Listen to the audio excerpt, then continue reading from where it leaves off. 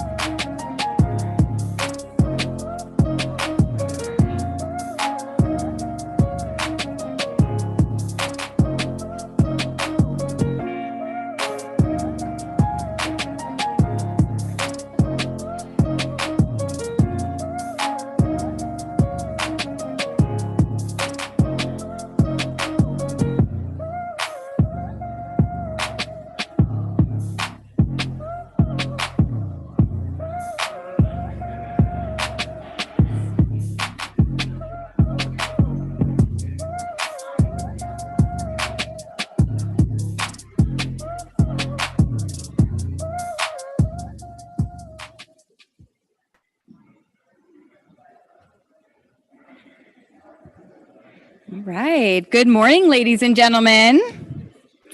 I'm your MC, Sarah Camino, and I'm delighted to welcome you all to the USA 2022 edition of the Marketing 2.0 Conference. We sure had a blast in our spring edition and are back again, this time with more engaging sessions and more networking opportunities so you can take your brand to the next level. Our winter edition has a well thought out and carefully picked agenda that will compile the strategies and success secrets of the world's top brands that you actively participate in discussions and debates around buzzworthy topics. For this, we are extremely lucky to have the support of our platinum sponsor, Weekly Real Estate News, and our gold sponsor, SheCan. We have SheCan CEO and founder, Peggy Sullivan, with us today. Before we begin with our morning sessions, let's watch how SheCan is enabling women to become the best versions of themselves. I believe we have SheCan.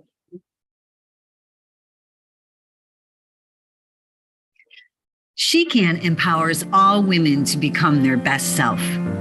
We connect women to a motivated, focused, and supportive community and enable women to grow and thrive. We are on a mission to positively change the world one woman at a time. SheCan provides impactful and engaging live and virtual events and opportunities to build meaningful connections and networks, while focusing on 3 important topics relevant to the total woman: personal growth, professional development, and overall health. I love that you don't have to be an entrepreneur to be a part of SheCan, although many of us are. You don't have to be a mom to be a part of SheCan, although many of us are. SheCan welcomes everyone wherever they happen to be and simply helps them develop professionally or personally or from the standpoint of health and wellness, whatever they need. So I started my own business and everything has just been a forward momentum since then. And just so empowered and realizing that I have this wonderful group of women behind me that also believe in me and encourage me. And when I need help or advice, they're always there to provide it or support. The reason why I joined is because I wanted to help other people. But as I started going to the events and talking to people, I realized how much it was actually helping me.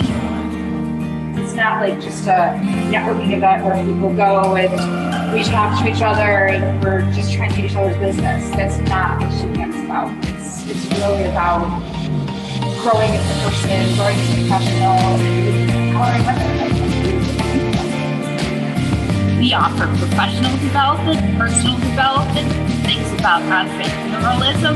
You walk away from every event feeling inspired and feeling like you want to just go out there and become your best. Because knowledge is power, community is strength, and positive mindset is everything. Become a member of our virtual community and begin to experience the life-changing impact of SheCan today.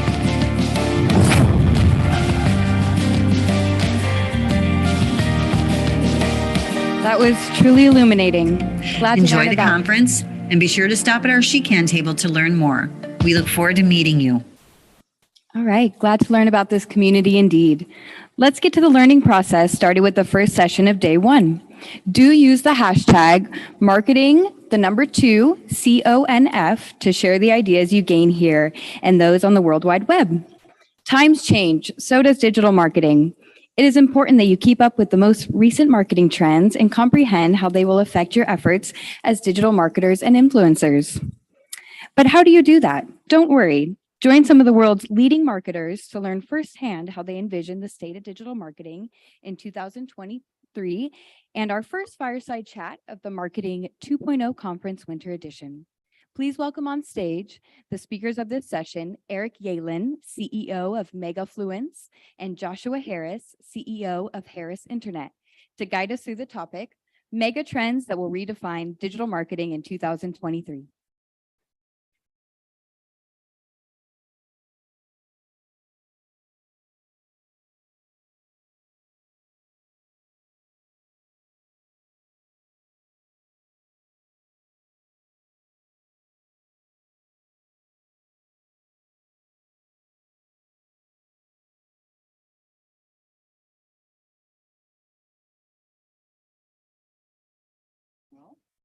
guess we should start a little discussion here on what the trends are, since we're kind of maybe not dealing with marketing 2.0, but marketing 3.0.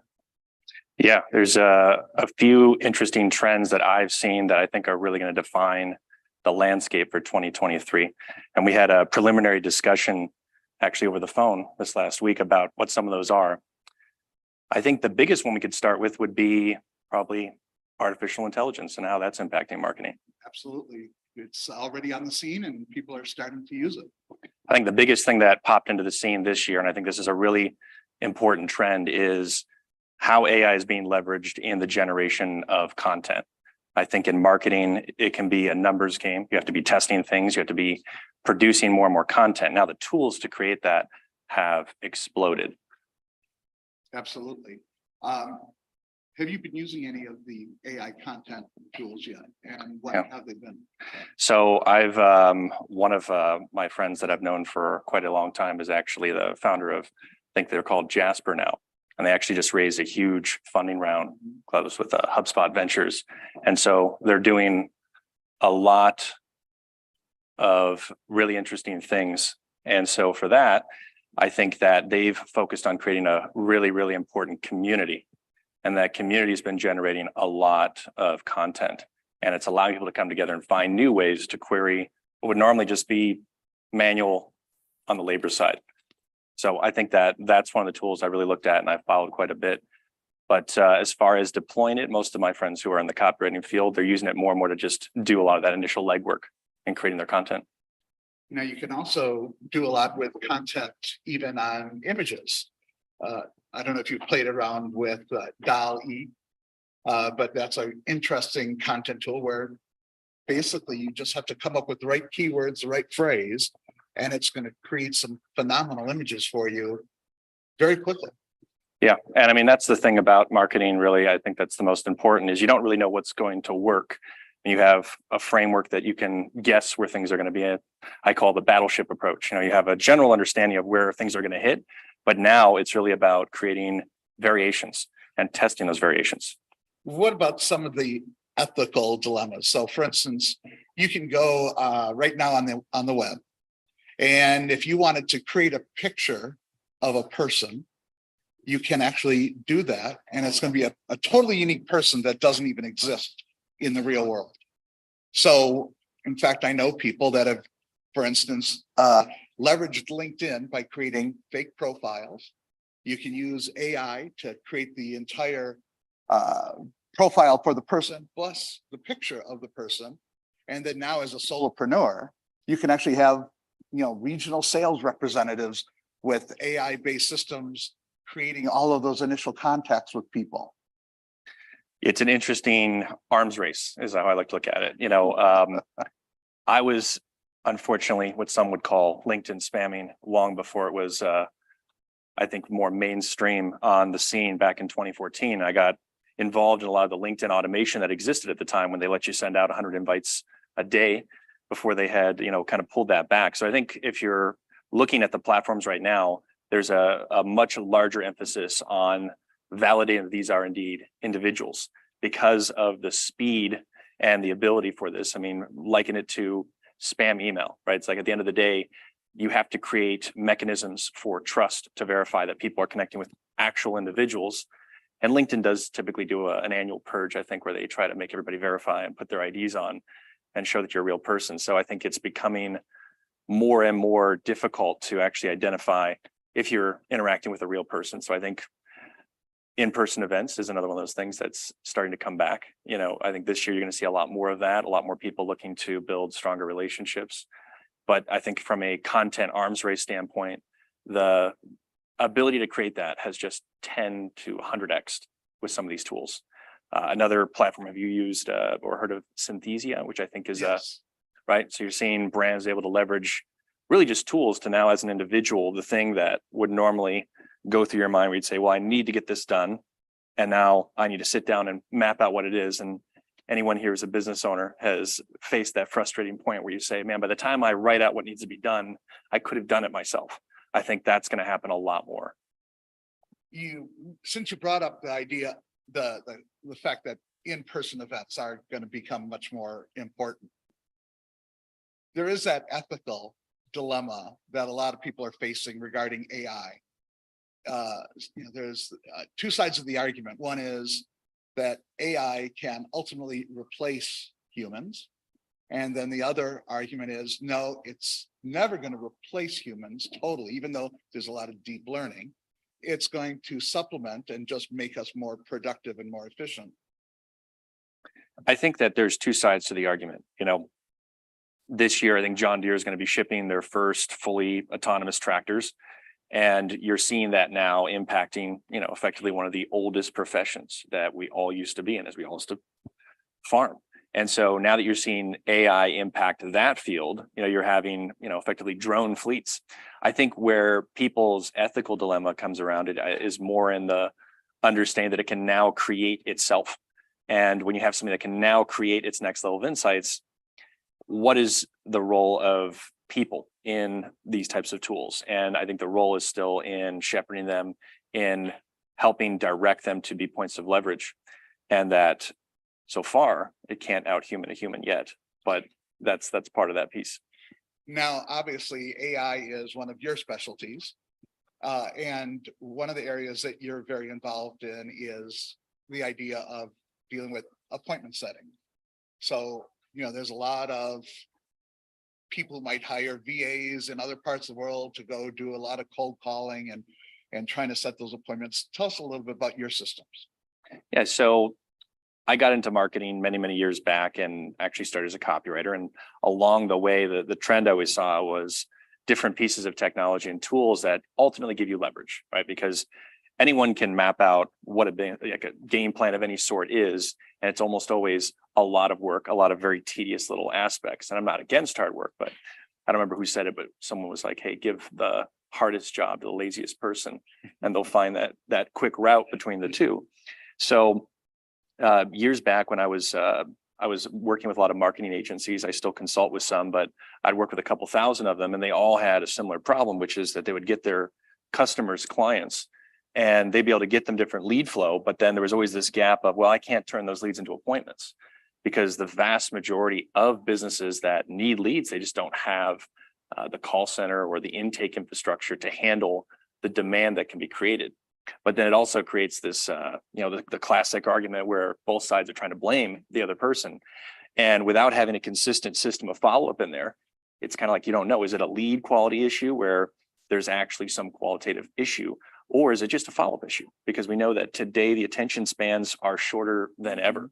I think it's like 3 seconds now, and it continues to go down, with TikTok and other things, just finding what you actually like. You're competing with that. So getting into appointment setting and saying, well, can we automate, not all of it, but just most of the initial follow-up? And what's the most common function? Well, it's coordinating the time. So we said, well, instead of trying to have a call center call all the time and hit voicemails, can we create a system that will actually reach out, coordinate an appointment, and then actually then coordinate that around the availability of the business and let them take the phone call? So we've done that in a lot of different industries. I think that's going to be another major trend this year, is people are looking for, someone called the category just more sales enablement. How can we reduce the manual labor that people are doing and make it more consistent, make it where when human interactions actually need to happen, they can be actually personal, when most of them, they say most of the same types of things. Yeah. So because a lot of people aren't really familiar with how an AI system would work in this particular instance, kind of walk us through that process and what not only they would experience on the client end, but also the person who they're setting the appointment with. Sure. Yeah. So some of the organizations we work with, we work with a variety of different ones. Some are in the dental industry or the legal industry, or that might be in the education industry. And so what a lot of them will go through is some sort of a lead generation process. They'll get some information about a white paper or a webinar or some sort of, some type of lead magnet. Right. And so then they have, traditionally a lot of these funnels will have a self-booking mechanism, something like with Calendly or Schedule Once or whatever the software may be. The problem that most people have is that the take rates on those are extremely low. Is that a lot of people, they see that and they still in 2022 don't know that that's actually a phone call they're registering for. And the show up rates are even worse. I mean, a lot of people I talk with when they have those, some of them have a higher than a 50% no show rate, which is crazy to me to think that you're coordinating a time for an appointment. And more often than not, Right. people aren't showing up Right. or they're being unreachable. So appointment setters has become a bigger thing in the industry where they'll hire VAs or individuals that are comped, and they'll be calling, they'll be texting, trying to get that person on the phone, coordinate a sales appointment. So what our system does is it just automates the email and the text follow-up around what they asked for, and it's coordinating a time. So it's like, hey, I saw you ask for this. Would you like to schedule an appointment? Might say yes, or it'll recognize different types of responses they have. And then it'll connect your Google Calendar, your Outlook calendar, and it'll conversationally offer times. So we found that when you give someone a link, we would call that passive scheduling, because it's very much like, hey, if you have time, when you're available, go ahead and schedule. So by switching to active scheduling and actually offering times from a calendar and saying, can you talk tomorrow at this or this time? We find that the take rate is much higher. And most marketing at this point is very broadcast oriented. It's very much talking at your audience. And what they're always looking for is the answer to their number one, I think, objection that they have in marketing and sales, which is that relevancy. How do I know that this is right for me? And that starts with that personal connection. And so having an individual reach out as an extension of a salesperson, offering those times, it'll coordinate the appointment, set the time, and then at that time, the salesperson will call that individual and have that appointment. So since you mentioned Calendly, and a lot of people will use Calendly, if you have the paid version, you can have some level of workflow automated in it, which is basically after they've made the appointment, all it is the follow-up reminders. Yep. Please show up at this time and do that. You're actually getting to them before that. So you have a workflow ahead of actually even making the appointment. Correct. So, I look at it like this. If you met with somebody and you made a personal connection, or if you have family members and you're trying to coordinate a time, right? You probably wouldn't send your mother a Calendly link to schedule a time to speak with you, right? You'd say, well, hey, when can you talk? And then you'd coordinate, and then you'd at that time call each other. So by doing a similar thing with your prospects, we find that it, tickles that familiar part of their brain where they're like, oh, this is someone that I have a connection with, and they're coordinating an appointment with a back and forth as opposed to just scheduling it and then hoping that it happens. So there's also a much higher show up rate and a higher take rate. So we'll plug this into just about any sort of call it a lead funnel of any sorts, and we'll see 2, sometimes 3 times the number of appointments with no change in leads that are coordinated through this. And many times what we find is the show up rate's higher and the quality of the individual is actually higher as well, because a lot of people, they want to associate with something that's a little bit more personal and differentiated. And so we find that that's something that's worked quite well. And so a lot of our clients that use that with us, they're doing quite well. They're not having to rely on that manual labor. And of course, we also find it's coordinated appointments earlier in the day, before and after hours, and on the weekends, when traditionally it's really hard to have anyone in a sales call center capacity actually do that. Yeah. What other, outside of content and appointment setting, what other areas do you see AI getting into? So the other place we're seeing AI, and again, I think a lot of people throw it out there, but I like to be specific sometimes. It's like, well, what's the subset? It's machine learning, right? Which is really, it's deployed insights around data, collecting the data and saying what's more efficient. So the other place that we're seeing more of this is in the targeting side of things. You're seeing more and more of these platforms. We got lucky again where they pushed off the whole cookie phase out for Google Chrome, but they are eventually going to pull the plug on that. And I think that we saw the first shot across the bow with what they did with YouTube in the last, I think just this last month, they're pulling out a lot of the keyword targeting, a lot of the very specific placements. And so you're going to see AI start to become a lot more important when it comes to targeting on these platforms, because you're going to have to be able to use your first party data, model it to these ad platforms like TikTok and Meta and Google, and let them understand who the people are that are engaging with your content. They're never, at the end of the day, you have to play that delicate dance with these big platforms. They, to a certain degree, don't want to make you too good at targeting their people. They don't get paid by lowering your ad spend. They get paid as you spend more of it. And I think actually you're going to see more and more Google And Meta, they're going to try to get more aggressive, I think, this year in going after the smaller clients and even some of the bigger clients and trying to pry away those agency fees from agencies. And so I still to this day believe that smart agency who is connected with the client, understands their objectives, will always outperform some of the in-house people that you have at Google and Meta, but they're going to continuously come after that. They're going to look to try to grab some revenue this year. And we've certainly seen that the cost per lead, cost per click, all of that has skyrocketed in the last year. Yep. One of the things that, when you deal with AI, you're dealing with so many different areas. One of the developments I'm working on actually is it's an AI-based autonomous flying vehicle. That's exciting. Well, look at traffic in some of the big cities, Los Angeles, where it takes forever to go 5 miles. Wouldn't it be nice to just get in a car, hover about 50 feet off the ground, and just go directly to that destination and work along the way because you don't have to pay any attention to what you're doing. That would be a lot easier.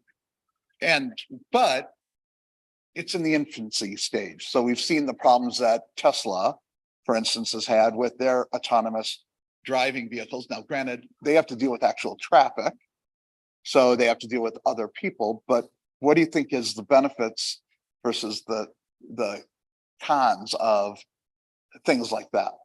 I think as you look at it, I read a book that had been recommended to me for a long time that I just had not gotten around to reading, and I just couldn't put it down. As The Rational Optimist by Matt Ridley. Would highly recommend anyone here who has not read that, pick that book up, because it really gives a good context to understand, like, where do we fit in and what are we actually watching happen right now? And what we're seeing is just this continuous specialization and this exchange that's driving a rapid innovation that we have never had really the framework to do before. So what I think is going to happen is you're seeing where companies are now they're trying to solve problems. And if you look at so many great inventions, they accidentally created something else while trying to do something else. Like the garbage or the waste product of what they tried to develop ended up being more valuable. And I think we're seeing that with Tesla, with Optimus. I think a lot of people have looked at that robot with extreme skepticism.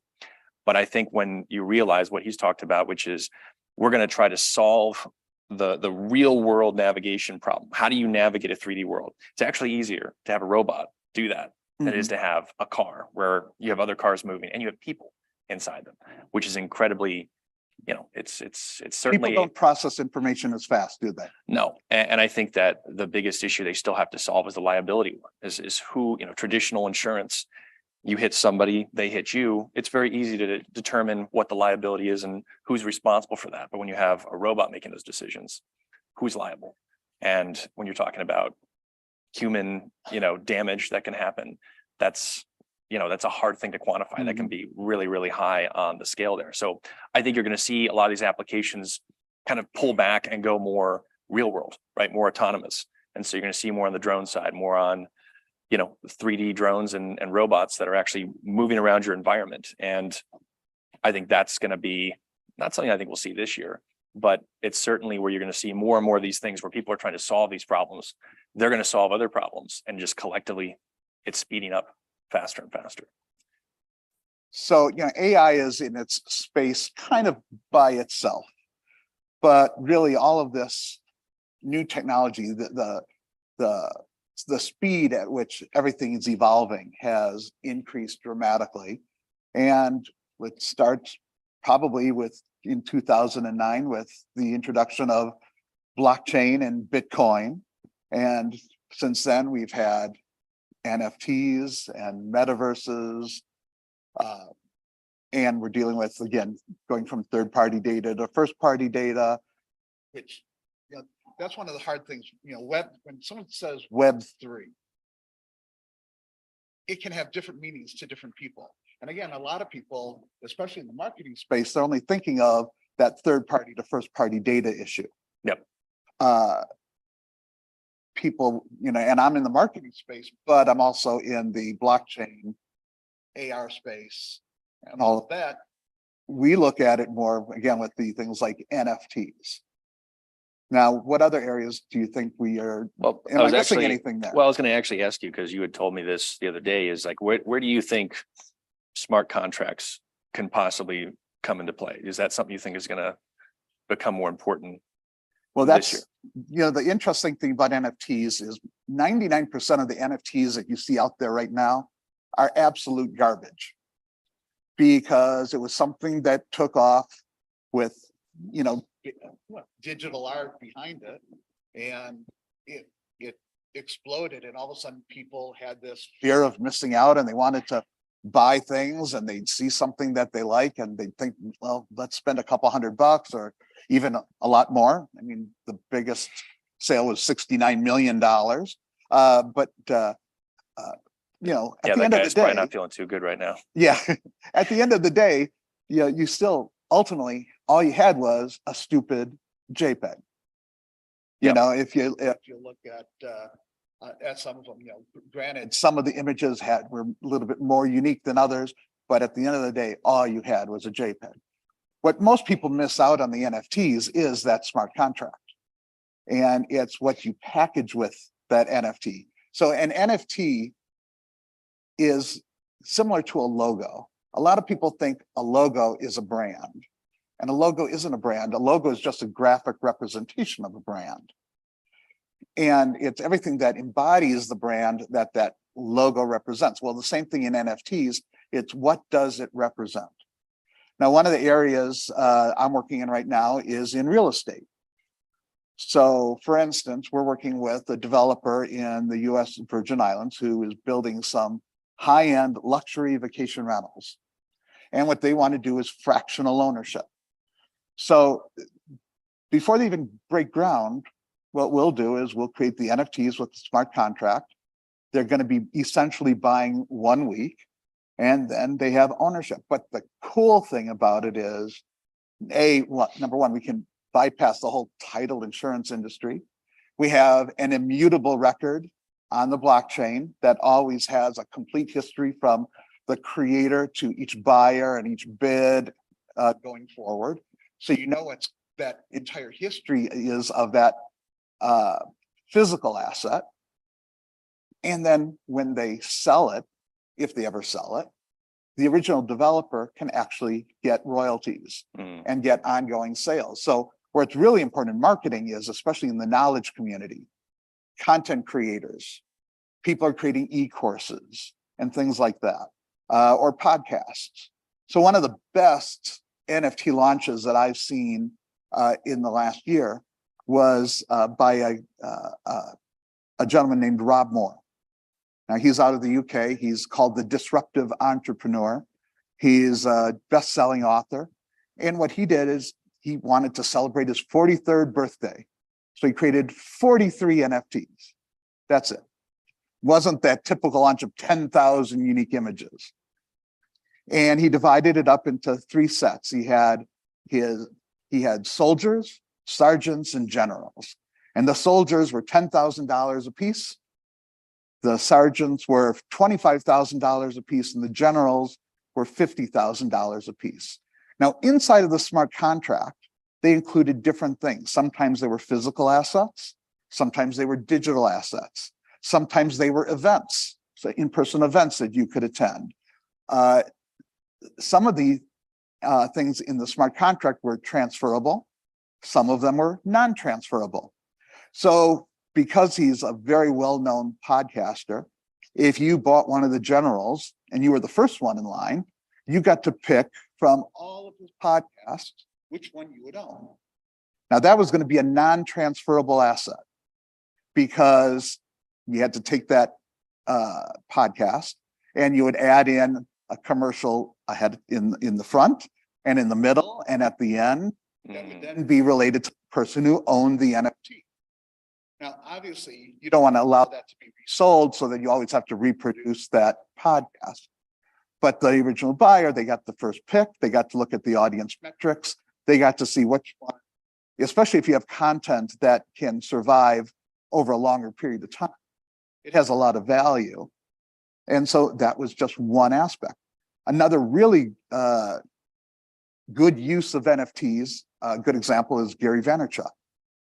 So Gary Vee, now he did the 10,000 launch vehicle, but you became a member of the V Friends community and you got 3 years of tickets to VCon. Now, in the past, before the NFT, VCon was still a $2,000 ticket. Now you can get it 3 years worth. And a lot of times you could get that NFT, if you got it at the right time, for $2,000. So you could maybe get 3 years or $6,000 worth of event tickets for the one price. Well, you could go 1 year and you could say, well, that's great. I went this year. Now let's resell the NFT. So the new buyer gets 2 years and you can recoup all of your expense. So essentially, maybe, again, certain conditions being right, you could recoup your costs. Maybe you can even make money. And not only that, but Gary Vee, not only did he make the money off of the first sale, but if he had a royalty built in, he can now get ongoing revenue afterward. If you are a content creator that is doing music or art or something like that, think of Picasso. You know, Picasso, you do a great painting, you sell it once, and then you're done. Now you can create some great art, sell it to somebody, and when they want to trade it for another piece of art or do something with it, well, that original artist can continue to get earnings, and it can be a legacy to give to their heirs. Yeah, I think in the context of what you said, the assets that are going to have a longer term time horizon and a longer shelf life are going to be more attracted to that, and probably ones where the transfer of ownership has historically been murky, such as real estate, international contract law, which is of course its own challenge. So yeah, I think that those are certainly areas that are going to be, we're going to see more of that as people are looking to facilitate ownership, transfers of that, and certain commerce elements. I want to change gears to another topic, which I think is going to be really important this year. And you and I were talking about this one is, how do you think the economic environment is going to impact things this year for people in this space specifically? Well, obviously, the economy right now, everything is down. It doesn't matter whether it's digital currencies, fiat currencies, stocks, bonds, any type of investment. So people are going to be looking for well thought out anything. And in fact, again, this is another area where, at least the way NFTs have been implemented so far, and actually even the whole metaverse space, it seems to be a lot of people are looking at it as a money grab, the producers of these things. And what they're doing in the process, especially because people can lose money at this, is it really hurting their brand. And the smart people are going to think about their brand and figure out how can they maybe enhance their brand, add value to their customers, build that relationship, build that community with their audience through these new technologies.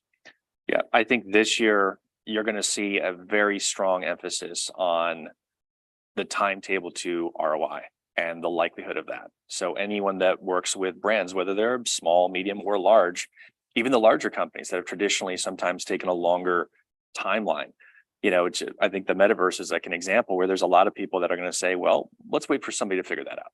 And when they figure that out, then I'll show up and be part of that. But right now, I think a lot of companies are not willing to take a risk. I think even another topic that's worth talking about is, you know, there's been a certain someone that had some legal challenges that has created a lot of people tapping the brakes in their mind and saying, you know, maybe I should just hold off on a lot of this whole crypto and everything space until it kind of settles down and, you know, see how this all shakes out. And so I think that this year you're going to see some regulation get pushed through, which I think is overdue for the crypto space to some degree, because without some protections there, I think that it's going to continuously be something where more and more people are going to lose their shirt.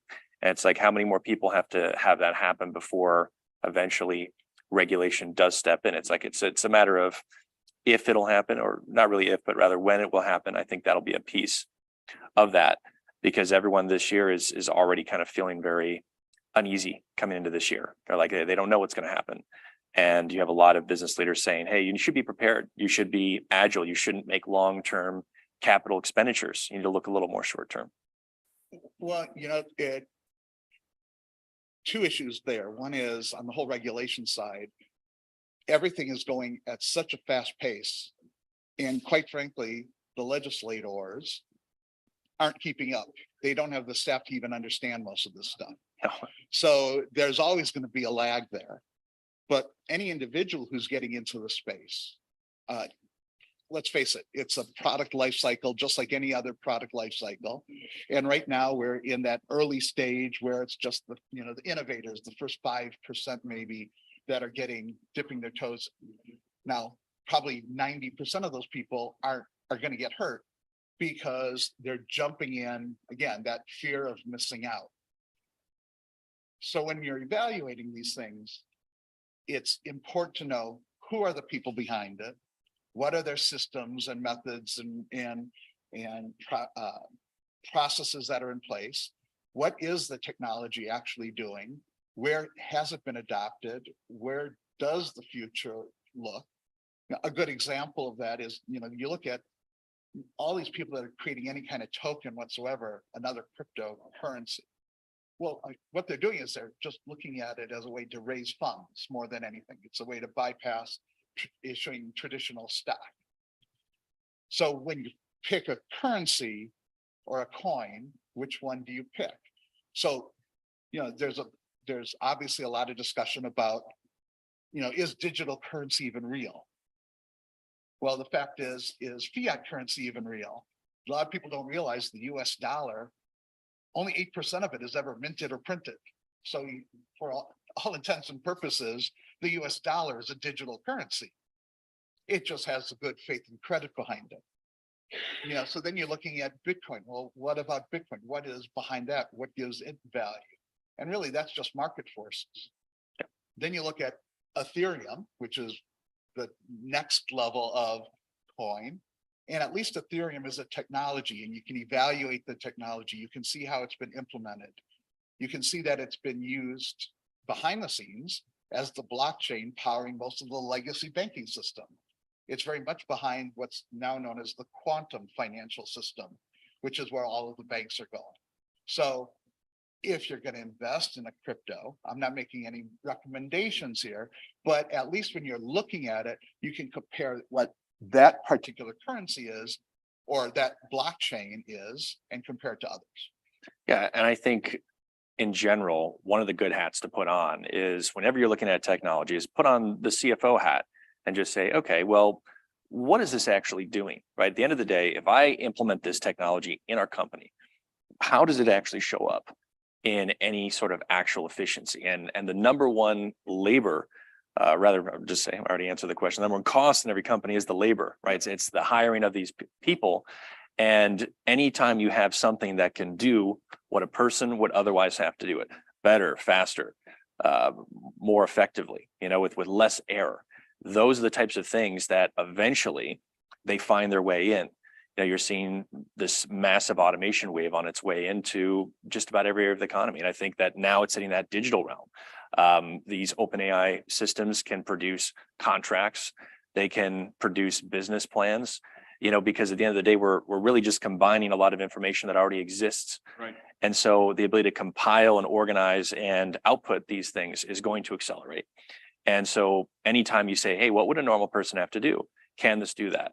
That's, to me, the best way to evaluate it. So Ethereum versus Bitcoin, it's like, I think in that scenario, it's the clear winner is Ethereum because of some of the aspects that it actually has to govern transactions in a more effective way, which is the main reason we've gone all in on the technologies we have, which are the appointment setting piece and then the AI audience piece, which is, can we effectively reduce your ad spend by using machine learning to collab and just connect a lot of data points around what people are doing before they purchase, feed those signals to the ad platforms and produce an impact. Now, can a human do that? Yes, but the amount of not as fast, the amount of data science that would go into it and the speed of cycling it to then deploy it, which still could have, human bias involved, is a long cycle. And then that's what's creating those categories. And so this year, I think you're going to see the technologies that have really focused on the rubber meeting the road and that real world application, you're going to see a lot of those really thrive because businesses are now saying, yeah, we need to make investments in things that are going to offset our costs. The biggest one being, they're going to have to raise wages, and they are going up, and people are demanding that. And you're seeing more and more, I think, movement in the labor pool. I don't remember what I was reading, but the majority of people, was over half of them, thought that they would likely change jobs in the next year, which I think is very interesting. And of course, automation is replacing a lot of lower level jobs. It's coming for the white collar class now. I mean, that's really what we're seeing next is anyone can understand, a drone powered harvester, replacing a person. But now we're talking about accounting, we're talking about contracts, we're talking about content creation. No one's really safe, in my opinion, except the people that are going to help businesses leverage these.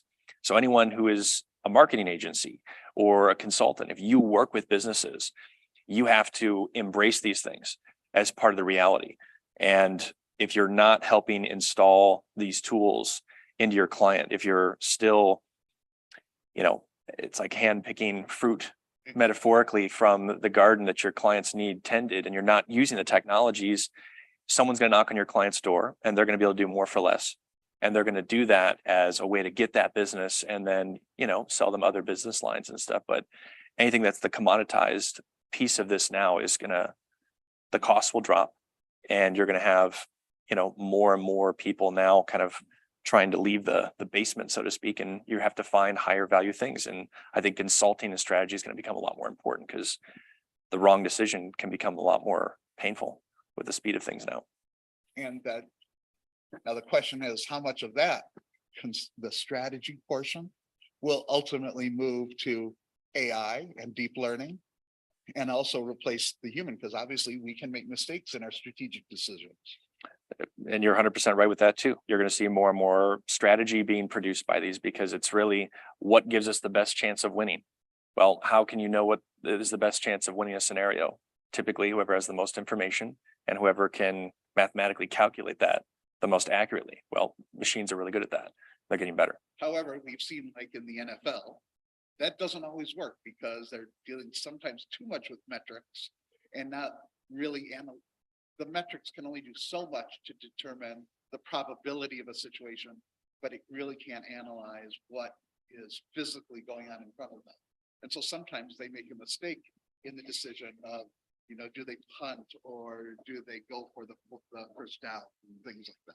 Or you see the officiating crew making a call that seems obvious to everyone watching on TV, and seems very different to everybody else. In fact, I was reading about this in it was an AI article, I think it was about poker, and they had effectively created, now there's, of course, everyone has some flaws with the study, but poker an example where it's really about, hey, what is the probability of winning? And it just said, hey, it didn't play the players at all. It didn't try to bluff. It just played the probabilities. Right. It smoked every person that played, just playing off the probabilities, not actually trying to adjust to people bluffing or not bluffing. Well, that's why we're here in Las Vegas, and that's what Las Vegas thrives on, is the probability. And the fact is, they didn't build this place of losing all the time, did they? Probably not. Which is why I try not to gamble. Now, one of the other areas that we're dealing with, since you mentioned the word basement, is a lot of us were basement dwellers over the past couple of years because of the pandemic. And there wasn't that human interaction. And so now we're getting into a whole new area, which is virtual reality, augmented reality, mixed reality, metaverses. Yeah, I think I'm still a little bit slow on really looking at the uptick of it. I think that it really just has to come down to utility at the end. And I think a lot of us, I would say in general, feel very overwhelmed. And even those of us in the technology field here, it feels like every day there's some new thing that someone's talking about. And it can be very easy to get a shiny object syndrome about it, where you're trying to chase different things. And then you miss the fundamentals, the blocking, the tackling that has to happen. I think that you may see more of that, but again, it always has to come down to like, what's the tangible application? Like, how does it add? What problem does it solve for people? That, I still have clients of mine that can't open Zoom. and Right. which is fascinating at times, no offense to anybody, of course, with that, there's technology problems that happen, but I think you're seeing, going back to what I said earlier, I think you're going to see more people go out to some events this year. Most of my great connections that I've made, and I've worked mostly remote most of my life, have been at in-person events. And there's something about those connections, shaking someone's hand, looking in the eye, that you just can't replicate with 3D to some But degree. you're getting there. So I work in the world of high-end motivational speakers, people who are on stage for big events. Mhm. Les Brown, for example, one of the great motivational speakers of our time, he just did a metaverse event. And it's interesting, the technology is there that when he showed up in the metaverse, he was actually a holographic image. So think of the Star Trek, the Enterprise, and going to the holodeck, where you would actually interact with three-dimensional things. So he was a three-dimensional but real representation of himself. He wasn't this fake avatar. Now, not everybody, that's an expensive setup right now. But other people could participate in that same world as it exists today by creating essentially a two-dimensional 3D looking like avatar and interacting in that same room and attending that event virtually, not having to travel far distances, not having to deal with the airlines and delays and cancellations and all of that. And they could do that off of a regular computer, the technology that they have at their desk right Yeah, I think the virtual event space has grown massively the last couple of years. I think you were even telling me the other day about some technology that has some kinesthetic capabilities that can be plugged into some of these machines. So maybe you can actually have a handshake. Type up the handshaking. So, and you've seen this, I don't remember what commercial it was. I think it was maybe Cox Cable was doing it, where they have these things called synaptic devices.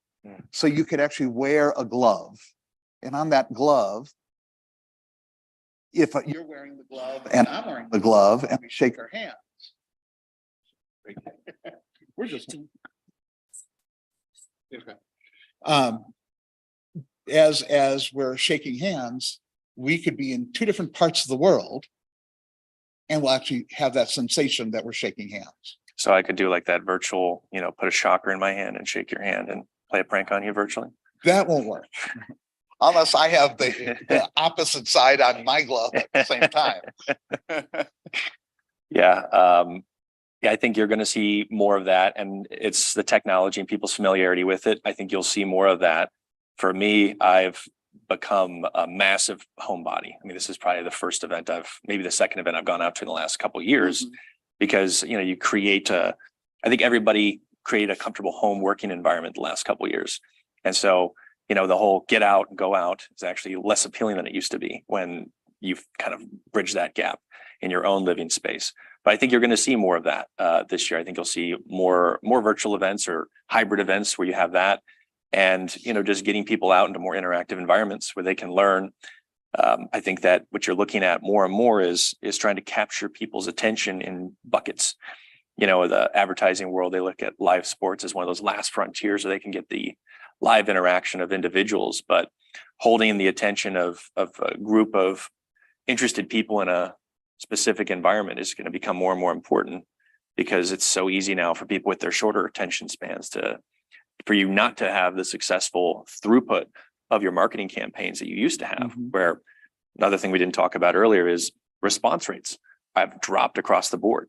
There isn't a company I've talked with that says, yes, it's easier to get in touch with my leads than it used to be. It's harder. I feel like a debt collector trying to call someone that asked for information or said they wanted to meet with us. And so, which is again why the other piece I mentioned earlier has made it an interesting impact, is just how do you actually create that one-to-one follow-up when, for you, with your own time, it's difficult.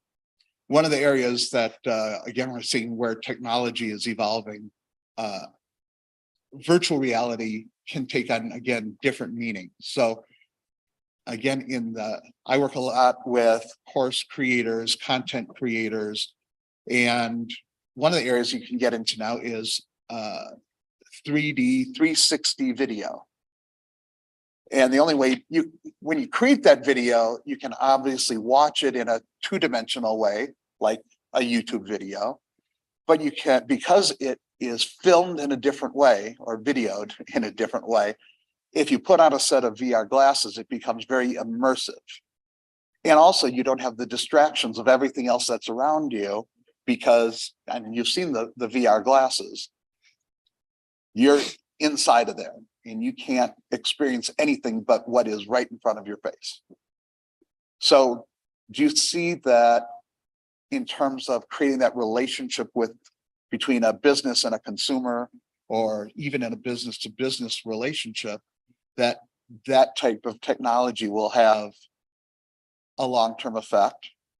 And then also, again, because of these things like metaverses, the idea is we're probably not, going back to the economic things that you were talking about before, costs are going up as that's going to increase the cost of transportation. I just was involved with a mastermind in Bali. It was $3,000 traveling coach and taking 2 days there and a day back just to go to that event. You could lower that cost of that event significantly just by employing things that are a little bit more using the new technology, but are maybe a little bit more immersive and create that relationship with the customer better than you would on just a Zoom meeting. Yeah, I think it's going to be like, looking at the airplane analogy, it's like they effectively they're probably going to try to have a live component of events. And then there's going to be a virtual component that's actually can create, some more interesting ways to run events where you can have very limited in-person VIP elements, and you can use the scarcity and the limited nature of that to then at the same time offer an extensive virtual experience, and then maybe even trying to merge the in-person and the virtual ones where people can interact on both sides. I think you're going to see more of that. And yeah, the economic factor is certainly the case. It's not a whole lot cheaper to transport yourself these days. There's more ways to do it, but it's not necessarily cheaper. But actually, another thought came to mind, going back a few topics, which is these types of events are going to become, and these other experiences are going to become more important because effectively, most of the well-known content creators today, if they started today with the technology that exists today, they could become bigger faster with a smaller team than they did before. And so, no one's really safe right now. It's kind of to me, the reoccurring theme is that the arms race. If you could just imagine something and create, 1 million physical units of something without having to go through the product testing and be in the phone business, it's like that's the equivalent of what's happening with content. And you're going to see a higher output. You're going to see the algorithms are so good now at finding out what you like, and that's with the rate of manual content consumption. Right. When that becomes 10x to 100x in its ability, you're going to have more and more people on the scene. I think it's going to be noisier than it's ever been before. And now it's going to become more and more important to determine what people consider to be authentic, what they actually consider to be something worth listening to. Not just we all find our own echo chambers digitally created by these mass machines that can now pump out exactly what you want to see, that will confirm the greatest psychological bias we have, which is that we're right, the whole confirmation piece of it. So I think it's going to be challenging now as a individual, as a business owner, and as a leader to find out what to listen to. And I think people are actually going to revert a little bit more onto some of the traditional thought leadership. And so people that have established themselves up to this point, I think will do well in this next phase because they can show that they kind of, for lack of a better word, manually created their way to that point with their own content that was somewhat unique. So obviously everybody here is a marketer. They have to kind of figure out what they're doing today and how can they incorporate all of this new stuff into their plans. So what do you think people should be thinking about, and what steps should they start thinking of for their planning for the future? I think it's a great question. I think the first thing is really just an assessment, depending on what you do, of where you're the most vulnerable to disruption, really, which is that most of us, really whatever we're selling, we are selling our labor packaged into a service, billing any number of different ways. And so ultimately comes down to someone has to do the work. So where is your service offering the most vulnerable to, basically the speed, anything that you're doing that's content creation, the artisanally crafted content is no longer going to be seen as important. They don't really care how you developed it, only that it was developed. Mhm. And so anyone who's in the content space, you have to create content. You're either a performance marketer or you're a content marketer. You need to be leveraging that in your space. And then you need to be looking at the areas that have traditionally moved the needle. So if you have a pie and you say, hey, well, content is one piece and analytics is another, and maybe securing sponsorships. Another thing that we're actually doing, and this is very cutting edge for us, is really using AI in our outbound efforts, where now the AI tools that exist are allowing us to personalize emails and create a ton of different ways to get in touch with people through a traditionally crowded channel, but we can now personalize it, deploy it at scale, and get appointments in the B2B space that most people, we get them enough in a week that would normally have taken them months to produce. So it's hard to say what's not going to be impacted, but I think you have to look at your clientele and just say, you have to play defense. And anyone that has a client business, it's important to remember that people are knocking on the digital metaphorical door of your clients every day saying, hey, we can do something for you. And business owners right now they're gonna have their ears open and they're gonna be looking for this stuff. So I always say it's better to bring the newer stuff to your client than to wait for someone else to knock on their door, because the last thing you want to hear in a client business is, hey, well, why didn't you bring this up? Why are they saying that? You lose your frame as an authority, as someone who is looking ahead. And so anytime you have a specialization like this, I think it's important to let your clients know, hey, I'm looking ahead and I'm making sure that, you're not the one that has to drag me and my service offering, an area that you're supposed to specialize in, into the future. So I think at a high level, that's the first places I would look, and then just say, where can I bring some newer technologies that provide efficiencies? Any of these companies out there that have software that's efficiency based, what they typically lack is that, as we call in transportation, that last mile, actually taking that to the end of the road, taking it to the client, helping apply these technologies to these companies. And I mean, the biggest example that's like Google Ads. There's nothing really in there that you can't click around and eventually do, but there's a whole industry just doing that. So whatever it is that you're doing, finding other technologies you can bring to the table, letting them know that you are looking ahead of the curve. That's going to drive more referrals. That's going to drive more retention, and going to give you some level of future-proof aspect to what you're doing, because there's going to be more and more people this year looking at every line item of what they're doing. And if you're vulnerable, and a lot of agencies I talk to, they might have a couple big clients that, end up taking up a lot of their time. You got to prepare yourself so that you don't lose a couple of those big clients, because that can put you into a pretty bad spiral if that happens. Well, the framework that I have for my business, it's a 4-part framework, which I call, by the way, the Megafluence method. And it's 4 parts of what any organization or business needs to achieve market leadership. Well, the first 3 parts have they're just old-fashioned, pre-internet, traditional marketing business philosophies. The first thing you have to have is you have to have a strong brand. The second thing you need is you have to have methods, systems, and processes. And that can be just a stupid piece of paper that's a checklist as part of that process. Then obviously you need to know who your customer is and how to communicate with them. You need that regardless. I think most marketers have that to some extent down pat. Where they struggle with is the technology. The second thing that they have a difficult time with is the cost. So some of these technologies, where do you think that they fit in terms of cost?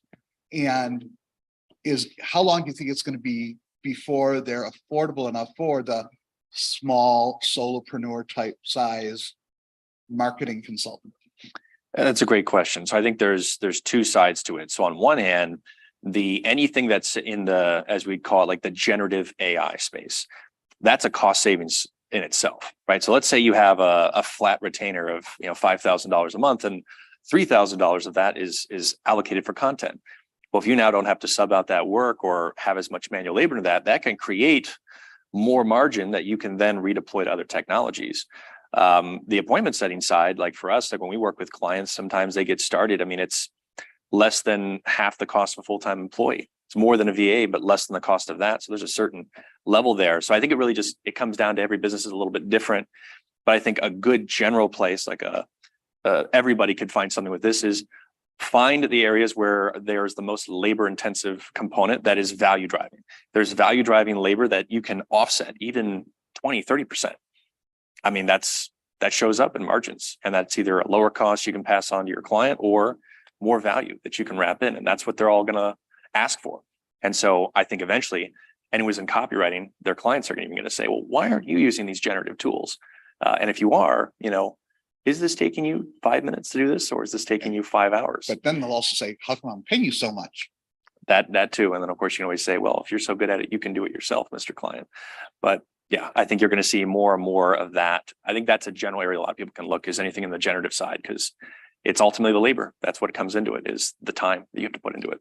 And then when you're dealing with something like an NFT, now you're talking again about how you're representing your brand, what assets it represents. And in that case, you're looking at how to develop recurring passive income streams that maybe didn't exist before. Mm-hmm. Yeah. Any other advice that you would have to marketers in that component?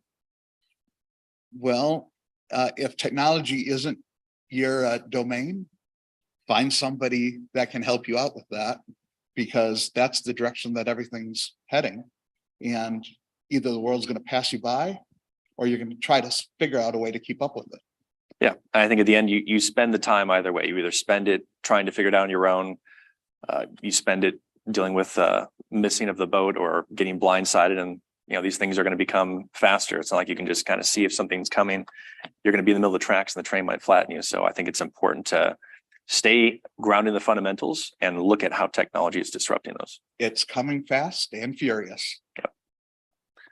Well, I believe we've taken up all of our time. And if you have any questions, I'm sure we'll both be available to speak to anybody. Yep. Thanks, guys.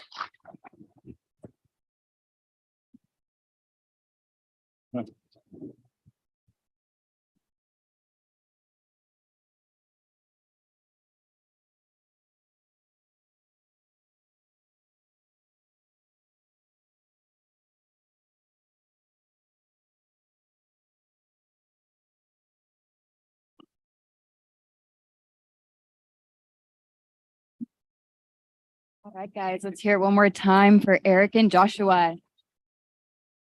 That was so interesting. I'm sure that session gave some strong viewpoints to those paving their careers in digital marketing. Thank you. Next up, we have an interesting session lined up for you on the topic, Make Your Ads Work for You, the ins and outs of targeted marketing with paid search engine ads. This topic will be explored by a subject matter expert, Callie Peterson, who is our keynote speaker of the day, and will help you understand how to make the most of your marketing dollars through paid search engine ads. Are you ready for it? Give a big round of applause for Callie Peterson, CEO and founder of the Sage Agency. Come on up, Callie.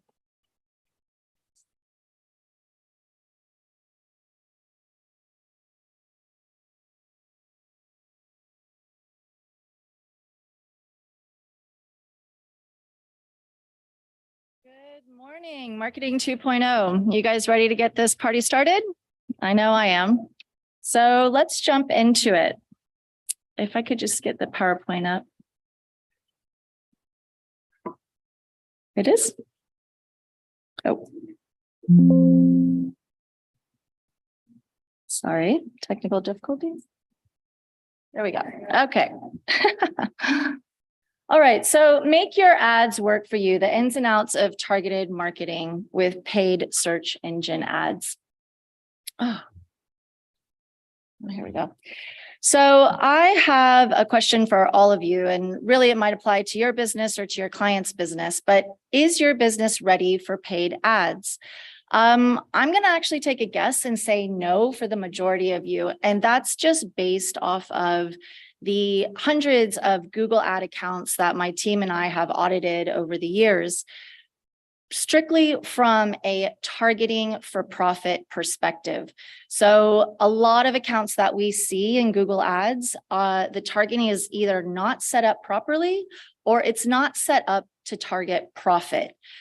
You might be tracking impressions, eyeballs on ads, or you might be tracking button clicks, which is really great information. But at the end of the day, you want to make sure that your paid ads are bringing in the profit and the revenue for your business or for your client's business.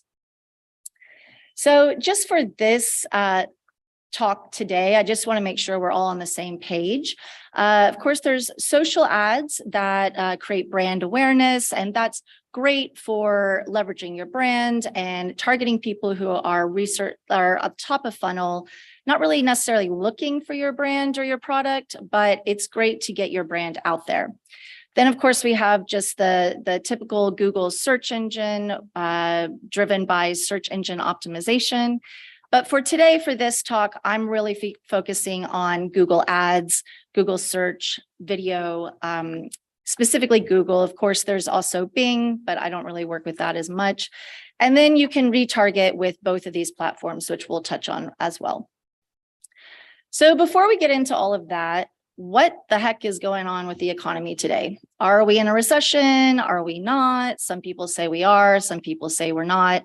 Really, at the end of the day, I think we can all say that we have felt the inflation, whether it's in our business or just going to the grocery store. So what do we do as marketers? Do we stop marketing? Do our clients stop marketing? Do they pull back? I love this quote by Henry Ford: stopping advertising to save money is like stopping your watch to save time. Right now is not the time to pull back on advertising. It's not the time to pull back on paid ads, because at the end of the day, people are still spending money. We just had Black Friday, which actually overall the spending was up 6 to 8% compared to last year. And then the predicted holiday spend for 2022 is actually up 4 to 10% compared to the last decade. So people are still out there. And if you stop having your brand in front of them or your client's brand in front of them, you're going to miss out on that piece of the pie. So now is not the time to pull back. Now is the time to just get really creative and work with the options that we have out there. So these guys touched on it before. I'm sure a lot of us have heard about this happening. Google is threatening us marketers to take away our cookies, these warm, delicious, home-baked cookies that we like to apply to every website. They are postponing it to 2024. Who knows when it'll actually happen, but at the end of the day, it is coming. And as marketers, we get to prepare for that and get creative in ways of gathering other data that won't be third party. And then, of course, I'm sure all of us have heard, the iOS updates. This really had a huge effect more on Facebook ad management rather than Google ads.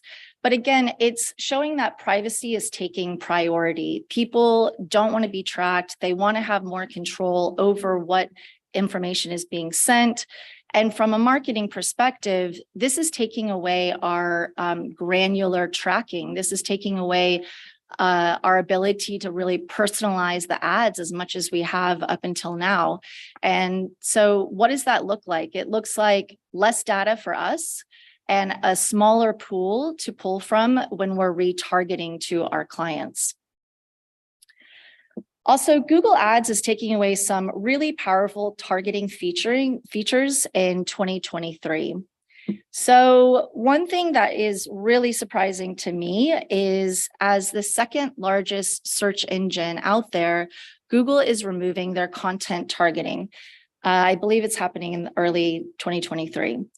So what does that look like? It's really going to affect the hyper targeting return on investment that we've been able to create for our clients up until now on the video ads. It means that we won't be able to target keywords. We won't be able to target topics, channels, URLs. Like, it's really going to have a massive impact. And Google even said that, or I should say YouTube even said that videos that drive conversions usually perform better without targeting. And my question is, perform better for who? YouTube, or for the marketers and the businesses who are trying to get a return on investment? So I just find it really interesting. This actually doesn't have anything to do with privacy, but it is a fundamental change that is happening in the industry, and that's coming. And as marketers, we get to pivot and shift and be prepared. Google Ads is also sunsetting the similar to audiences. So what that means is it really affects more display ads and retargeting. But again, it's that fundamental shift away from giving us the control as marketers to really create the same results that we've had for our clients up until now. So it's not all doom and gloom, I promise. What's next? What's coming? How can we continue to target for profit to make sure that we're getting the best results for our businesses and for our clients? And really what that means is privacy-friendly tracking solutions. So first-party data, also customer match lists, first-party data, their name, their email, their phone number, addresses, even the state they live in. This is information that you can create into a customer match list that Google Ads is pushing really hard right now, which I find really interesting. So Google's taking away the cookies, but then they're using us as the marketers to gather that information from our clients and then put it back into the system for them, which is, just brilliant. So, customer match list, first-party data, this is really unique to your business. This is information that your customers has given you, so you can use this to continue to personalize your ads, re-engage with the information with new potential clients, and retarget to new potential customers. Also, automation. So again, touching on that, just feeding the beast, feeding the automation with as much information as possible. Again, gathering that first-party data to then put into the program.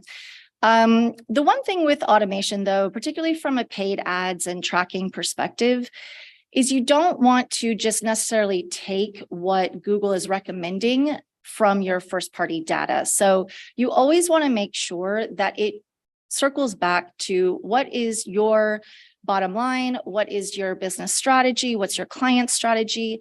Don't just take the automation for granted and say, okay, well, it's recommending this, I'm just going to apply that. You always want to make sure and bring it back to profit. Is it profitable for the business? Is it profitable for your clients? And something that's interesting is, at least with Google Ads, if you're involved with it at all, is Google really pushed a new campaign, which is called Performance Max. And they pushed that on us right before the holidays. Thank you so much. But essentially, it is taking away a lot of our targeting capabilities as well, but it is still letting us apply audience targeting on a broad perspective. So the Performance Max campaign pushes out your ads to not only search, but YouTube, Gmail, shopping, all of it. And I see this as a fundamental shift that paid ads is going to become more of an umbrella. Like, they're taking away our ability to choose what sort of campaign type we want. And that's also a big shift that we get to get used to and shift into and get creative. So nothing new, but targeting repeat customers. These repeat customers are more lucrative by 67% than targeting cold audiences. So gathering that first-party data and using that to target similar audiences is going to be even more lucrative moving forward, because taking away our targeting capabilities, it's just it's going to blow up the wasted budget, this wasted ad spend. So even though for Google Ads, I believe retargeting customers is more the cherry on top, I also foresee this becoming more and more lucrative moving into 2023. Something else that is extremely important that I don't see a lot of Google Ads accounts have is a brand campaign. Brand campaigns are fantastic. Even if you have a client who is very small and their brand is not really well known, set up a brand campaign. It's a lower cost per click. It's a higher quality score because Google knows that if someone clicks from your brand ad into your website, that they're going to have a better experience. Interestingly, I have a client who she sells fashion socks, and she's on the smaller side, but this Black Friday this year, and she actually really fought us on the brand campaign. She's like, why am I paying to, bid on my own brand? And we're like, you need to really set your place in the search engines and with Google and create that historical data. Well, interestingly, this Black Friday, Amazon and a couple of the other really big sock companies started bidding on her brand keywords, which is, kind of exciting. But also what was great is that she stayed in the very top search results because we had that historical data. So building your brand campaigns up is, I think, is a must for any paid ad account. Another thing that's probably not anything new, but long tail keywords, they are going to become even more important in the new year, particularly for targeting and also just for your general return on investment. So using my client's example, if you're bidding on socks, or let's just say women's socks, that's great, but that's going to bring in a ton of irrelevant search and just blow through your budget. Whereas if you're using a long tail keyword such as women's fashion socks with mushrooms, which happens to be her best performing product, you're going to target women who want fashion socks with mushrooms and maybe even add in frills, because maybe you're not getting as much search volume, which of course that's always a dance between search volume and long tail keywords. But long tail keywords are fantastic for your return on investment and your targeting. Just scale. Profit is profit. Test it out. If Google Ads is working for your business, fantastic. If Facebook ads is working, wonderful. In fact, they work quite well together. And if you throw in SEO and high website conversions, then you've got just the marketing holy grail from a paid ads perspective, because they all support each other. But it's going to become even more and more important in 2023 to just test, experiment, what is working for you, what is working for your clients. Once you have an account that is rocking and rolling, you're hitting your return on investment targets and you're attracting the right audience, start experimenting, start testing. This is my actual favorite part of Google Ads, is because you never know what's going to work for one client or another, one season or another. And so at the end of the day, they are taking away a lot of our targeting capabilities. Believe me, it is really frustrating. I feel for any Facebook ad managers in the room. You guys have been through hell this year. But, we're marketers and we pivot and we adjust, and there's always solutions coming forward. So I appreciate your time this morning. My name is Callie Peterson, CEO of the Sage Agency, and our main focus, our mission is to make more businesses profitable with Google Ads. I'm all about making sure the business is profitable, or else they're just not ready for Google Ads. I'd like to offer something to everyone in this room. If you do have a Google Ads or a Google Ads client and you're not sure if it's set up properly, or you just want to have another eye look at it, I'm offering an audit to everyone in here. It's a $497 value. Just put in marketing 2.0 as the promo code, and we'll audit your account or your client's account for you. Thank you so much, everyone. I think we have some time for questions, if anyone has any.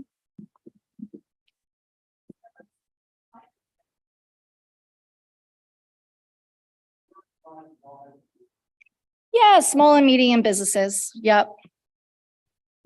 A question that I get often is Google ads, are they better for B2B than Facebook ads? And again, test, see what works. But from my experience, I do find that Google ads is better for B2B. I'm assuming a lot of us in here are B2B. But again, it's, you know, it's targeting a different audience. It's targeting a different part of the funnel. Facebook ads are not as high intent, whereas Google ads is a high intent search. The people are literally searching for your product and your business with their credit card in hand. So in the back, yeah.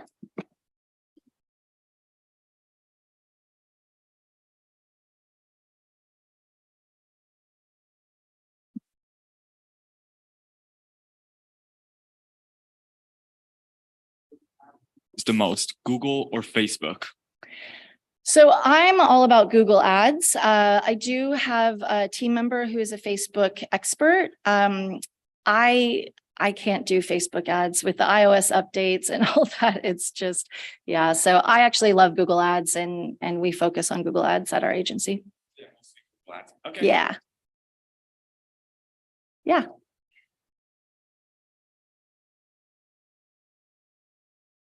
So with these changes you talked about, excuse me, do you think that is it better or worse going forward in 2023 and beyond with these changes? For who? It's better for Google. For the marketer, talking about the marketer. Yeah. Look, it's difficult. You know, like I mentioned, the Performance Max campaign, they forced a lot of shopping campaigns into Performance Max right before the holidays. And I have yet to see or really hear much about a Performance Max campaign performing really well. Yeah. I do have a client now, they're super high volume. She's actually getting a 33% return on investment on her Performance Max campaign, but you need a lot of data in the campaign. So for smaller businesses, businesses that don't have as much data in the account, it's tough. So yeah, I mean, they're making our job harder. They're taking away a lot of the control that we have, but we get to just adjust and pivot. Yeah, but part of pivoting, do you think another platform is a good suggestion? Like Bing or something?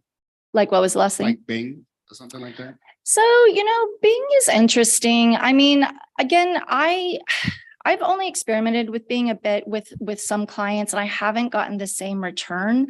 The data on Bing looks really good, like that you can get really high quality rates, quality score, excuse me. It's a lower cost per click, but it's also a much smaller pool of audience and you don't need as much budget. So I think it is worth testing, absolutely. And I have heard other marketers their clients do well on Bing, but I would only give it a couple of months. And if you're not seeing results, switch back to Google.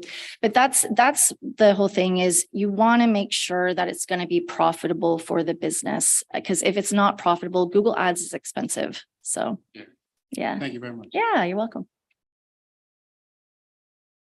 Hello, thank you so much for this information. It's extremely valuable. Oh, good. So I do have a question. It's kind of two questions here. So a lot of the social media platforms, they're creating these programs where they offer like a marketing expert or, a specific rep to help them leverage the platforms and things like that. They kind of do what we do. And, what are your recommendations of ensuring that we kind of partner with the platforms when they reach out to the clients and things like that to kind of position ourselves? Yeah, it's a great question. Are you referring to the Google Ads reps specifically? Well, they have, Google ad reps, Pinterest, Meta has them. Yeah. So I, part of my onboarding with new clients is, and I say this even in my sales calls, everything, because not only, the reps have KPIs and they have certain monthly KPIs and they are very aggressive. They're even aggressive with us when they find out that we're the ones managing the accounts.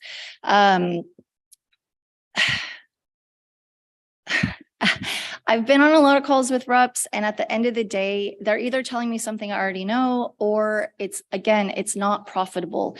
So where I think, there's a lot of automation, and there's of course a place for that. And it's something that we get to adjust to. But at the end of the day, if it's not right for that business, then don't make those changes. And so for my onboarding with clients, I actually tell them, because some clients are like, oh, I know enough to be, whatever, and they make a change that they think isn't big and it ruins everything. So I actually have them agree to, there's too many cooks in the Google Ads kitchen. So you don't make any changes. If you have questions, come to us. We'll talk about all of that. Do not talk to the reps, send them to us. And at the end of the day, you can't really control it, but usually when a client listens to a rep or makes their own changes once and they see the repercussions, they don't do it again. But I make it part of the onboarding. That's awesome. Thank you so much. And then also LinkedIn, because LinkedIn's affinity is really great for B2B. Have you been able to integrate that in some way when it comes to Google Ads and like having them complement each other? Or is it still are their ads still fairly new in the ad space and it hasn't enhanced that way yet? Yeah, that's a really good question, and something, if anyone else in this room has the answer to that, I'd love to get more involved in LinkedIn ads, but I don't see the connection to Google ads at this point. But the audience targeting is getting less and less granular for us. So I think if LinkedIn is working, test it, experiment, but there's no real connection between Google ads and LinkedIn ads at this point. Yeah, so firstly, I'd just like to thank you for your time. It was a really insightful presentation. I guess my question is more strategy focused. With all the targeting limitations that you're mentioning, and also just like the narrowing of scope for marketers specifically, do you foresee this impacting like psychographic development? Are there any areas that you would recommend we focus on more? I know that you mentioned long tail keywords, and like brand awareness campaigns are crucial to even really creating a space in which you could see like ROIs, especially profitable ones. So if you have any advice just in terms of maybe shifting gears, or how we could better create those psychographics in general. Really great question. So we at my agency, we use just Data Studio, which you can get pretty granular with. And again, that's coming directly from analytics and their website. And actually I have someone on my team who creates very robust reporting. That's as far as I've gone personally. So I don't probably have the answer for you that you want, but I think it's just making sure that you're gathering as much information, first party data. That's really going to be key moving forward, because everything's moving away from third party. So, as a human being, I'm like, yeah, I want my privacy. But as a marketer, I'm like, I want to know everything you're doing. So at this point, I use Data Studio and that information. Awesome. Thank you. Yeah.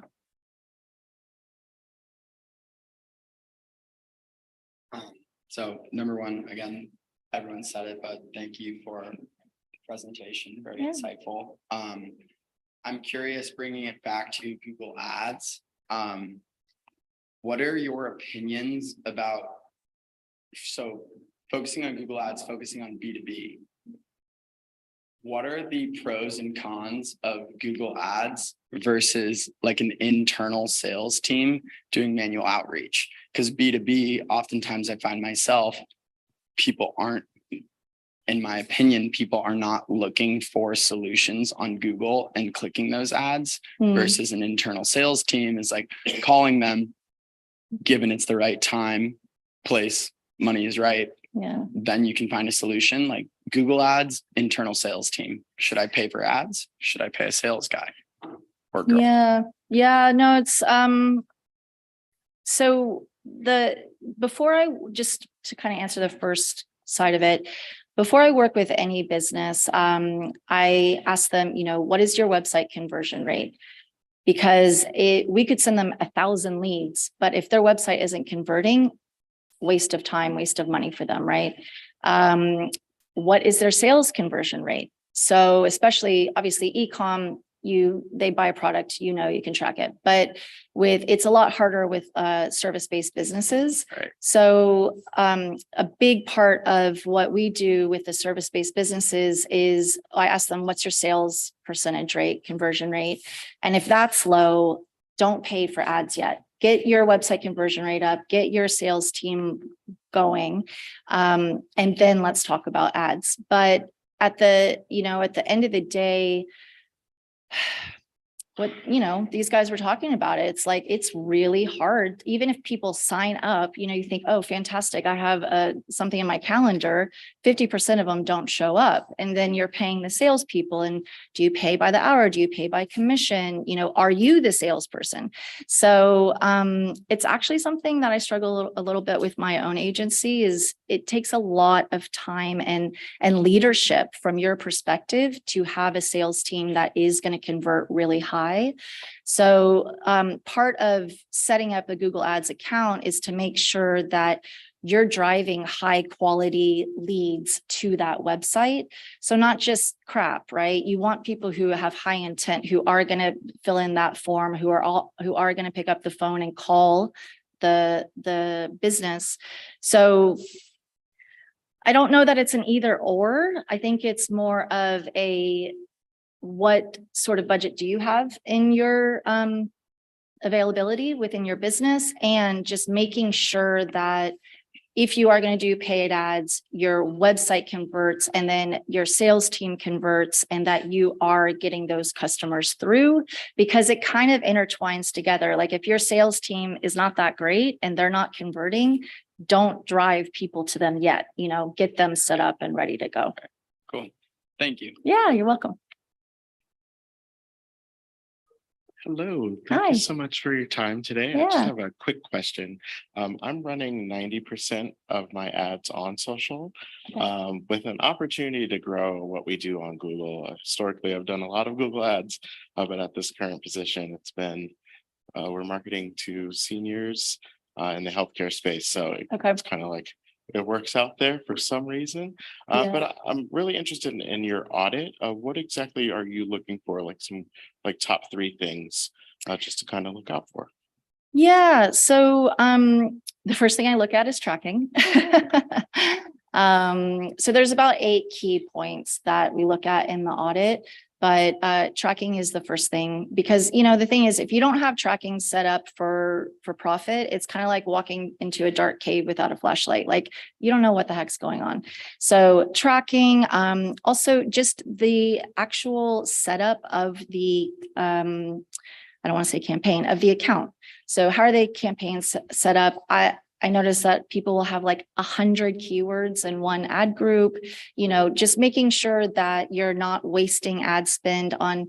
Sometimes people get excited. It's like, oh, this keyword is getting a lot of traction. It's getting a lot of clicks. It's getting a lot of impressions. And it's like, okay, well, how much is the cost per conversion?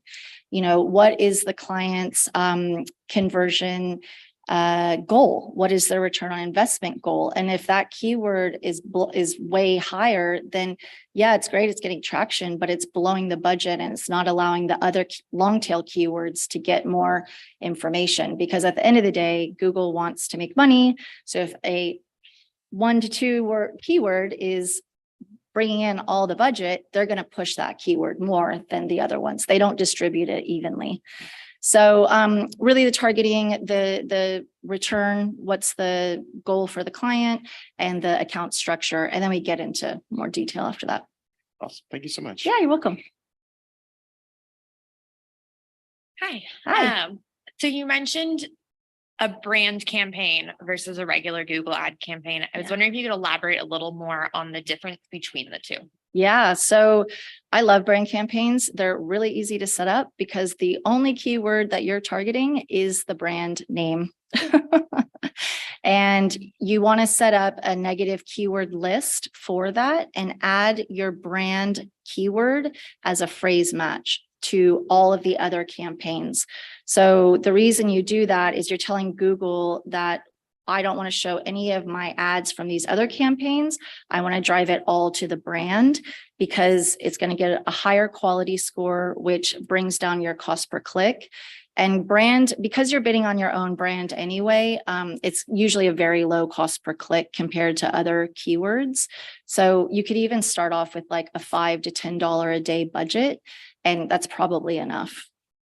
Thank you. Yeah, you're welcome. Oh, I think I'm out of time. If anyone has any other questions, I would love to speak to all of you. I could nerd out about Google Ads all day long. So please come say hi, and thank you again for your time.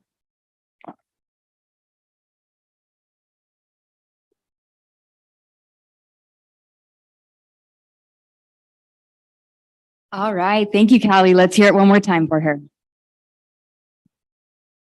Very interesting points.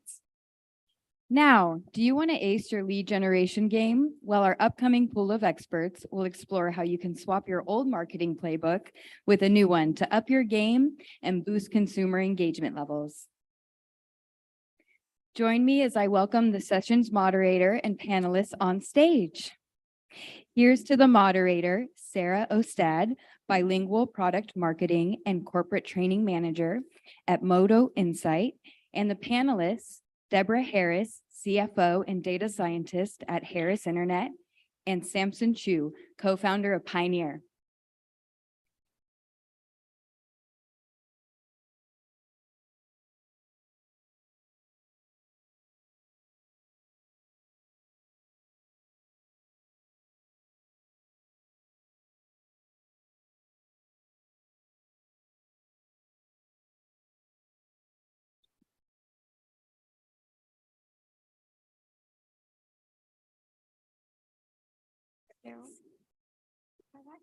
Okay. Into position. Thank you very much. First of all, thanks to the planning committee of the marketing tool, as well as our great speaker, Callie, and our fireside speakers today. Great insights. And of course, we can't wait to hear your feedback, comments, and questions at the end of this panel. We're going to get it started. So accelerating marketing transformation, how do we win in today's evolving consumer environment? Sarah Ostad here, bilingual corporate training product marketing manager at AutoSync, in fact, with the different solutions. I would like to get an introduction briefly with my co-panelists, Deborah and Samson. Hi, I'm Deborah Harris. I'm the Chief Financial Officer for AI Growth Hub, and I'm also a data scientist that speaks on internationally on deep learning and machine learning. Hi, everyone. I'm Samson. I'm the founder of Pioneer. First of all, I'm really glad to be here with Sarah and Deborah to share my experience and with all of you guys. Yes, I'm currently so let me tell you a little bit story about myself. So how I started 2 years ago when I was still a student. I was just moved to San Diego. I was really excited for the new chapter of my life because I just got transferred, and my whole picture was thinking I was really excited about like what is coming. And so I really want to join some student organizations. And then I started searching on Facebook, and I was like looking through them, and I couldn't find any of I couldn't find a lot of organizations that I'm actually interested in until the school started and I met people from the school, and the algorithm bring me to the organization that I'm actually interested in. But you know what? It was too late when I found it and I already passed their recruiting day.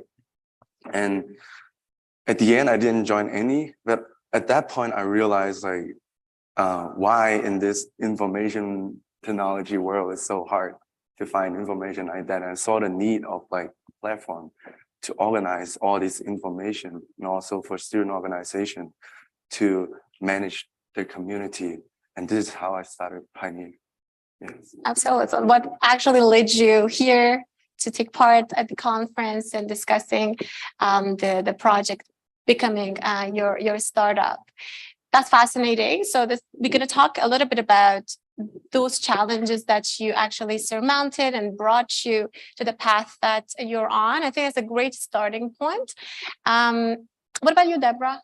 What led you here? I know we had a little chat, and it's just fascinating how, in fact, all of our sort of stories and backgrounds sort of intersect. So yeah, just tell me or tell us a little bit about your background. Sure. Well, as an accredited data scientist, I found that there's massive opportunities in the marketing and sales organizations and the methodologies that we're currently using. So for me, some of the most exciting opportunities right now are applying artificial intelligence, machine learning, deep learning into the processes that are currently being used in the marketing and sales software spaces. So that's what AI Growth Hub is all about, is actually integrating all the latest cutting edge methodologies that are currently available. So that's why I'm here to share that. Very cool. As for myself, I work with AutoSync, a company based in Toronto, Canada. AutoSync is basically a suite of class-leading automotive solutions. And what had me join the company earlier last year has been quite a tumultuous, in fact, career path. I started teaching at the age of 14, originally from Iran. So I learned the language and I had no choice but to start sort of teaching it as a second language. Came to Canada almost 20 years ago. So I continued my path in education, teaching different levels, and ultimately sort of dived into the world of commerce and marketing in 2016 as a consultant, and helped companies in brand revitalization and organizational development. I enjoyed my work with some of my clients in the automotive sector, and I decided to focus all my efforts and expertise in that niche. And here I am. I'm hoping to be able to share some of the latest in automotive MarTech as it relates to the modern retail experience, which actually brings us a little bit. So when, we obviously startups, leading companies, helping with clients as it relates to AI and sort of getting the most ROI when it comes to their investment in marketing, and yourself sort of connecting student bodies with educational institutions, and sort of helping both stakeholders maximizing their efforts and time, resources, and sort of pushing their interests. What are some of the sort of challenges that you see, on a daily basis that either your company or people that you work with face? I think we can definitely start with you, Samson. Yeah. So when we talk about challenge, so the first thing I would go back to the point that I was, it's like when I was about to graduate. So what happened was like, first of all, let me talk about like how I go through that the whole journey is because I started picking. So when I realized that's the problem, and then I start building up a platform called Reach. So Reach is a platform that for students to connect with student organizations, and they could manage the community, cooperating with other communities, because I see the potential of like how this could change the experience of the school experience. But when I think the most challenging for me, the whole journey, is because at the beginning I was really happy because I finally get to do something that is aligned with my goal, and also the whole entrepreneur journey made me learn a lot of things in all kinds of ways. But but the most importantly, like that make me feel challenged, but also learn the most. It's like when I was recruiting people, because at the beginning, when I was recruiting people, I was thinking it's more like I was try to split my world at work and try to run things more smoothly, but it doesn't work. At one point, everyone left. I changed my approach of the why they left is because they see it as like just a quarter thing, because I was starting looking the people from my class and see if my project could collaborate with what they're working on in their class. And after that, I changed my approach. I realized maybe the best way to work with people is like they motivate themselves by themselves. So because I was really like doubting and questioning about my own ability at that point, because even I used we co-founder, I have a co-founder the same, and she's also because we're graduating, so we don't really have to do this. It's not a school project anymore. Like we graduate, we can do anything we want. And then yeah, when I'm doubting myself, I realize so maybe I started and I started look people from LinkedIn, and the new way that I do it is I try to align their goal with my goal. So I don't tell them what to do anymore, but it's more like I ask what they're passionate about and what they dream about, and see where I can help there and see what they can contribute and doing something that they actually love to do. And I think this is a really, really good challenge, because and actually at the end, the co-founder decided she wanted to move on with her own. So that also made me question myself, am I going to do this or not? And I becoming have to handle everything on myself. But this experience, like, I got to grow a lot. So Absolutely, entrepreneurship journey. I think all of us in the room been there, done can relate to. The only person excited about their own service and product, it has to be you. I teach entrepreneurship. It's been many years, and that's the very first lesson. It's like no one is going to be interested in you, what you have to say, your product, your service before the value is actually proven. So you're all there. We all start obviously with passion, with the value that we believe we're going to bring to our audience, and we take it from there. And I think what you mentioned was very important for the fact that you had to switch, right?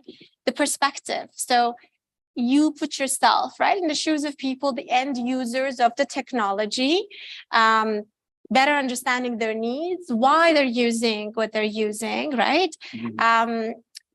That's definitely something that should think of. Like if there's anyone who is struggling with the same sort of topic concept, I think that's the first step to change that perspective and be more consumer centric than perhaps product centric, we could say, of course, right?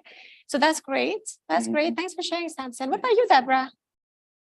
Challenges, yourself, the companies you work with. Yeah, I mean, there's two major challenges that are coming down that are with this topic. What's evolving right now in front of your eyes? You all know it.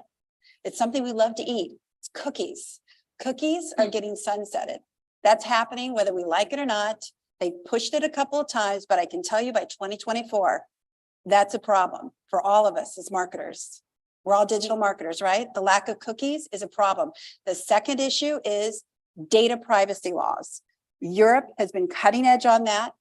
And now we have various states in the United States hopping along on that bandwagon, which could lead to federal privacy laws. So what do we do as digital marketers? How are we going to change with this evolving market?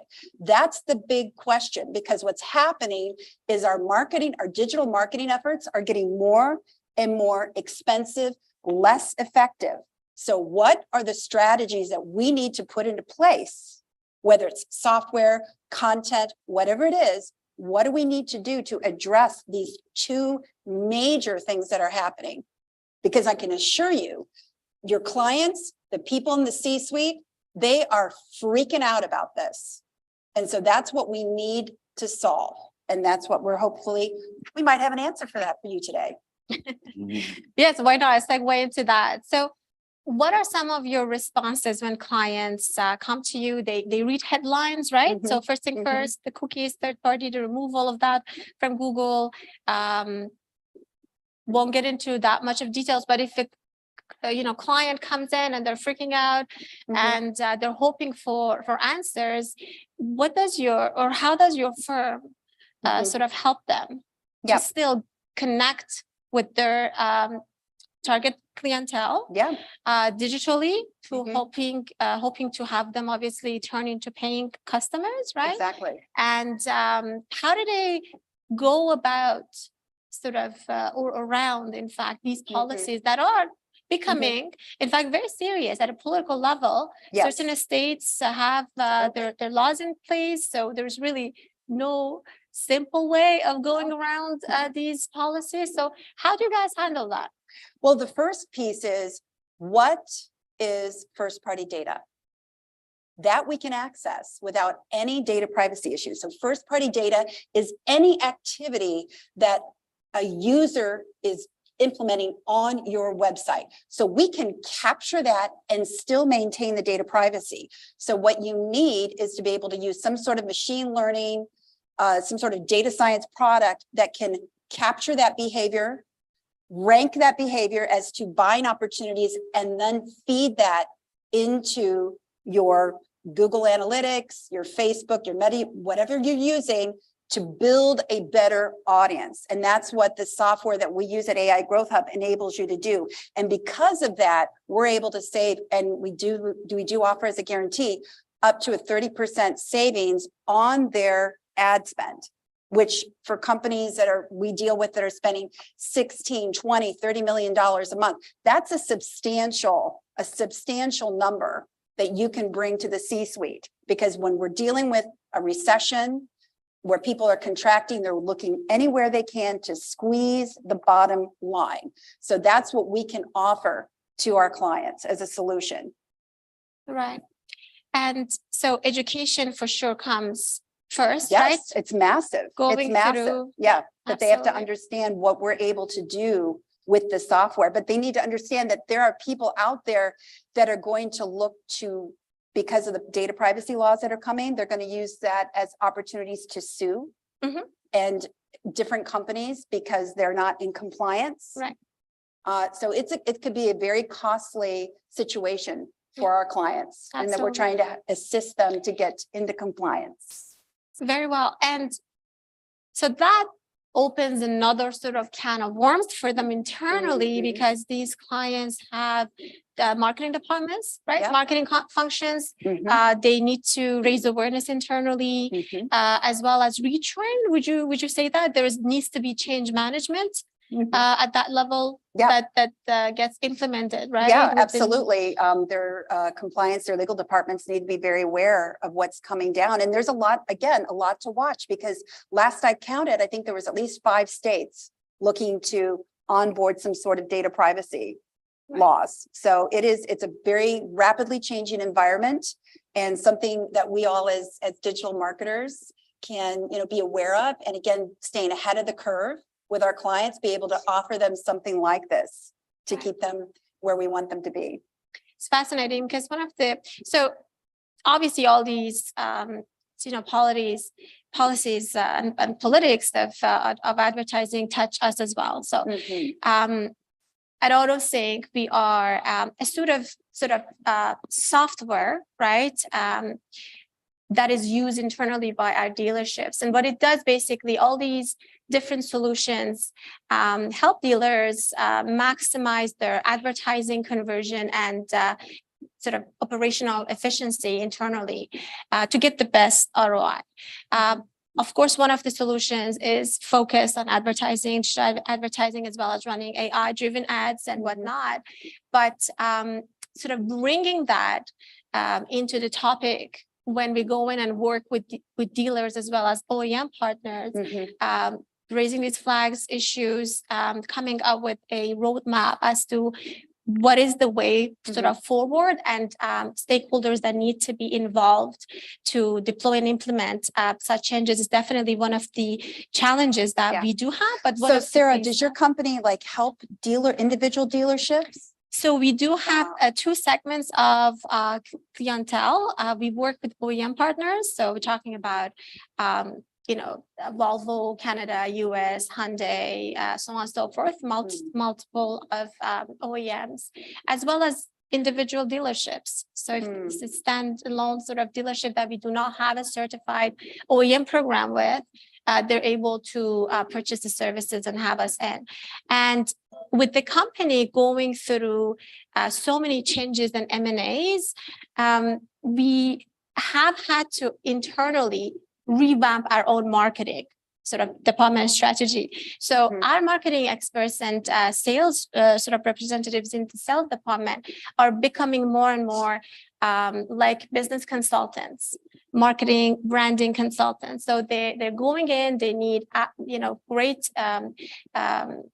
experience in the automotive industry to understand the reality of these dealerships, principles, management, and connect as well as consumer needs. So then they go in and connect the dots, help dealers sort of map out that path in terms of their digital marketing. But some of the hottest trends right now, as it relates to automotive, which has been, in fact, the dinosaur industry, by the way. Tesla obviously was what sort of took away just revolutionized the way that we manufacture vehicles and sell them. But now we see that the industry has had no sort of chance of surviving if they were not to adopt more or less the same strategy. We see the growth of EV.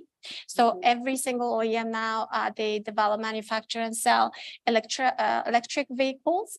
The way that the retail works has changed. Hence, one of our solutions, Moto Insight, Moto Commerce is a platform that enables, just like Shopify for automotive, the sort of facilities that connected omni-channel retail experience when it comes to consumers, which again, you deal with the next generation, literally, of consumers in that space. I mean, vehicles, when we purchase or lease them, that's the biggest, second biggest purchase. Well, that isn't every it, individual Sarah, has. like people they kind of become like a Toyota family or a Hyundai family. So that first capturing them when they're young is Absolutely. like really Brand a powerful, loyalty. that brand loyalty. Yeah. Absolutely. Yeah. So in terms of the politics and big data, use of AI, or the changes that, Google decides to implement when it comes to removal of sort of third-party data capture, it touches us. So now we have, so some of the hottest trends are, the self-driven cars, right? The connectivity. So the next generation of vehicles that are already there, they're connected. As far as being self-driven, and also having the driver or the car buyer being able to purchase subscriptions, right?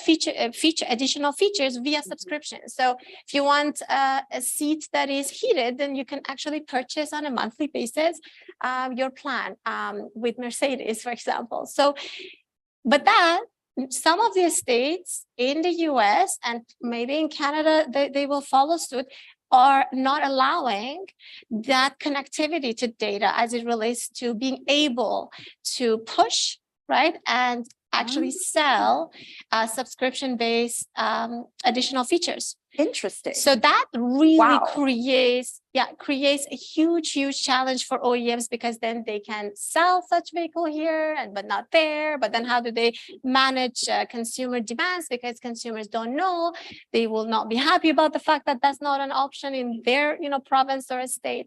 So that's one of the issues. Again, accessing data and using that. So we talked about Facebook ads and Google. So if you're not allowed cookies, how do we retarget?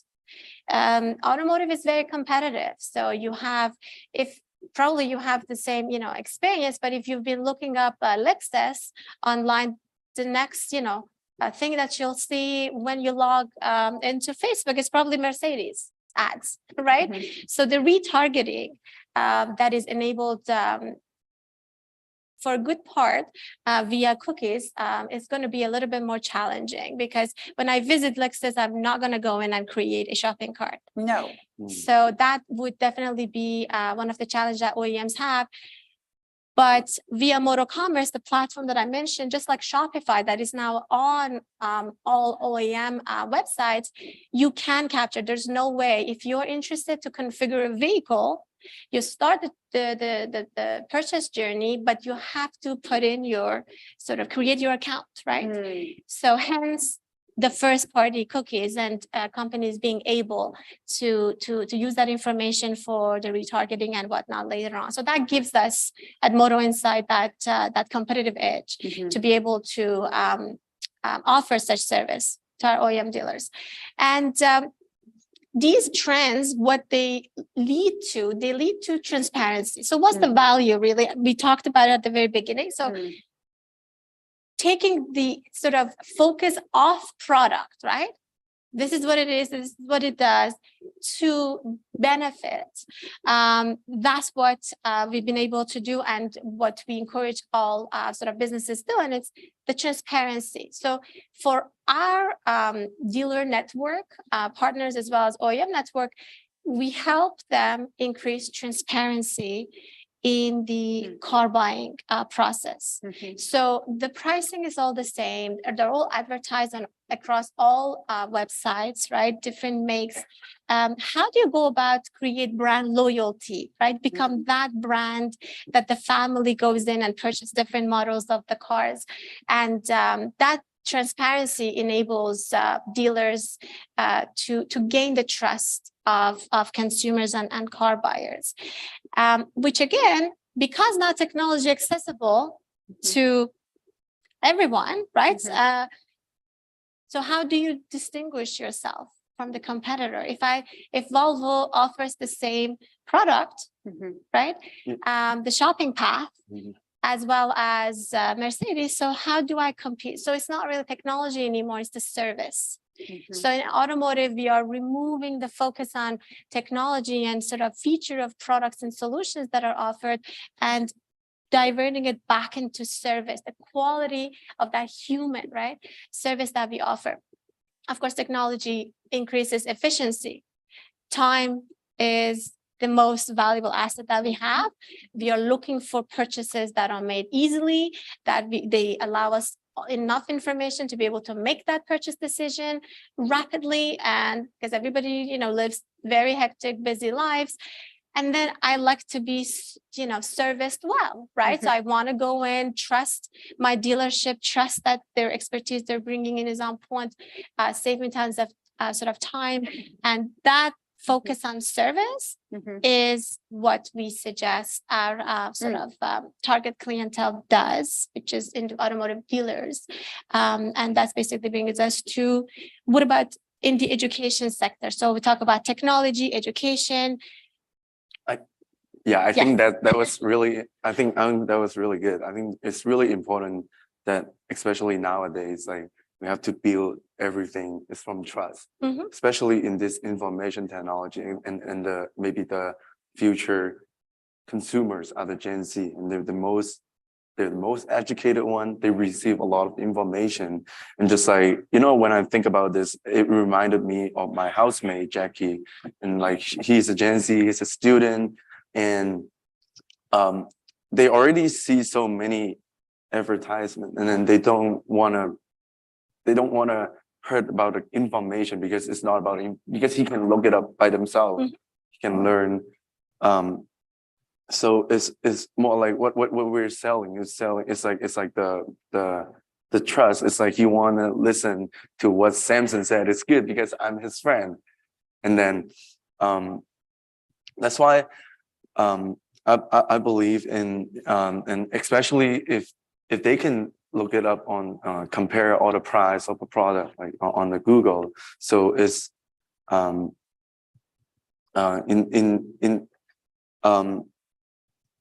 I would see this as like a network marketing because it's built from it's built from trust and also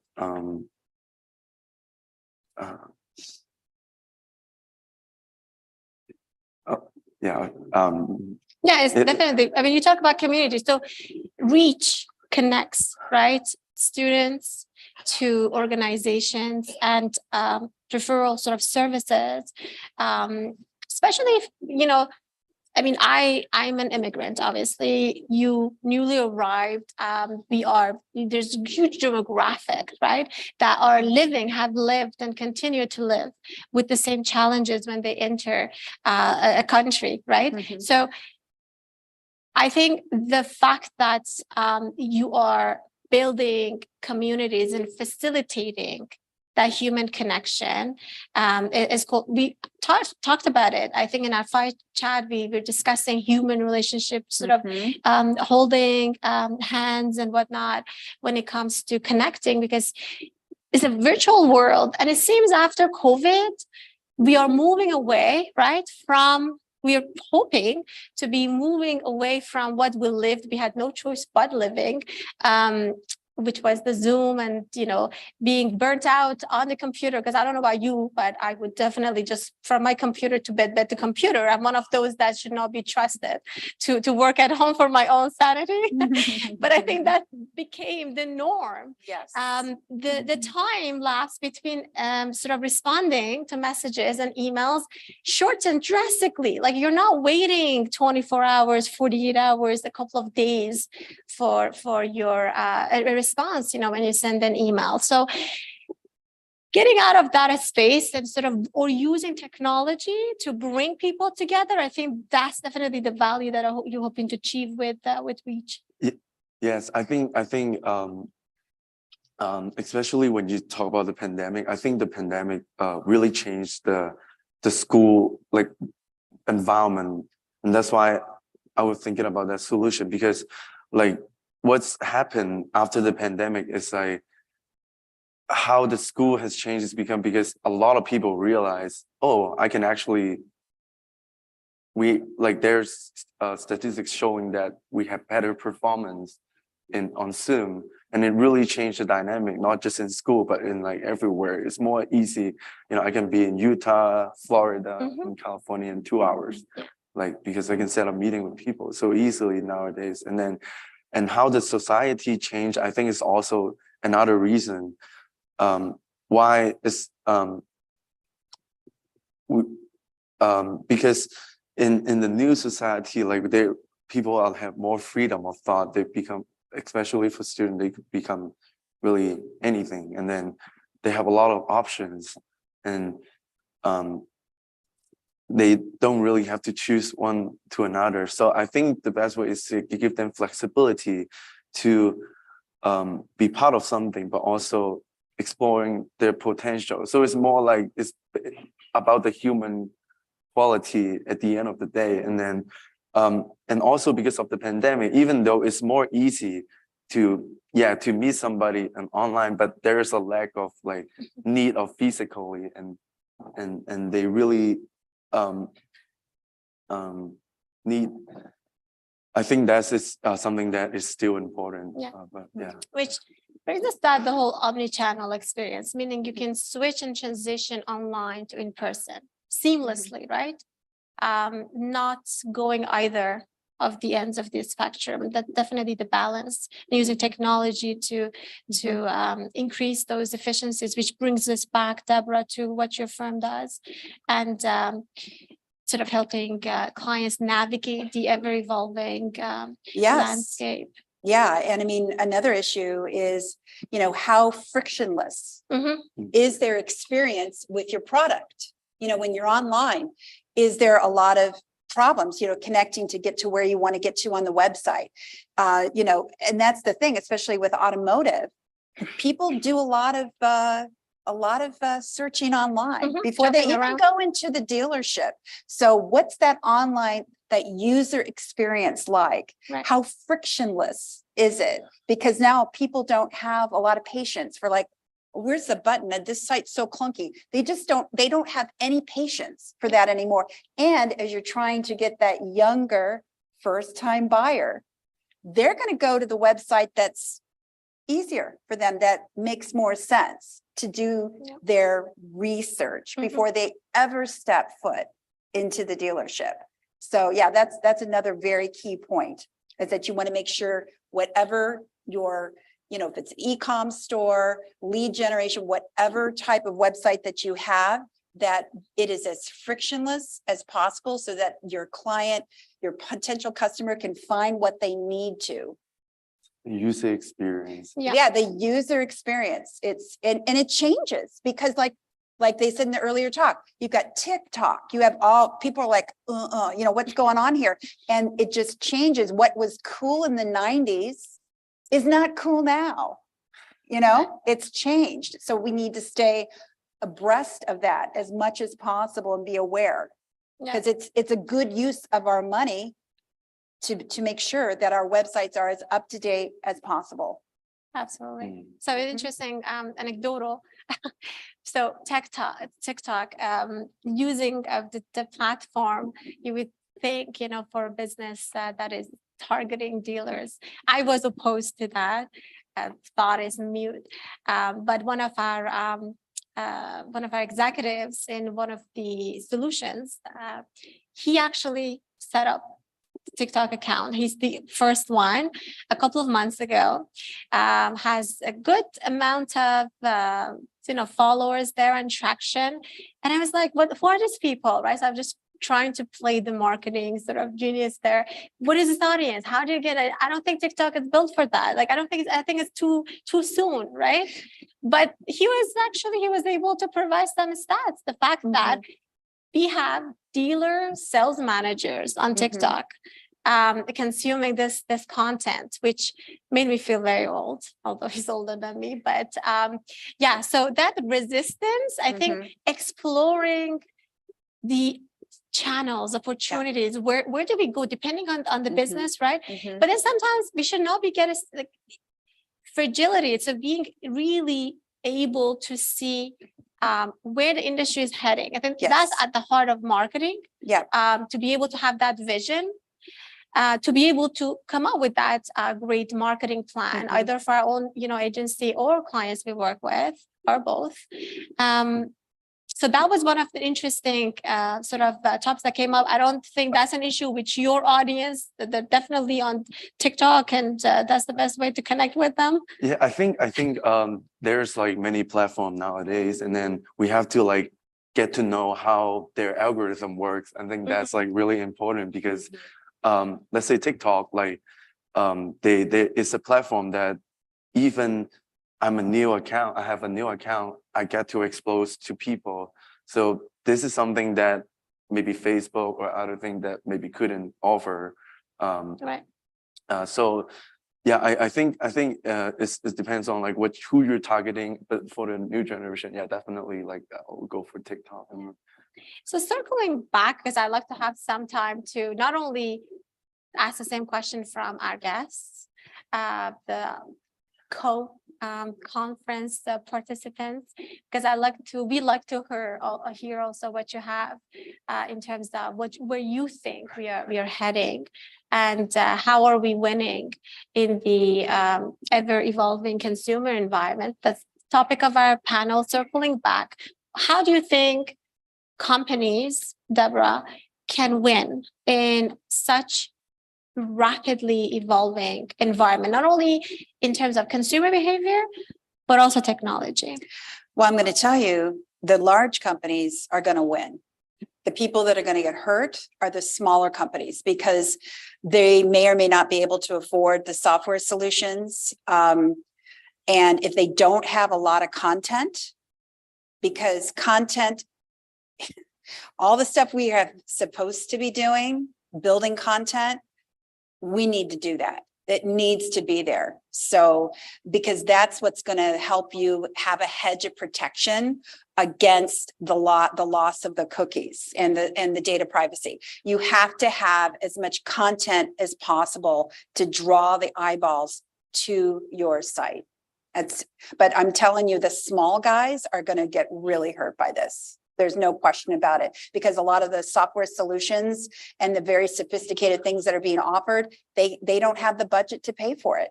It's not deliverable at a very small scale, at least at this point. It eventually will be, but you just need to be aware of that. If you've got smaller clients, people who may be only spending, 10, 20,000 a month or something like that, their ability to acquire clients is going to get more expensive for them. It's what's coming. Yeah. So work on content. Absolutely. So sort of creatively, Yes. right?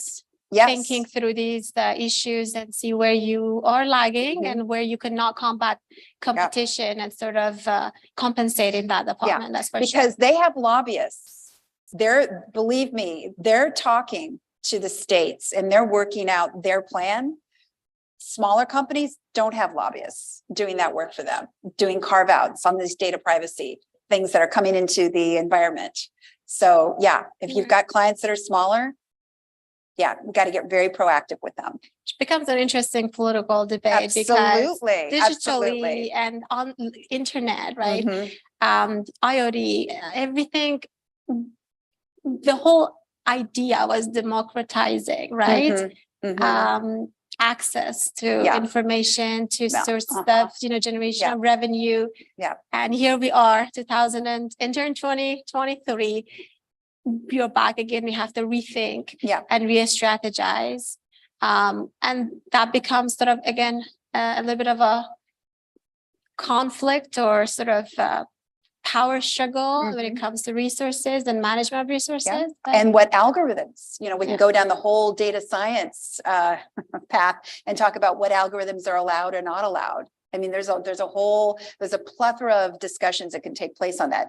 But, for us here with this marketing transformation, definitely there's a lot of changes coming. And the more you can look around the bend, look around the curve and be aware of those things and make them available to your clients, the better we are going to be able to retain the clientele that we have. Yeah.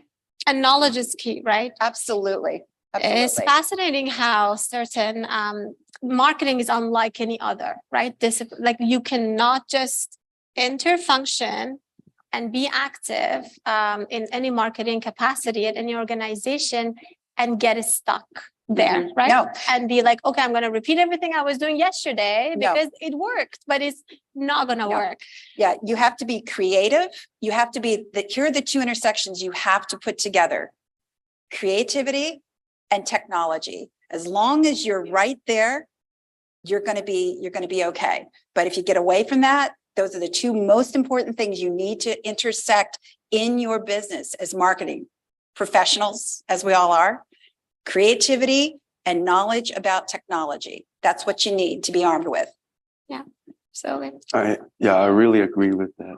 Especially creativity, like why is so important, like in this like evolving consumer environment. It's because I feel like the new era, like people are more looking for authenticity, and that's just come from like their own, like it's like when I feel like we're getting into an era that everybody will focus more on like what they could offer.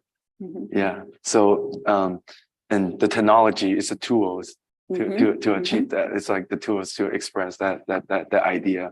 And I definitely agree. And also it's fit on even the new generation and even like whatever generation that is. It's just this is like a new way to approach. And I also believe that's why I was mentioning network marketing earlier, is because if I'm believe in the product specifically, and so I can tell people about it, and they just use technology as the tools to do the marketing instead of like you putting an ad and that's for everyone. It's specialized for you because the AI also filter the content, and then that is for you specifically. So I think that will be like the future of like marketing. Yeah, we have to be aware of what the cool kids are doing, you know? The cool kids are doing TikTok. Now, you know, what are the cool kids doing now? Okay, we just have to kind of keep up on that. That's my advice. Just watch out what the cool kids are doing. Yeah, sure, absolutely. As for me, I think it's budget management for sure. So, shifting from looking at marketing as we still use the term spend, right? What is your spend? I don't like that word. Tell your clients this is going to be the investment that you're required to make to get these results, and give them that sort of ballpark of the results they're looking for. Because if they cannot measure, if it's not in dollar sense, doesn't make sense to them, you're not going to be able to justify the sort of investment in technology that they need to be making it. And sometimes it becomes very hard. It becomes hard because they might have to let go of some stuff. Like, this is fascinating how marketing, human resources, and sort of in terms of business management, entrepreneurship, they all intersect. Sometimes, which again, we had that discussion, labor, right? Labor versus technology, and how do you really streamline and use technology to be able. Resources are fine, budget makes sense if you can cover all grounds, but unfortunately, businesses are going to be faced with very tough decisions as to maybe they have to let go of some headcounts to be able to provide or subscribe to that more expensive AI-driven tech software solution to be able to progress and keep their competitive sort of edge or stay. And we talk about survival, we're not even touching on the thriving in the business landscape. So that's basically what the wrap up to the panel. We have almost 5 minutes left, and I would like to hear from our other conference participants, our colleagues here in the room. We'd like to hear from you. How do you think businesses can stay sort of on top of competition as it relates to the ever-evolving consumer environments? You can share your stories, insights, what's relevant in your industries, clients you work with, or if you have any questions, now's the time. Well, they're all so shy. They can't be that shy. You know, I feel like I'm getting a facial. I cannot see anybody. The lights are so. I'm just come on up to the mic. You want them on the mic, right, Nick? You want them to come up to the microphone? Yes. Yeah, come up to the microphone.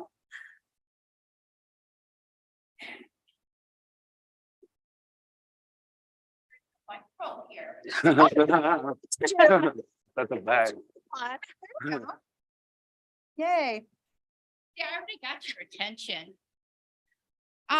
My name is Peggy Sullivan, and I run a nonprofit called She Can. And I believe that the most important thing that we can all do to really grab people's attention is by staying relevant and asking a lot of questions. We do market research on a real regular basis to ask women on a all the time, what are your challenges? What are your needs? How can we help you? And then we constantly pivot to make sure that we're answering to those needs. So I know for me, just the market research and being out there is really, really critical. But even more than that, forget about your game plan. Doesn't matter if you have a game plan, you got to pivot to make sure that you're really responding, because this world is just changing so fast that those for me are two skills that are important. Oh, thank you. Yeah, absolutely. Yeah, very true. Yeah, and it's all data, people. Data. Are you getting your data? Are you looking at it? Are you understanding it? And are you getting your insights from it that are going to drive business value? That's the name of the game. Hello, I'm Altamise Nicole, the founder of the Azar Agency. And just to piggyback on exactly what you just said, I think it's extremely important that we understand the data, we read the data, but we can properly translate the story behind the data and making sure that we can communicate that properly to our clients so that way they can understand what that story is and why that consumer behavior is exactly what it is.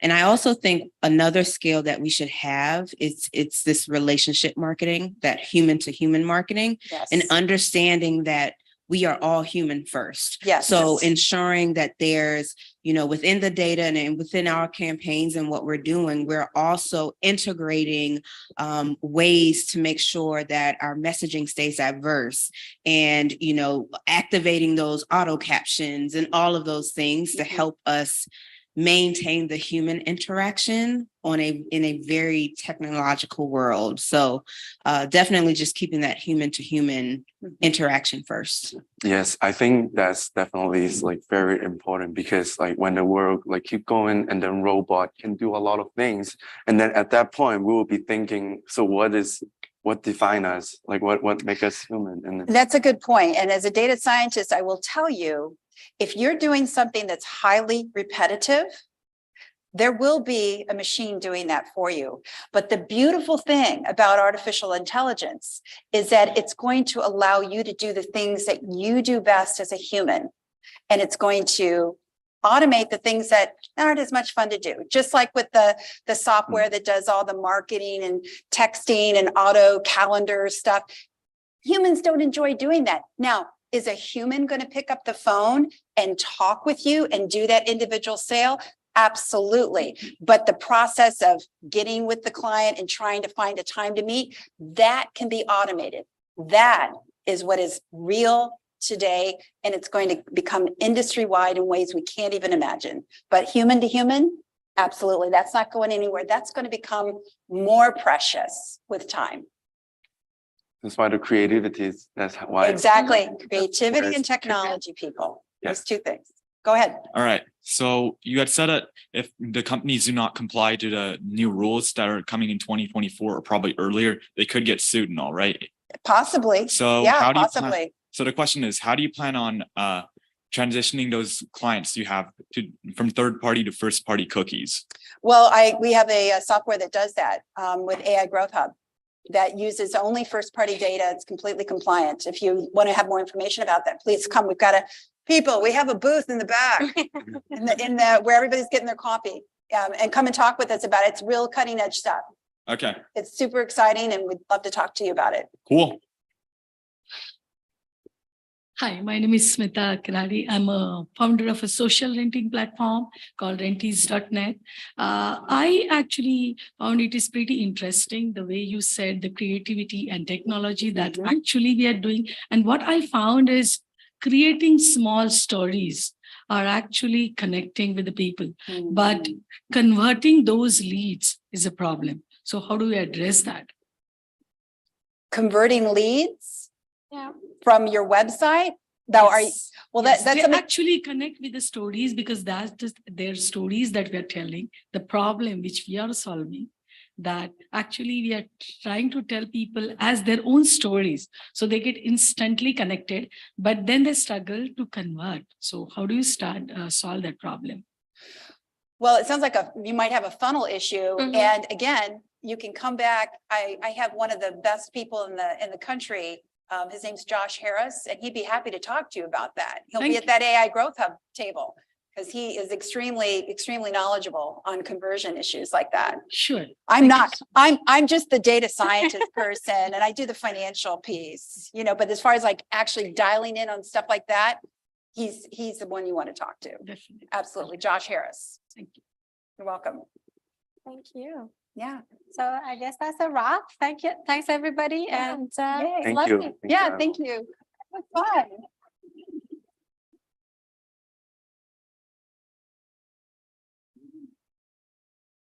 All right, let's hear it one more time for our panelists. Thank you for their thought-provoking comments on the subject. Hope we all learned something from that session. Before we begin our awards ceremony, We would like to take a moment to recognize our wonderful gold sponsor, Peggy Sullivan, the CEO and founder of She Can.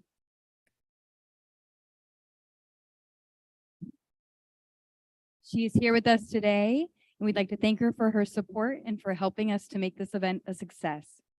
I'm pleased to call her and Matt Kraft, COO of Mosaic Learning, to the stage, who will be presenting Peggy with a certificate of appreciation on behalf of the entire conference. Come on up. Come on up, Peggy.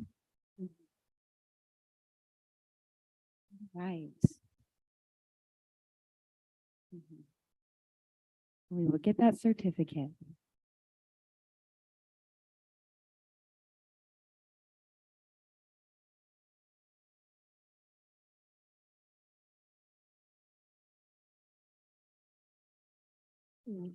Thanks. I believe we have that here. All right, let's give Peggy one more hand.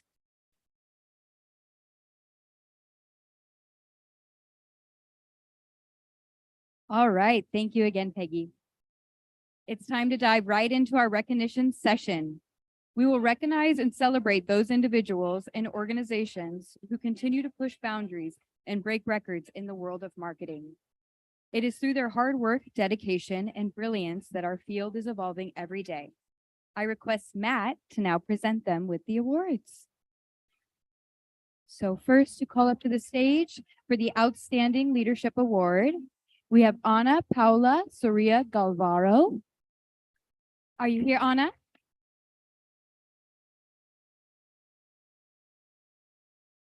So if I call your name, you can come on up to collect your award.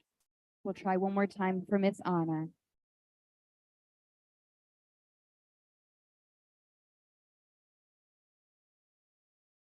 Come on up. I love this pink suit. All right. Thank you, Ana.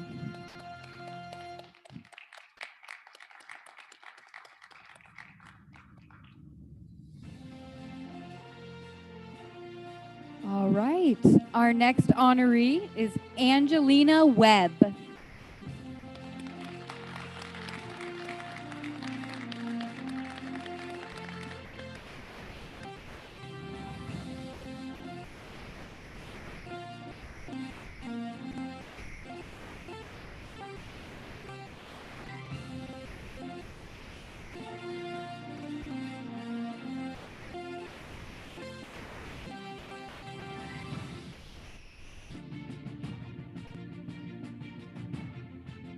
All right.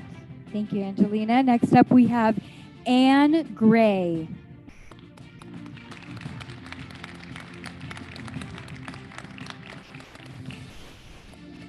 Are you here, Anne? We'll try one more time for Anne Gray. Come on up, collect your award. We'll come back to her. We have Erin Adesso. Erin Adesso. Come on up for our Outstanding Leadership Award.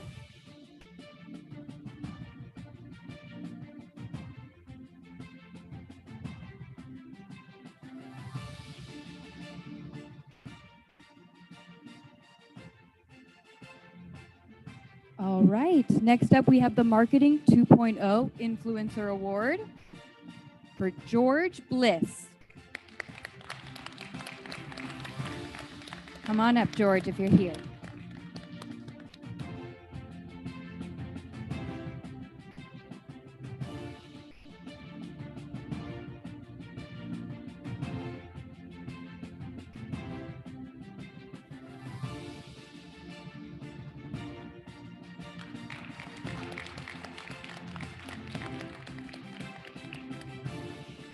All right, coming back to our Outstanding Leadership Award, let's give a hand to Jared Dalton. Come on up, Jared.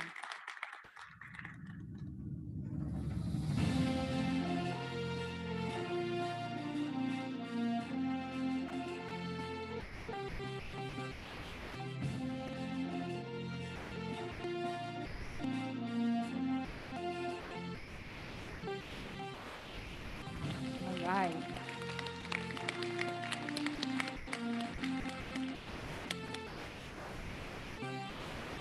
And also, if any of our honorees would like to say any words, any regards, please feel free. Next up, we have J.R. Spear. Come on up, J.R.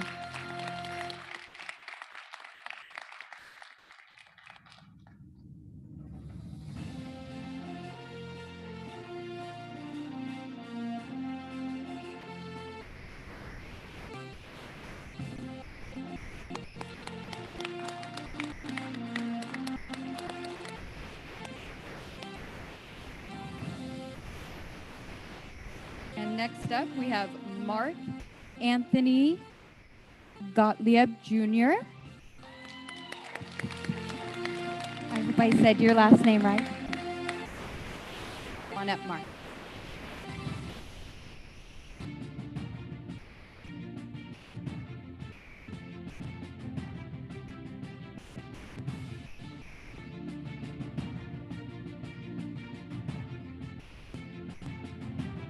All right.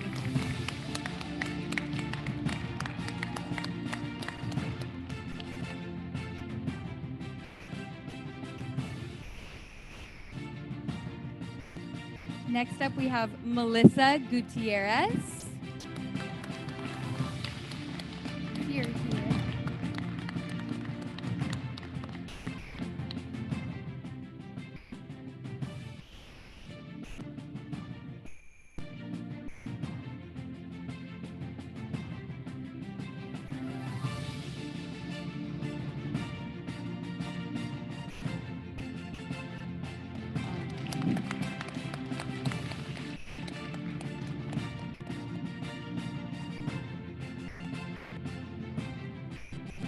Right, next up we have Rachna Nareem. I'm so sorry if I'm mispronouncing that.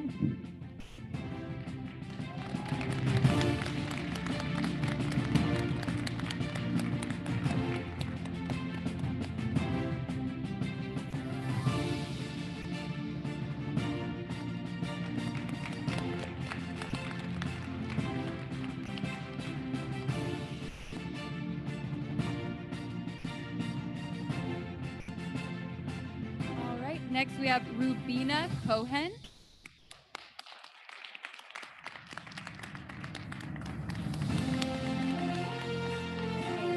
Here, Rubina. Rubina Cohen.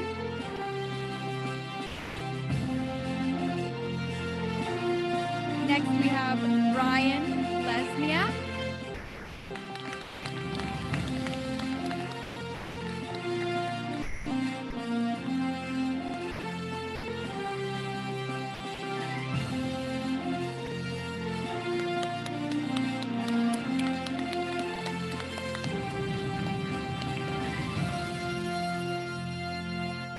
All right, and for our last Outstanding Leadership Award, we have Lakshika Kurana.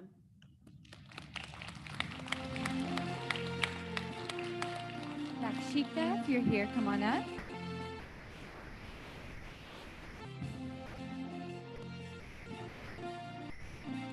All right, a very big congratulations to everyone who received an honorary award.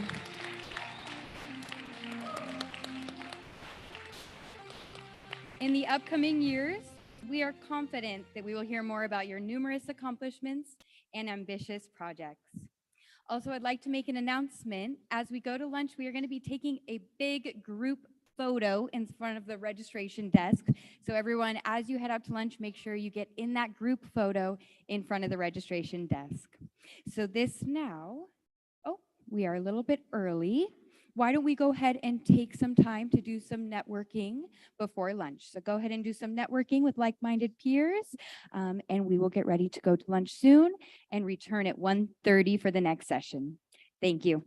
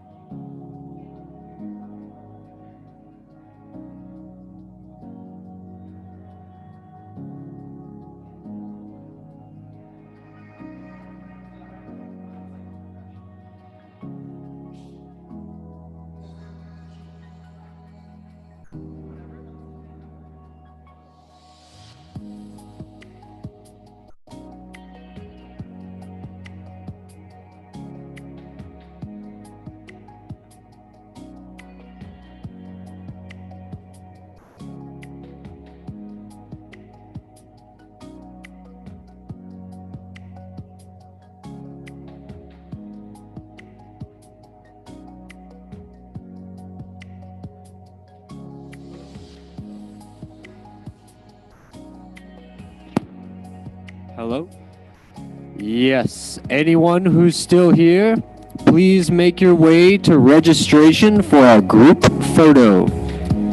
Please make your way to registration for a group photo.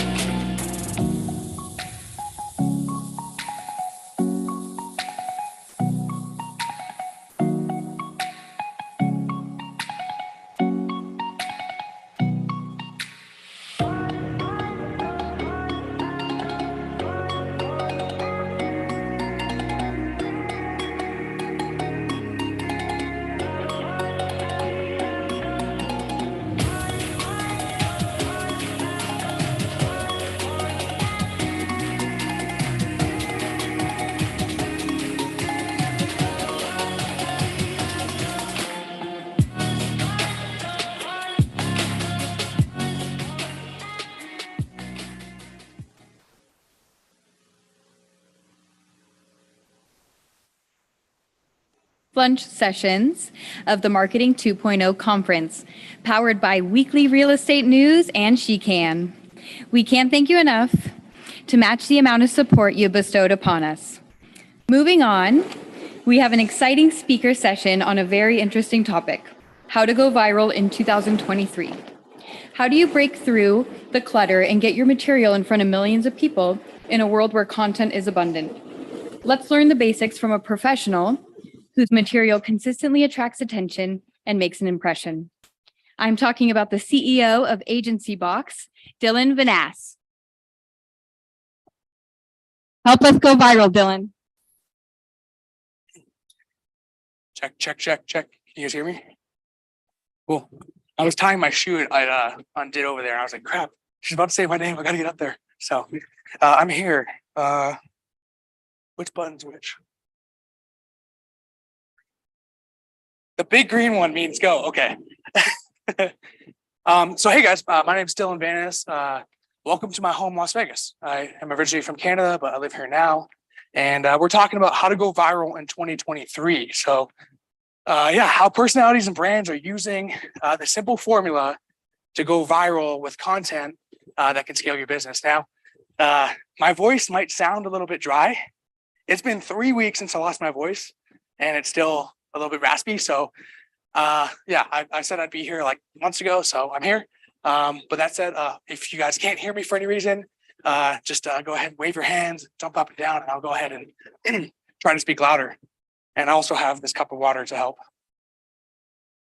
All right, so going viral. Have you guys ever seen these videos that get shared, you know, impactfully by people, and like every single friend you know is talking about it?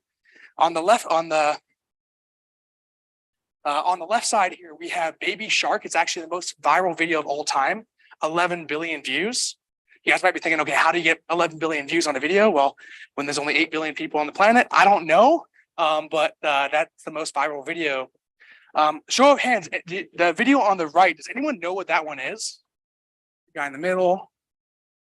There's a couple more people. You guys know what that video is. That was the first viral video that really ever took off on YouTube. It's called The Evolution of Dance. The guy does like, I think it was 80 or 100 different songs and dances. I'm just gonna stop there. Songs and dances in a period of like 8 minutes. And it was incredible. That was the first video I ever saw on YouTube. But Charlie Bit My Finger, that's another one, got 900 million views. And then we move into the modern, like current times, last couple of years, where we have videos on this platform called TikTok. You know, 3 billion views, 650 million views, you know, 400 million views, and it goes on and on and on. And so looking at this, right, I wondered, okay, is there some system where we can actually reverse engineer virality and create it, right? Is there some kind of formula that we can just model after? I believe that success leaves clues, and if we, you know, copy it, we can get there too. And so there's a reason that these videos have captured billions of eyeballs, and there's something that we can all do to replicate it. So if you guys want to actually have me talk about the viral formula and how you guys can create a winning system for your business, personal brand, or brand, can you guys just go ahead and say yes? Yes? Okay, that was weak. Can you guys go ahead and say yes? Yes? One more time, yes? All right, thank you, appreciate it. All right, so here's what we're gonna cover. Number one, the winning formula for viral success. So I actually took a look at over 10,000 videos over the last 2 months.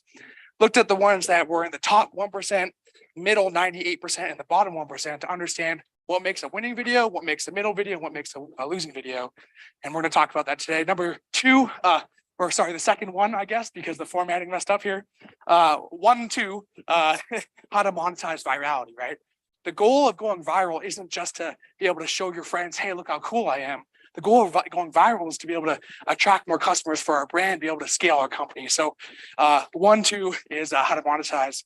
And then the third point there is the step-by-step blueprint for brands and personalities to create viral marketing campaigns. That sound good? Yes? Yes? All right. All right, so virality is the future of marketing. I believe that we can run paid ads, we can buy campaigns, we can go on a billboard, but the future of marketing is virality.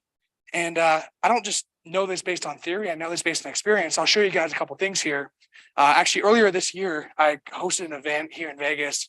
Over 3,000 people. We had 1,500 people in the room and 1,500 people virtual. And Gary Vaynerchuk was the keynote speaker. We had Patrick Bet-David and dozens of other marketers and influencers with millions and tens of millions of followers. So we talked about how viral marketing is not an accident. It's it's a formula. And so we're going to talk about that. So this is a TV show. A&E actually hired me to come and help with the premiere launch. So the TV show called Triple Digit Flip. It's about real estate. Pace and Jamil, if you guys are in the real estate industry, can I show of hands? Anyone in the real estate industry here? Okay, cool. I see a couple of them. Just leave your hand up if you know who these guys are. Pace and Jamil. Both of you guys do. Okay. Okay. And over here too. So Pace and Jamil, they brought us in to actually work with this show called Triple Digit Flip. And we did a campaign that got 100 million impressions on launch day, propelled this show to the #1 TV show on A&E Network, and they got picked up for 3 more seasons. Is that cool? Yes? So let's see here. So yeah, promos on over 200 influencer pages, reached over 100 million people. And now this is one of the top shows it is the top show on the network. What about social media? Okay, well, I have over 3 million followers between my personal and business pages.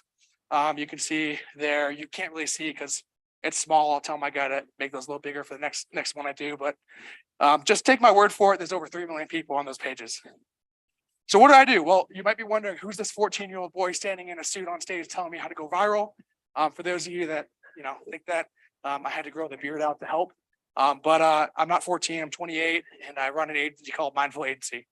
Our sole focus is helping personalities and brands capture the attention they deserve and share it with the world. So here's the definition of going viral. The nature caused by relating to a viral, no, that's not it. Okay, there's that right one. So basically when an image, a meme, some piece of information is circulated widely, and typically it's organic. Now, what organic means is organic is something you're not actually paying for, right? You're not buying ads. Or organic is something that is shared naturally through people. So we'll talk about the formula. So here's the core factors of going viral. We've got, when I studied those 10,000 videos, we took it 10,000 videos. I looked at the top 1%, the middle 98%, and the bottom 1% to understand the 4 things that make content go viral. And number 1 is relevance. Number 2 is timing. Number 3 is the emotional appeal that it generates. And number 4 is the shareability. So how likely are people to actually share it? So because viral marketing, it's a totally different strategy than what a lot of people, I saw some of the speakers earlier on talking about. And yeah, social media is important, right? What we're working on. But if I can give you guys a formula, a simple step-by-step blueprint by the end of this talk in 20 minutes or so here, don't worry, it won't take too much time. If by the end of this talk, I give you the formula where you can actually turn it on and it's like a floodgate coming in, right? But wait, there's more. No, it's not an infomercial, but seriously, it's a really simple formula that I've shown to dozens and dozens of clients we work with, and amazing results. So don't think of it like paid media. You can't just buy this. You have to be strategic in your efforts in your campaign. All right, who here has any idea what this is? Go ahead and raise your hands. Anyone that was alive in 2004 should have your hand up. There we go. What is it? Yeah, the Ice Bucket Challenge, ALS Ice Bucket Challenge. This is the most prolific, we'll talk about it today, but the most prolific viral campaign ever. I bet there was a show of hands, those people who knew who actually did this and took out a bucket of ice and dumped it on their head. I did. I remember I was in, was this 2000? I think I was in 9th grade at the time. Sorry if that ages some of you guys. But I was in 9th grade and I was outside my parents' house, and my sister and her friend took a bucket of ice and dumped it on me. So I remember the exact time, the exact location, the exact place, who was with me, and what we did to actually do this viral campaign. And there's been nothing ever that speaks to that same level of impact. It led to over $115 million being raised for ALS Association, and even now there's a new treatment that was actually released because of it. That's pretty cool. Yes? Yes? All right, thank you. So in other words, virality works, right? Going viral, if you can become one of those 1%, it works. So just kind of pivoting, switching gears here a little bit. What do you guys think the most valuable currency is in today's age? Content? Time? Time, that's a good one. So I got a couple options here. Bitcoin. For those of you who invested in Bitcoin, don't yell at me. I know we all took a big loss here. I'm one of them. USD or followers, right? More followers. Now, some of you that are like, you know where this talk is going, you're like, followers, like that's what he wants. Reality, it's attention, right? The most valuable currency in today's age is attention. Why? You can do anything with it. Doesn't matter how many Bitcoins you have or how many, how much actual cash you have. If you have attention, people's eyeballs, you can do anything you want with it. So again, breaking down the 10,000 videos with the 1% that are absolutely successful, 98% that don't really do much, and the 1% that were absolutely terrible. The four things: relevance, emotional appeal, timing, and shareability. So starting with relevance. Now I actually changed the slide up and put this guy on here last night. And the reason why is because he's in the media like all the time right now. Liberals hate him. Republicans, aren't sure if they like him or hate him. And if you're from Canada, you don't know what each one of those is. You think like, liberals and conservatives, but yeah, Elon Musk, what a character. Like, if I was making the Time Person of the Year, this is who I'd put up there. Because he is in the media like incessantly right now. And so he's current, right? So, viral videos right now, a lot of people are talking about this guy. And there's a strategy, this wasn't in the talk today, but there's a strategy we use called piggybacking, which is basically what you can do is just piggyback off someone else's success. Elon Musk is a jerk, and then you can just like piggyback off it.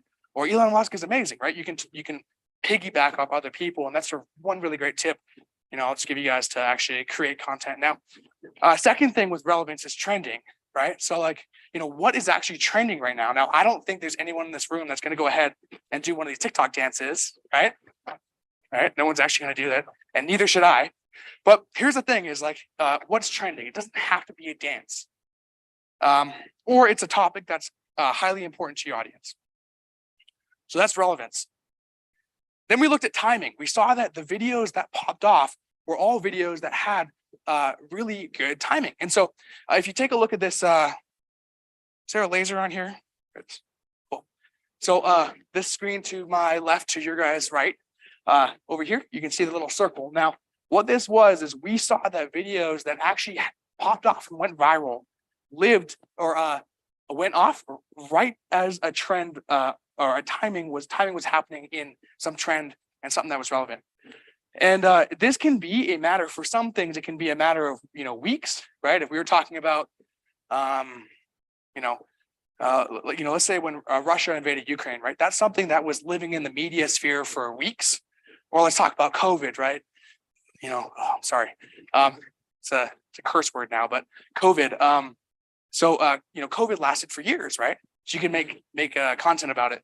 But the sweet spot is finding content that, it has a peak within about a couple day period, and you want to be able to capitalize it early on. Now, here's the thing: is like if you don't have a team, like I'm fortunate enough at this point where I actually have a team of people that make content, a team of people that edit content, a team of people that research my content, and then a team of people that just tell me, "Hey, Dylan, that was bad content." Okay. And so the thing is if you don't have that, you can use tools to actually find out what's trending and when it's trending. And so what we're looking at right here, this is Google Trends. So Google Trends, you guys can write that one down. If you don't know, you should know, everyone in the marketing room, is you just type in a keyword and it shows you how it's been trending over a period of time. So what that basically means, if I typed in COVID right now, it's going to be decreasing, right? Because it's being talked about less. There may have been a spike relative to the summer over the last month or so because it's being more talked about, but that's the reality, right? So that's the next element. We saw these videos that popped off had really critical timing. All right, and then the fourth point here is emotional appeal. So if you just sit back and think for a second, what is the content you either shared, reposted, sent to a friend over the last 7, 15 days? And stuff that triggered you in a happy way, triggered you in an angry way. You saw Elon Musk's face and it went, oh. So that's the thing, is like emotional appeal. Now, the more emotion and the strength of the emotions that you're actually hitting on, the greater the videos, the more the videos went viral. Videos that piss you off pop off. Videos that make you happy pop off. Now, here's the unfortunate fact about this is that the internet feeds on negativity. So the more, unfortunately, negative something is, the more attention it would tend to get. People get triggered. Think about, the last place you left a review, right? On Yelp. It was a place that you had a crappy experience, not a good experience for the most part. So, that's the unfortunate thing about emotional, but when we're creating content, when I studied these 10,000 videos, we saw that the emotional appeal was really, really high in these videos. Oh, and the fourth thing here, I thought I was on 4 already. Must be the formatting. There's probably one person in the audience that got that joke. But so shareability. How easy is this content to share? This says Arizona rocks. There's maybe 1 or 2 people that are going to get the pun in a second here, and share if you agree. Right now, people. This guy's laughing. He's like, I just got it. So share if you agree. Now, it might sound stupid to literally say share if you agree, but here's the thing: is when people are scrolling social media platforms have created their entire platform to put you into a trance. They spend billions of dollars researching the consumer psychology. In fact, if you think about it, we scroll, and then there's a little notification, we get a reward. We scroll, little dopamine, we get a reward. What does that remind us of? We're in Vegas. Cha-ching, ding, ding, ding, ding, ding, ding, ding, ding. Right? So social media platforms have actually created a way for you to become addicted to them. And a lot of people in this room, you're on your phone right. Actually, you guys are pretty good, but there's a couple of you that are scrolling Instagram right now. I can see it. And she just put it away. I saw it. It's addicting. I'm the same way. Like first thing when I wake up, my first instinct is let me grab my phone and see. And then I check my Instagram, I check my WhatsApp, I check my TikTok. I don't do this anymore, but in the past I did. So my point in saying that is when we're on social, we're in a trance. And so the goal is let's just communicate to people what we want them to do. They're already in a trance. They'll just take action on it. Share if you agree. It's literally as simple as that. These viral videos, the ones that popped off the most. Sorry this keeps happening. Check. I'll just try not to touch my shirt or move my arms. So they all had some kind of call to action that encouraged people to actually share the content. So those are the 4 things. Now, how this actually relates to you guys, how did you take this and utilize this to some capacity? You need to understand your audience. Now, every single platform, social media network, email aggregator where you keep your data, they have a way for you to actually see what that looks like. You can check your insights and understand your audience. And if you haven't done that yet, you need to figure out how to do that and start doing it right away. Because if you're posting videos about, hey, now that you're getting old, your body's hurting, here's the solution, but your audience is all kids, you're definitely missing the mark. And so understand your audience and then how you can tie those 4 things into it. So again, relevance, emotions, timing, and shareability. Now, when we take that, say, okay, cool, Dylan, great. I don't really care about these 10,000 videos out. I only care about myself. What do? Here's your 1, 2, 3. This is your 1, 2, 3, or your 1, 1, 1, I guess, again, on how you can actually actually take this and apply it. Okay. Do you guys want me to give you the 1, 2, 3 on how you can actually go ahead or the 1, 1, 1 on how you can actually start applying this today? Go ahead and say yes. Yes. All right, cool. The girl in the back was like, yeah, give me it. It's love her. All right. So number 1, grab attention. Now, this infographic that if you guys can see it, is really sad. On the left-hand side, you'll see that in 2000, human attention span was 13 seconds, which, seems pretty bad. But that was 2000. At the time, in 2000, goldfish had only a 9-second attention span, right? Times had changed a lot. It's been over 20 years since then. And guess what? Goldfish attention span is now still 9 seconds. But humans, it's gone down to 8. In 2015, they did a study. There isn't an updated one, unfortunately, but 2015 is the latest we have the data for. Attention span of a human is 8 seconds. That means we have lower attention span than a thing you get at the carnival and carry in a bag. And so The fourth thing though, if you guys, I don't think you can read it over here, but what it says is it says the average attention span of an internet user, 3 to 5 seconds. So what that means is you have about 3 to 5 seconds to capture your audience attention and keep it. Yeah, I'm sorry. For those of you that spend all this time making these epic videos, it doesn't work right now. And as much as I would love for your guys' content to get the attention it deserves, it doesn't matter. The first 3 seconds is really all that matters. So that was number one, right? Of the 1, 2, 3, grab it. You got to figure out how to grab attention in that first 3 to 5 seconds. Number 2, partner with influencers. Now, I know what you might be saying. It's like, all right, these guys are like billionaires. Like, how am I going to partner with them? You don't have to. These 3, this is Mr. Beast, Mariana, and then Logan, right, with Prime. And these are massive influencers that have gone and created brands around themselves. And I believe the biggest opportunity in 2023 is going to be aligning yourselves and your content with these types of people. Now, if you can't hire them, you can't afford to pay them, partner with them. Equity carries a lot of weight, especially for influencers that don't have an interest in starting a company. And, you can just give them the company and they can use it. And so it's pretty simple. So now if you're like, okay, well, why would Mr. Beast want, 5% of my company? Okay, don't worry about Mr. Beast. You can go a tier down. But the thing is the brands that are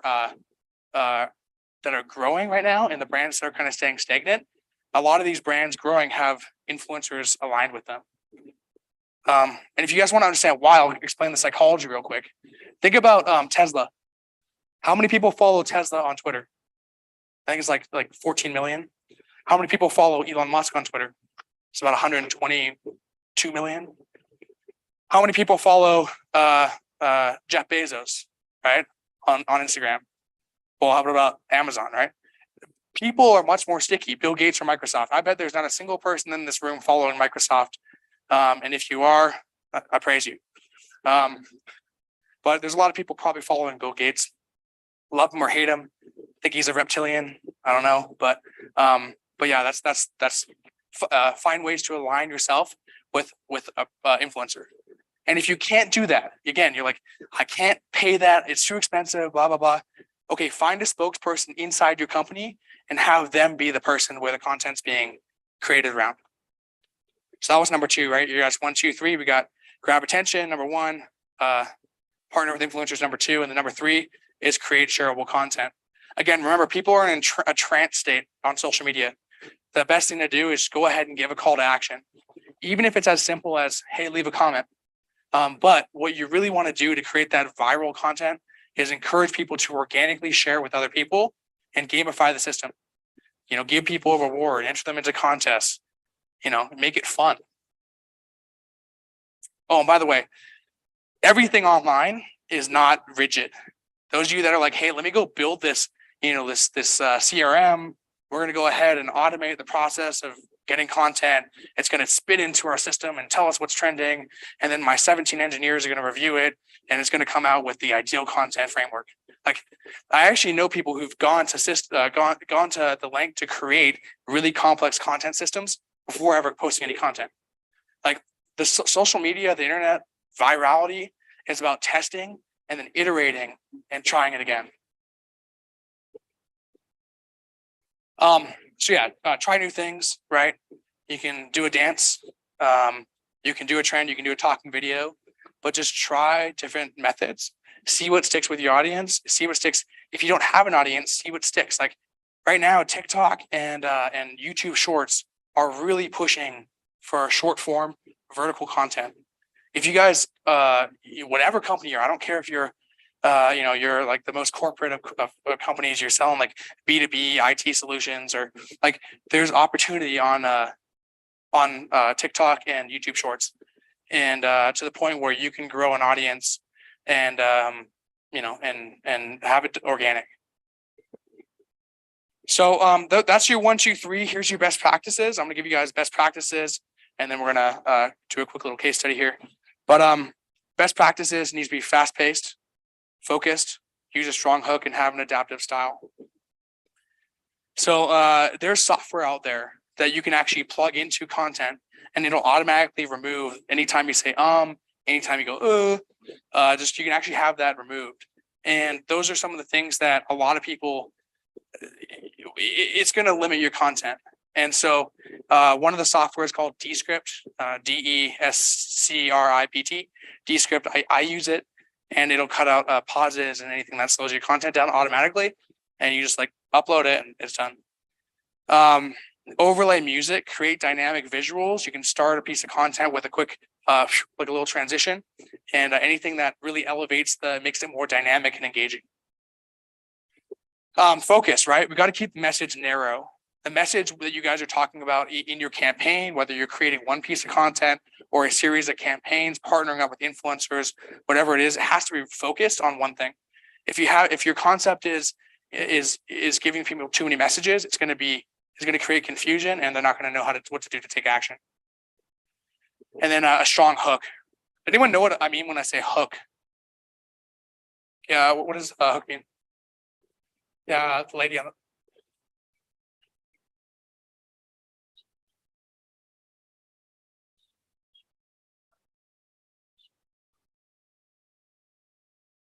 Yeah, good. Yes, yeah, so she's right. So a hook is what you use to get your audience attention in the first 3 seconds. Could be a question, could be a statement, could be something controversial. We know that first impressions matter here, right? Some of you are dressed real nice, some of you are dressed casually, whatever it is. We understand that first impressions matter in the real world, and it's even more important in this viral content. And then it's got to be adaptive. Like if you're trying to take a video where you're sitting on a chair and you're talking for 25 minutes, that's not going to work. It has to be adaptive. In fact, there should be something happening and changing every 3 seconds, right? Again, the average internet user's attention span is only 3 seconds. So let's have something happening every 3 seconds that makes that keeps their attention. I got some misconceptions here I kind of put in, but just for the sake of time, I'm gonna only go through maybe a couple of them. So there's one misconception, kind of what I'm talking about right now, is I've mentioned social media a lot. So it's like, hey, Dylan, is social media the only way to reach an audience and go viral? The short answer is no. I actually run, you guys saw earlier, Mindful Agency. My head office is out here in Vegas, in Henderson, about 20 minutes from here. And there's a lot of ways for you to actually reach people. One of the ways we do it is, we have solutions like our SEO Blitz, who will go ahead and get you featured in some of the biggest publications in the world. Think about the household names that you know and love, and you read business, top business publications, top industry publications. We'll get you, featured there, and then we'll get another 20 to 30 publications, with your name in the title.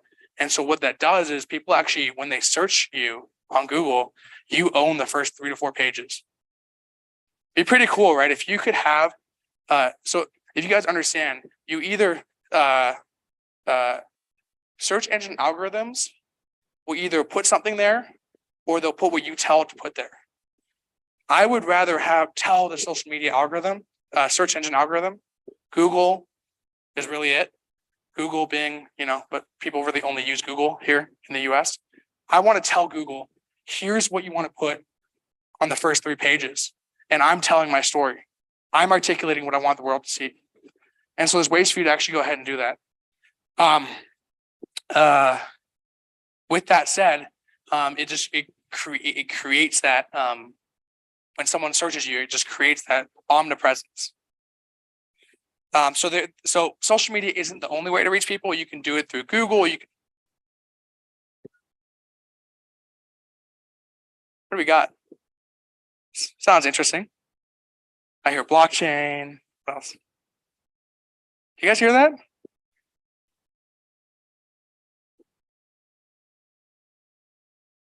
I don't know what she's talking about, but I'm interested. All right. And now it's my phone. Should we answer it? Hello? No, I'm just kidding. I didn't. All right. So social media is not the only. There's a lot of other ways to reach people. You can do it, like SEO Blitz. You can get featured in major media. By the way, that doesn't just create omnipresence, it also creates authority. There's a reason I'm here today. It's because I haven't just been featured in, publications like entrepreneur.com. I actually contribute for these publications. And so when you create and establish this authority for yourself, you now get new opportunities that come to you. There's a reason that I have over 3 million followers on my brand. Like, I didn't just, wake up to that. Like, I created that. And so we drive traffic to my pages to grow them. And so, by the way, if you guys want to learn and talk about any of that stuff, I got a booth just past where lunch was today, out the hallway. It's called Mindful Agency. I'll be there for the rest of the day. And then my team will be there the rest of the week. But you can come talk to us about all that stuff. All right, here's one more misconception. People think the social media algorithm is always changing. If I go into some of your search history right now, I bet I'll find something about, hey, what's the newest update on the algorithm? Something where you're searching for. And so the thing is the algorithm. Okay, has anyone ever wondered if the algorithm is changing? Oh, there's some new thing. Go ahead and raise your hand. Is there some changes to the algorithm? The short answer, just to appease you guys, is yes. There's algorithm changes happening constantly. Okay. The thing is I do this for a living and I don't even know what the heck is happening in the algorithms. So the reality for you guys is if you try to pay attention to it and you Google something saying, hey, has the TikTok algorithm changed? Guess what you're going to find? You're going to find a blog written by an intern who doesn't even do this stuff, that's paid $8 an hour, or they're out of college and they're doing this for free. Like, if you guys go Google this stuff, and sorry to the interns in the room, but if you Google this stuff, you're going to find out a whole bunch of BS answers that just aren't true. And I'm not saying that to be like, hey, come work with me, because obviously, look, I'd love to work with some of you guys in the room and help you scale up. I'm just saying it because of the fact. Because even if you Google like, my boyfriend's leaving me, like, what do I do? You're going to find a WikiHow article from someone that, that wrote it. And it's not from like a psychologist or a therapist or someone who's, does this stuff professionally. So if you want to know what's working, just your best way to figure out what's working. Okay, number one, don't focus on algorithms, focus on content. Just make high quality content consistently over time, and eventually it's going to work. That's number one. And number two, if you want to know what's working, just look at what's working. Go and look at the viral videos. I showed you guys a bunch early on. Figure out what's happening. If you want to find someone in your niche, in your industry, go look at the top 2 or 3 people, what they're doing, and just do it. It's as simple as that. All right, so we talked about the viral formula. So really, what is the viral formula? Well, we talked about the 10,000 videos that I looked at, and the 1% that did well, the 98% that kind of were in the middle, and the 1% that flopped. We talked about relevance, motion, timing, shareability. I gave you guys the 1, 2, 3, the 1, 1, 1. Grab attention, partner with influencers, and create shareable content. And then we talked about best practices, right? Fast paced. It has to be constantly changing, keeping people's attention. It has to be focused. You need a strong hook, and it has to be adaptive. Let's put it together. Anyone in this room know what this is? Dylan, you said that at the start. Who here knows what this is? Again, we all agreed. Everyone's hand goes, what is this? Thank you. Thank you. You rock. All right, I'm running. So we got relevance, emotions, timing, and shareability. This was so relevant. Everyone was doing it. The emotion appeal was there. The timing was perfect. And this was the best shareable piece of content in viral history. Why? It's a pyramid scheme. I did it, and then I nominated 2 people. And then those 2 people got 2 people, and they got 2 people. And then I got a little commission on them. Right? But it was a pyramid scheme. And so they created the most shareable piece of content in history.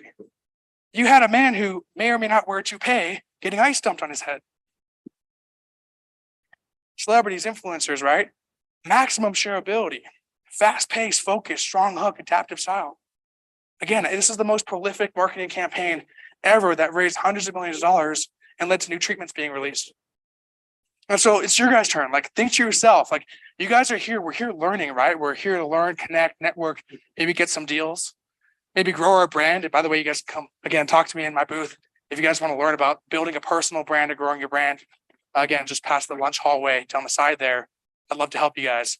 And I can create viral campaigns for you. We can do the same thing I've done for myself. The millions of followers we have, the top publications I've been in. Or you guys can go out and do it yourself. Build that campaign. And then shoot me a message in this time next year when you're like, hey, Dylan, I got, we had a video get 2 million views. That's the best part about doing stuff like this, is when it actually sees you guys' success. Again, that event I hosted with Gary Vaynerchuk was incredible earlier this year. And he said, Dylan, the best marketing doesn't feel like marketing. That's really should be the focus. Create organic content, make stuff that goes viral, and at the end of it, have fun with it. So thank you guys so much. Would love to talk with you guys again. I'm here all day today. And if you guys have questions about any of this stuff, come chat with us and make some good content. Cool.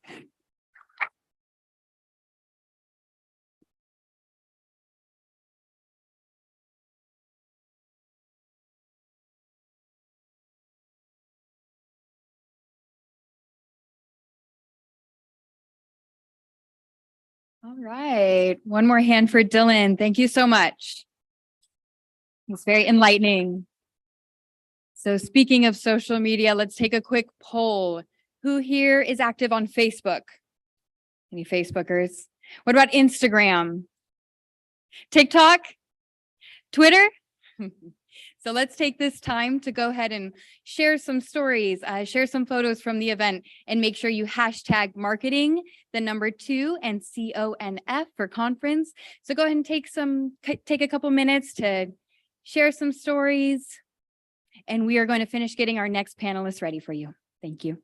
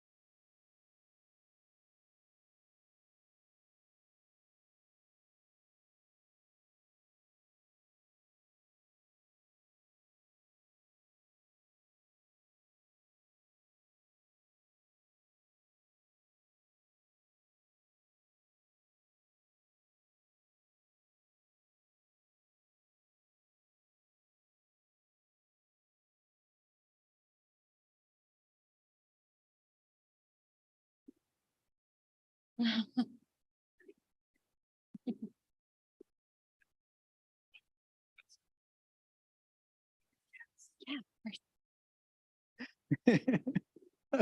Oh, sorry.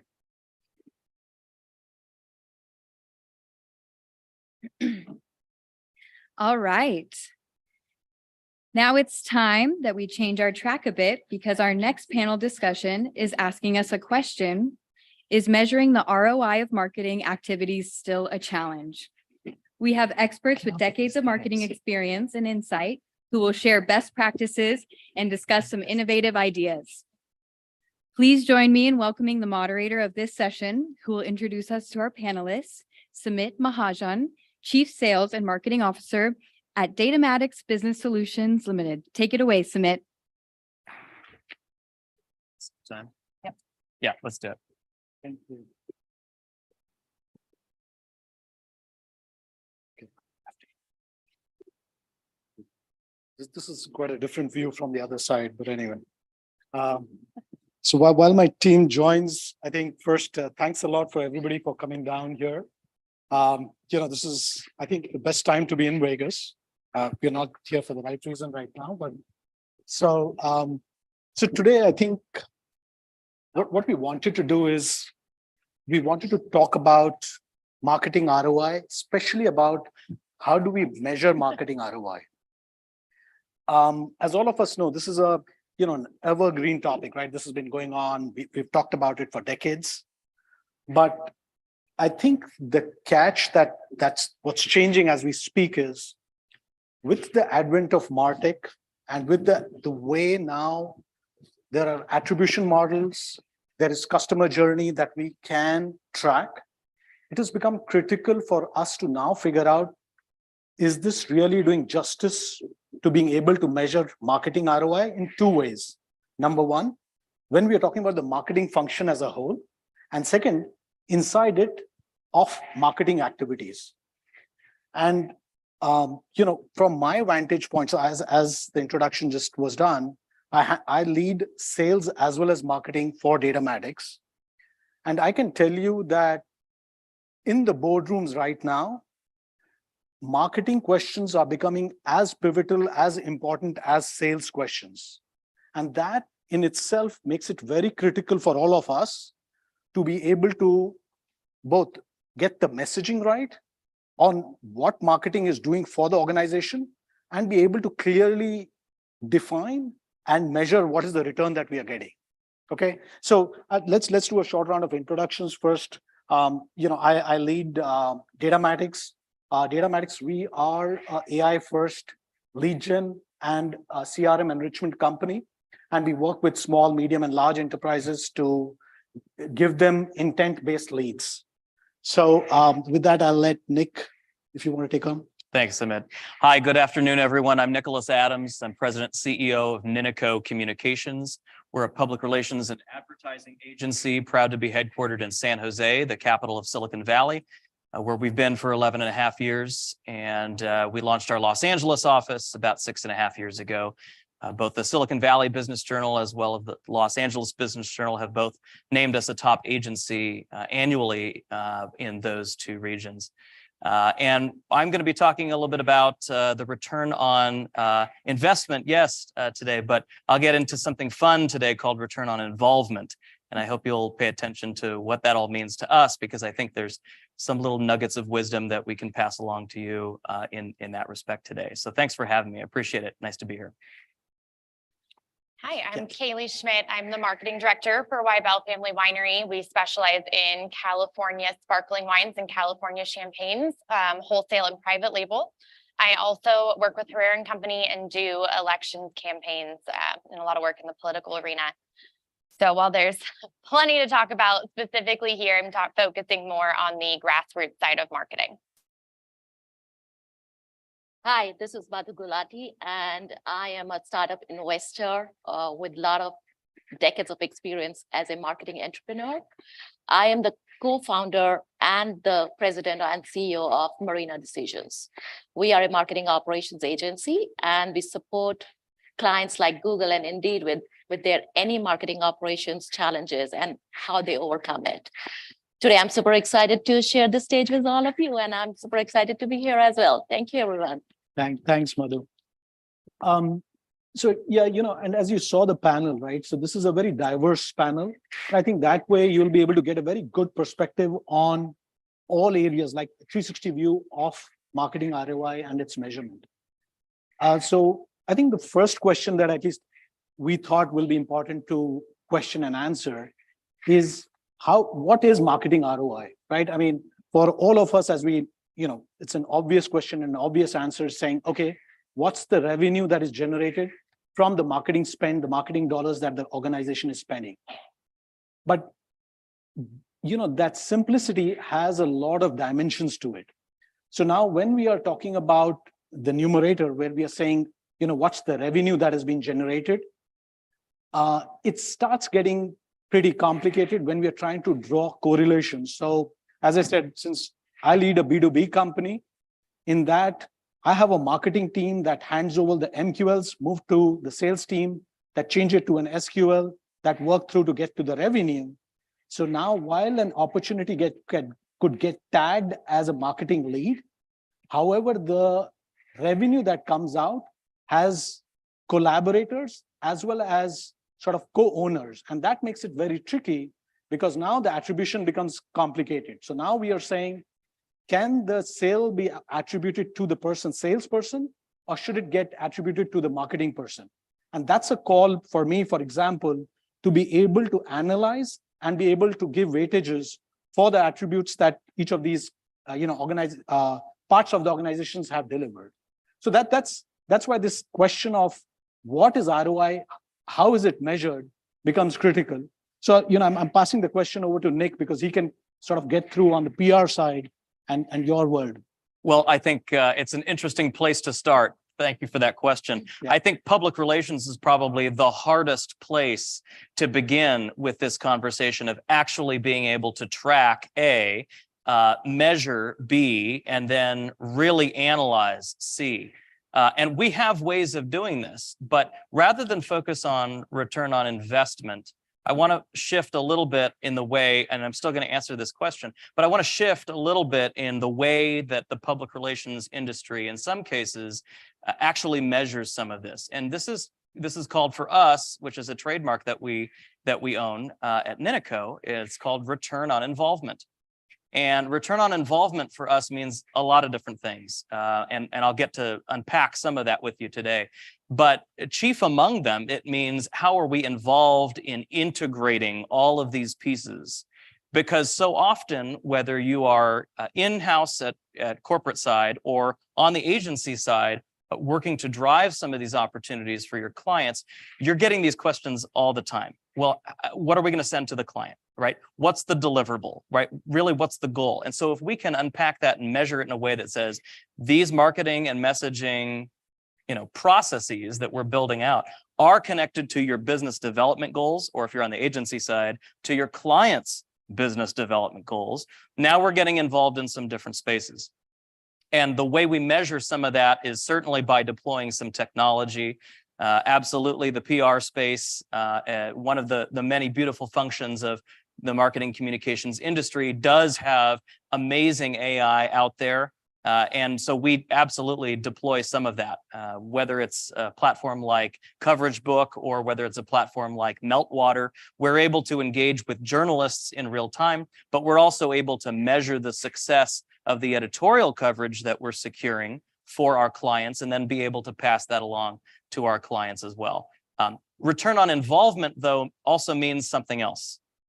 And this means, for us, it means balancing what we're doing with the digital footprint for our clients with what we're doing offline, and being able to showcase that balance to our clients and sell that brand promise in the marketplace, whatever industry they're in, doesn't matter, is really important. And that means, for us, that means getting involved in your local community, effectively engaging with your chambers of commerce or your local Rotary Club or whatever that may be, because that brand promise gets delivered in a very human way in those instances.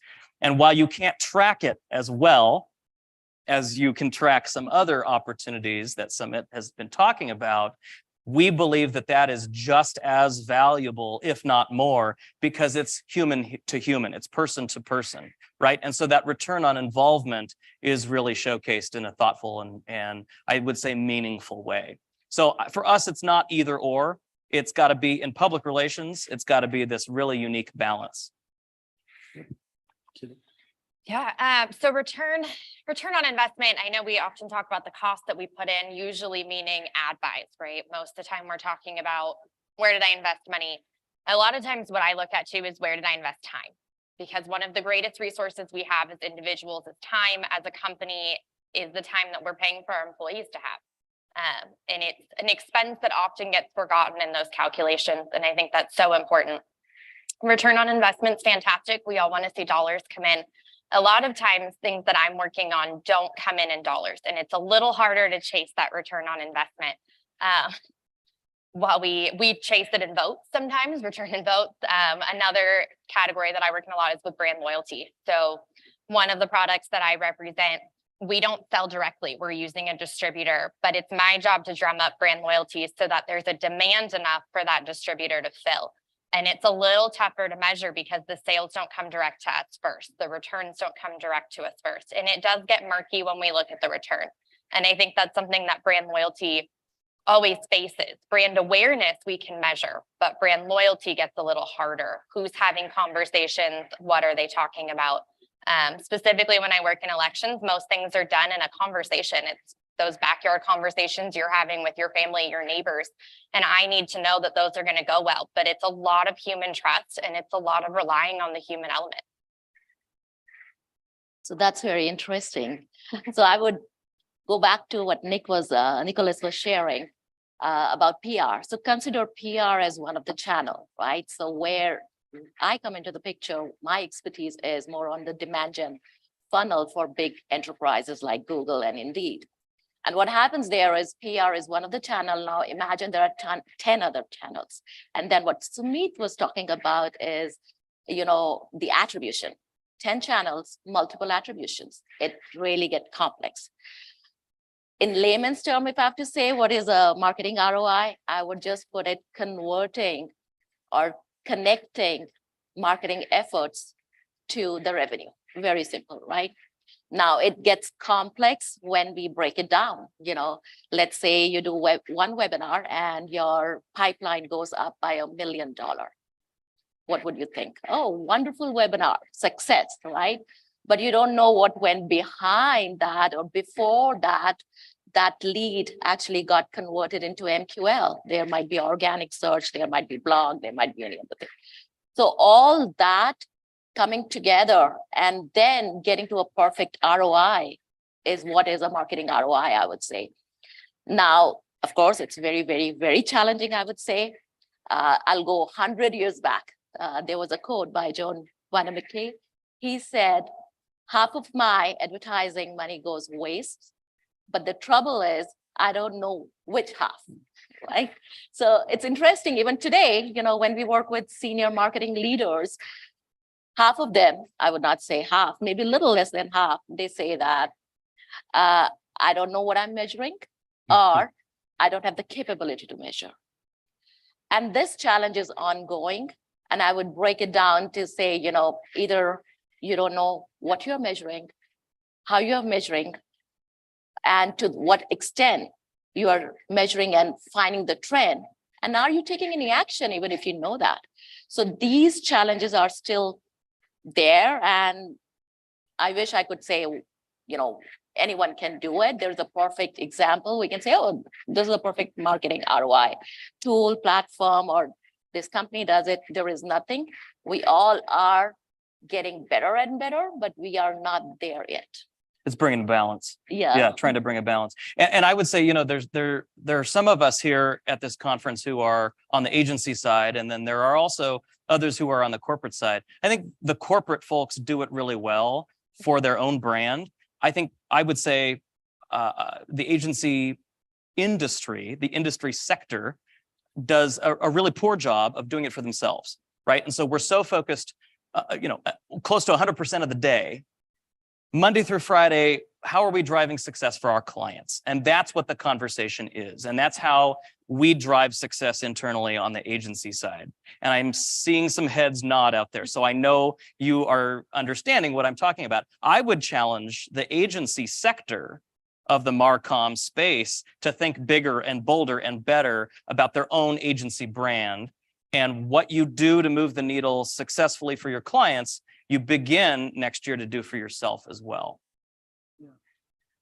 So I mean, each of these perspectives obviously comes back the full circle, right? So I think from the answers, we can see that each of our definitions is slightly different. And two, once I put on my sales hat on, and as the head of the, head of growth of the company, I'm again back to numbers, right?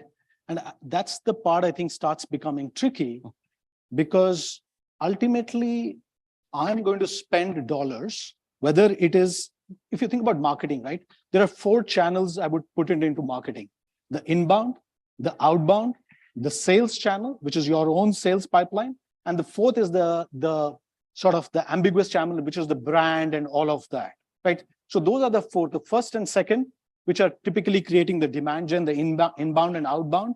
And then once the inbound, outbound channels get leads, that's where sales kicks in. And the whole thing is boxed around your brand, right? That's the way I would sort of term marketing as a whole. Now, in all of this, I think each of us have to work around what is getting measured today and what we think we can improve on. If I think about the first aspect, given I'm guessing some of you would be from MarTech area, or at least use the analytical tools, in the digital space, I think right now, there is sort of a very good methodology to be able to track, who's coming in, who's going out, and what's the return that is happening off that journey. So there is still a method to the madness.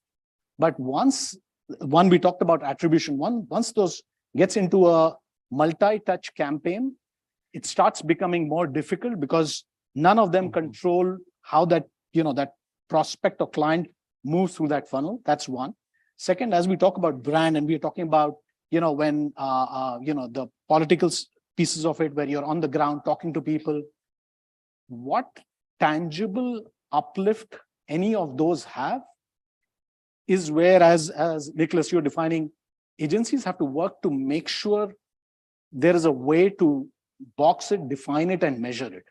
Because the more intangible you remain, the bigger the pushback is at the board level. When I'm sitting there, I do get these questions back saying, yes, you did this 3 years ago as well. So what? What really happened? And unless you're able to correlate that activity to an output or an outcome, that's something you're opening up yourself for question. And whether it happens today or tomorrow, there will be a closed loop which could go against you. So I think one of the questions I'll push back again is, what do you think is the biggest challenge with the arguments that you have with your clients, etc.? And how do you think, what is the path to the future which gives you, better visibility or better uplift? That's a great question. I would say education. I think it must start with education. I think most of the clients we've engaged with and had the blessing of working with over the past decade plus, if they've not worked with an agency partner before, they really see an agency as a vendor. And we are not a vendor. In fact, when we are seen as a vendor, we have been known to walk away from clients and actually terminate those relationships, because it wasn't the kind of relationship that we understood it to be going in. We look for long-term clients who want to obtain their big marketing challenges with sound strategic advice, and see their agency as a strategic business partner, because not only do we understand their tough marketing goals and serve that goal, but B, we fundamentally understand their business. Forget marketing for a second.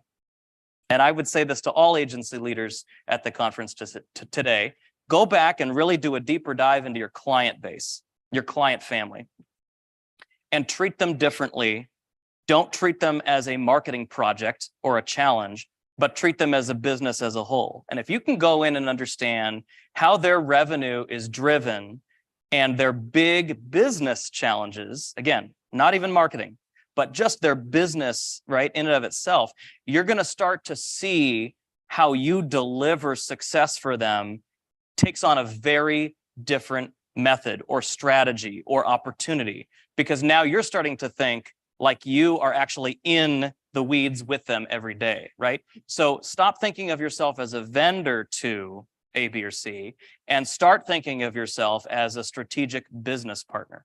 And I would say, you know, to answer part of that question, part of the goal is being able to deliver that data back to the client. And so whatever, right, that's how we get those renewals. That's how they understand, oh, that is actually moving the needle, right? And some of it, you know, Sumit talks about the inbound. And I think while the inbound happening organically is important, PR can actually drive some of that inbound. So rather than pulling in a PR agency partner too late, as I would say, to just sort of talk about what's happening, what's messaging what's happening that's good and successful in the company after the inbound happens, in my opinion, that's too late. Bring an agency to the table early on and enjoy those conversations with that agency partner to encourage more inbound, right? The third-party validation in the marketplace for a brand or a business decision maker being quoted somewhere, having a feature profile by, pick your publication of choice, and your publicists or your strategists pitching that content and securing that editorial coverage, that can actually drive the inbound. So there's a little bit of a shift that I would encourage businesses and business decision makers to make, of pulling people in who are smart in this marketing space to encourage them to have some of that conversation earlier. Absolutely. So kind of piggybacking, and with all respect, Smith, I think the biggest challenge I have is people who list brand as number 3. Right. Because if you don't have a strong brand identity, those inbound and outbound will come to a halt. You cannot maintain that. You will come off as inconsistent. There won't be a clear who you are. So I would say the first challenge in any return is a strong brand. Know who you are and communicate it clearly. Working along with what Nicholas is saying too, I think while this is the Marketing 2.0 conference, there is something to say about it not being all marketing or PR. You have to look at communications as a whole and really embrace the partnership between things like PR and marketing with a strong, consistent messaging. Those are things that they take a lot of work, they take a lot of time, and you might not be able to financially measure the return, but they're important. The other thing that we don't talk about enough with ROI is the human element. There are facts and figures, there's analysis. I am the first one to say that you should make your marketing decision and strategy based off of analytics and what is working and what isn't. I have an article coming out soon called Pivot about changing the plan because of how the KPIs are coming through midway, and being willing to adjust your business plan even, not just your marketing plan. But the human element is something we need to consider. We saw a spike the last few years in ads that targeted nostalgia. Why? Because we know there's value in people having feelings, but I can't measure your feelings. I hope that it comes through in sales, but I can't measure if I got that warm, fuzzy feeling that I'm looking for from you or not, but I know there's value in it. And there is an importance in putting investment into things that have value that we don't see a financial return on. And also, not every marketing campaign is designed for financial returns. I've worked on campaigns that are dedicated to recruiting volunteers. I'm not going to see a financial ROI in that. I'm going to hope to see a return in volunteer count. I've worked on things that are about referrals. It's really hard to track if you got the referral. It's not hard to track if the referral converted to a sale, but it's hard to track if people are talking and giving referrals. It doesn't mean those campaigns don't have value. They are still important and still an essential part of business. The integration between that, though, that you're talking about is really interesting, right? Absolutely. That the piece where it breaks down in communication somewhere between campaigns or between different verticals or between different platforms. I mean, you probably see it all the time with a ton of your clients, right? So it's interesting, both of you are saying the same thing, but in a very different way, right? And this is very interesting. Now, and that's where it comes from. Like marketing ROI is not one size fits all, right? We have to customize it. You have human element to it, and you have, the evolvement and involvement of the PR channel. So what comes back to us is like, I'm sure we all have some metrics. When we say, okay, top 10 KPIs for marketing, we have a list, email clicks, campaign success metrics and all. But still, why we are talking about this session today, challenges, right? We have marketing ROI challenges, even if we know we have 20 different metrics we can pull the report from. The reason is, because we don't have the entire channel figured out yet. And as an agency, like you were talking about education, of course, I'm also an agency owner. So what we do is we become our client's trusted advisor. And what that means is we are extension of their team. Most of the time, the teammates, they don't even know that they're from Marina Decisions versus Google team member. So it's very interesting when we play that kind of a role. They fully trust us, and we participate in each and every campaign discussion, demand gen funnel, and build it from ground zero. And the results we share, of course, we have been trusted for last decade or so with so many big premium clients, and we have built so many best practices. And the major one, because of this marketing ROI, which is totally a challenge for any client we work with. So what we came up with the methodology, which is called STAB. We were just discussing, as a team, best practices. So we said, okay, let's take a stab at it. And the same STAB we used as a STAB methodology. So STAB is, and it definitely is a great one. We have been using it for last 5-6 years. It's been successful. So STAB is the skill. Over a course of time, we have seen marketing, we used to think it's the right brain. You remember 20 years ago, it's just the right brain, creativity and all that. Slowly and gradually, we moved from right brain to left brain. So now we know it needs little more metrics. But how many years ago did you see that we had a separate data person in the marketing team? Now it started, right? So the skills, it can be creativity, it can be data, it can be operations, it can be design, So first we need to know what is that marketing operations team is going to look like. And not every organization is ready for that. So that's the S of a STAB. T is time. How much time are we spending today? We think, okay, one campaign out of the door, we're done. I'm good. No, you need time to analyze. How did you do it? How much time are you spending on analyzing the data? How much time are you spending on QA, that email? How much time are you spending on your PR campaigns? So all that outreach, we are doing that. Then this STA, A is our, forgot. So A is the attribution, which was the main one. So the attribution is more about, what would you attribute to your campaigns? It is single touch or it is a multi-touch. So single touch, I would not say it's wrong, right? We all know if it's a small company, then yes, you can attribute to that one click or one filled out form activity. But if it's a multi-touch, big enterprise, you have to depend on attribution. And how do you get that? And then the STAB, which is the B part, is the business data and the technology, which is the major one, right? So the business data has to be clean to get to the metrics. If it is not clean, yes, it's going to go waste.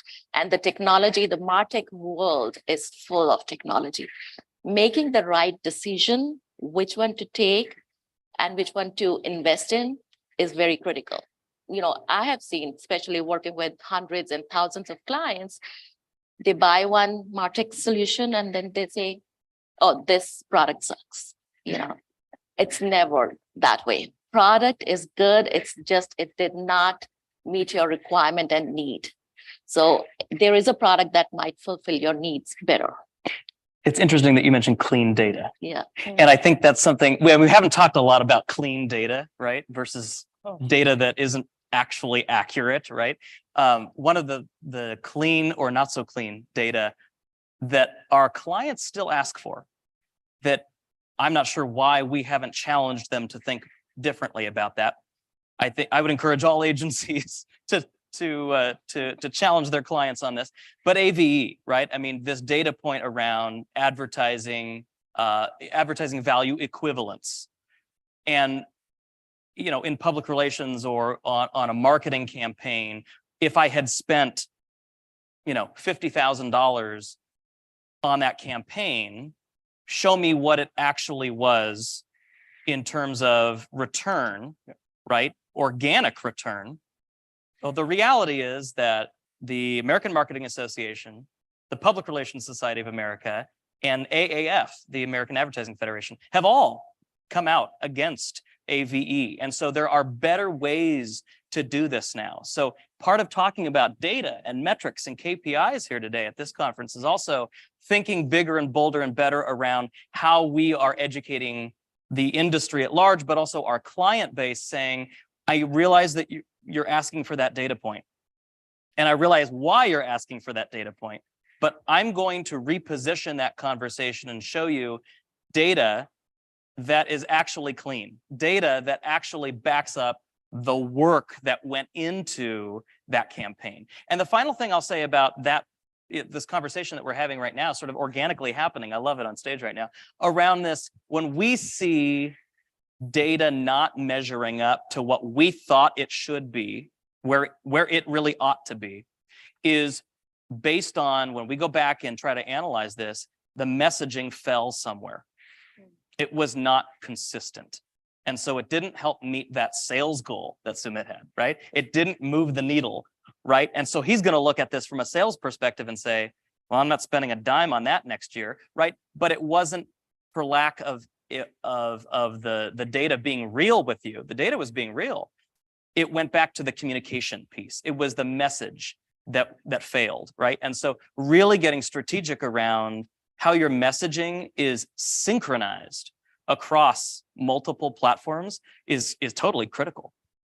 I think that's such a great point, and it really ties into what you were saying earlier too, that there's a failure sometimes not in the data. The data is there, but the data interpretation, right?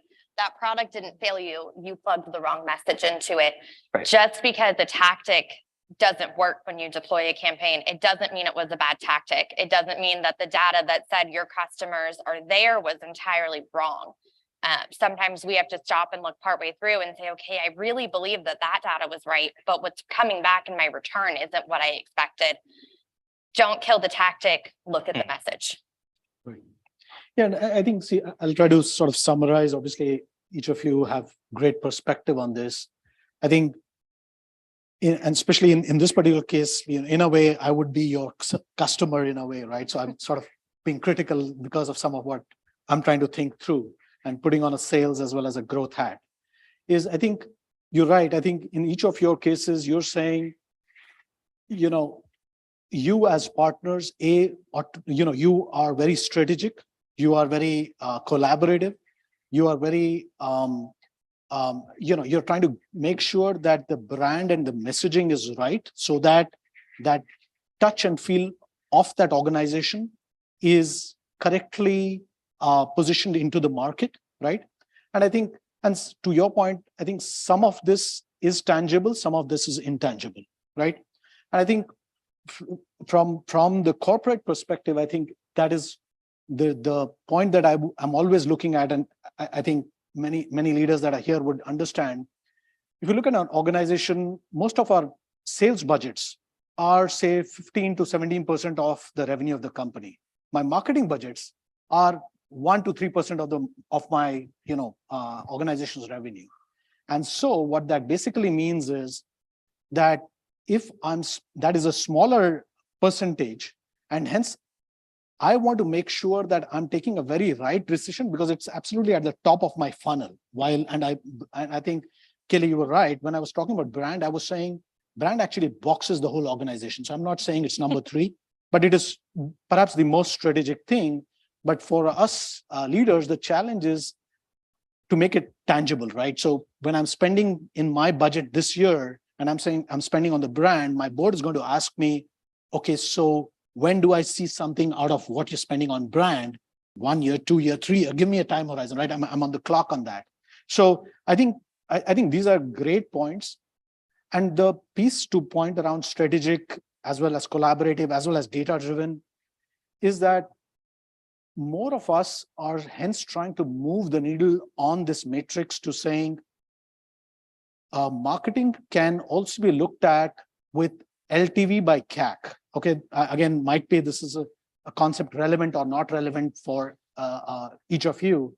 But what I'm saying is, if your brand is doing a good job, the relationship would be a long-term relationship. So don't look at dollars earned from an organization this year. Look at it over a period of time, because that gives you that, hey, you did actually do a good job on the brand, right? So sort of long-term value. When I'm talking about the denominator, I'm talking about the customer acquisition cost, right? So when you're talking about that effort that you're saying, on the ground effort that you're trying to do, whether it's a PR effort, all of that for me as a leader, I'm looking at it saying, this is a part of the customer acquisition cost.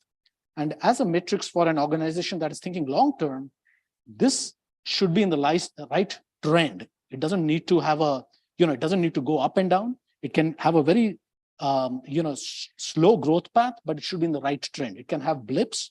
And I think that's the critical element of bringing brand together, bringing your strategic collaborative approach together, and hence being a long-term partner for that organization. And so you're not being viewed as, okay, the PR company, what did they do? They did this, it didn't yield results in 6 or 12 months.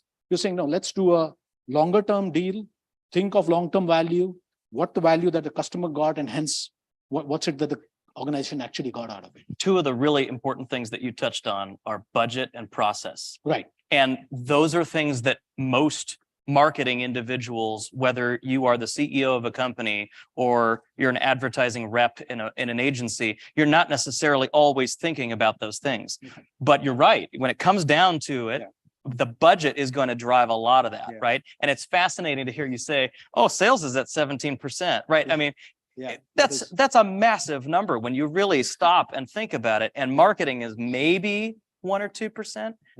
So what's going on here? Why is there this chasm in better understanding how to partner with marketing? Not use it. I don't want to be used. I want to partner with you, right? Right. I'm not that going back to the vendor idea, right? I'm not a vendor. And then the process piece, right? It's okay. Well, what's the process that really works? Is it a quick project here and there? That doesn't work. Come on, let's be real. That doesn't really work. A project effort here or there is a Band-Aid approach to anything in marketing. It's not going to be as successful as it could be or should be. So if you think strategically around a project, whether it's increasing sales for a specific sector of your business, or the educational outreach component of a nonprofit organization that you're involved with, whatever it might be, if you're more strategic and say, okay, this is long-term growth. Yep. Because short-term growth can be motivated in other ways, but to really tap the power of marketing, we're going to think long-term. It's why our agency doesn't do anything under a 1-year agreement with any clients, right? PR, I would say marketing in general is not a tactic, it's a process. And if you treat that process with utmost respect and really partner with that process, watch out, because magic can happen. Yeah, absolutely. I think what Nicholas is saying about the long term, I mean, even within marketing plans, there tends to be a lot of focus on a campaign, and we look at how is this channel returning. But it's also really important that when we go to the beginning and we're planning that campaign, that we're looking at a longer lifetime picture of how we want this company talked about. Who do we want to be in 10 years? Who do we want to be in 20? Because while we might be trying to get customers tomorrow, you want to make sure that those are the same customers that you want in 10 or 20 years, and that you're not doing a full pivot in the middle. I would also encourage any company out there, even smaller companies, to find a partner. And it might not be a PR firm quite as stellar as Nicholas is, depending on your budget. But even if you're just partnering with them for audits once a year or every other year, it's easy to be so ingrained in your own company that you're interpreting data how you want to see it. Or that you're just missing an image because that's not your perception of your language. And it's important to have that third party come and check you, remind you, and help you. I would encourage any company to partner with another agency at least a little bit. So this is very interesting, like the budget, especially the marketing and the sales budget. We all hung on to the budget. That was so funny, right? I love it's very real. Right? This is B2B I'm talking about. I'm talking about my budget. So So, personally, I work with a lot of startups and I've had a lot of other clients in any vertical you talk about. And of course, we are on the marketing side. So the very first thing when we sign an agreement with the client, you can easily make out it's a sales driven or a marketing driven company, right? So sales has more budget or power versus marketing. And the way you do that, and it is changing, now because of the marketing ROI. So the way you do that is if you are able to justify your marketing spend to the CFO, the CEO, you are in good shape. You would have that power. Sales is always going to be the leader. I would not deny that fact. But the moment you are able to produce those metrics, the ROI metrics to CFO to get more budget, to justify it. So, most of the time companies are moving where, the perception, so it's a change management thing. The perception is marketing is cost center, right? Mm-hmm. But now when the marketing leaders are thinking about it and they are able to prove the marketing ROI, what they are doing is they are changing that perception from the cost center to the revenue center. And that's the win-win game for everyone in an organization. And I would say bringing them in early enough. Yes. Right. Really then becomes fundamentally critical to prove that it actually can work. Yeah. So that should be the goal when we take on any project, we do the audit and then we start with that end result in mind. So, we are able to prove the ROI on each and every campaign, the attribution, and then, it's a success for everyone. Yeah. And I think that in a way, all of us hence agree. That's why marketing ROI measurement is so critical. So I think we have a minute left. I don't know if there are any questions. Apologies, obviously, we didn't get a chance, but yeah, please go ahead. You can hardly see anybody, but I know. It's tough to see. Sorry. Can you hear me? Yes. Okay. So we all agree that it's a bit hazing. It's difficult really to measure how effective marketing is. Mm-hmm. And my question is back to education, because if we don't educate our clients or stakeholders, they can just take the budget away, right? Mm-hmm. So it's a little bit of a question to you guys, what do you do to educate your stakeholders, your clients? Is it a workshop, onboarding, weekly or monthly touch bases? Just a little bit of best practices from you. Thank you. Sure. I'll start, I guess. But when I'm in-house, I focus more on quarterly meetings, updates. Out of house, sometimes it depends on who I'm working with and what they need and the time frame of the end goal. But for me, I think the biggest thing is communicating the metrics that you're going to use to measure it right when you start. This is our goal. This is how we're going to measure it. And this is what we're looking for. And then updating compared to that throughout. Hey, our goal for quarter one was here. We're actually here, or we're not doing great here, but we're making this change based on this. And just speaking numbers. There's not a company around that doesn't speak numbers. Unfortunately, it is hard to communicate things like brand loyalty, even back to the company that's asking for brand loyalty, because it's not in numbers. But I would say just establish the metrics you want to use the day you establish that you're going to start a project. I would say with some of our clients, we are able to deliver those pickups or the metrics or whatever it is that we've outlined as some of the key performance indicators that we're going to use in partnership with them. On a quarterly basis, we deliver, sort of end of quarter reports, we call them, to all of our clients. And that reporting is certainly in there. The data is backing up what was secured, in the press, right? Press coverage now is linked to the data that is being presented. So that's helpful. And then in an end of year reporting for most of our clients, what we'll do is say, we'll take a quick look at what we did this year, but we really want to focus more of our time on next year. And here's what we're going to do a little bit differently based on how we moved the needle for your marketing programming this year. And sorry, go ahead. It's okay. Yeah, so and I think from my perspective, the two things I would call out, while as Kelly and Nicholas, both of you said, right, be very careful of KPIs. They ought to link with revenue in some way. Again, I'm a user, I have a marketing head. I hold him responsible similarly for revenue. Make sure your KPIs connect with revenue in some shape or form. Again, back to attribution, whatever way you want to do it. I think that is number one. Number two, I think is this point, if you are smart, make sure you're being able to tag your opportunities so that you can get to LTV as well. So one of the problems I've seen that marketing suffers through is, since you guys, all of us are involved on the top of the funnel, many a times if a lead comes in, that's converted into a client, but 1 year down the line, that is, say from 100,000 is a $2 million client, that's already moved to sales. And hence marketing, or even if you're an agency, you don't get credit of that.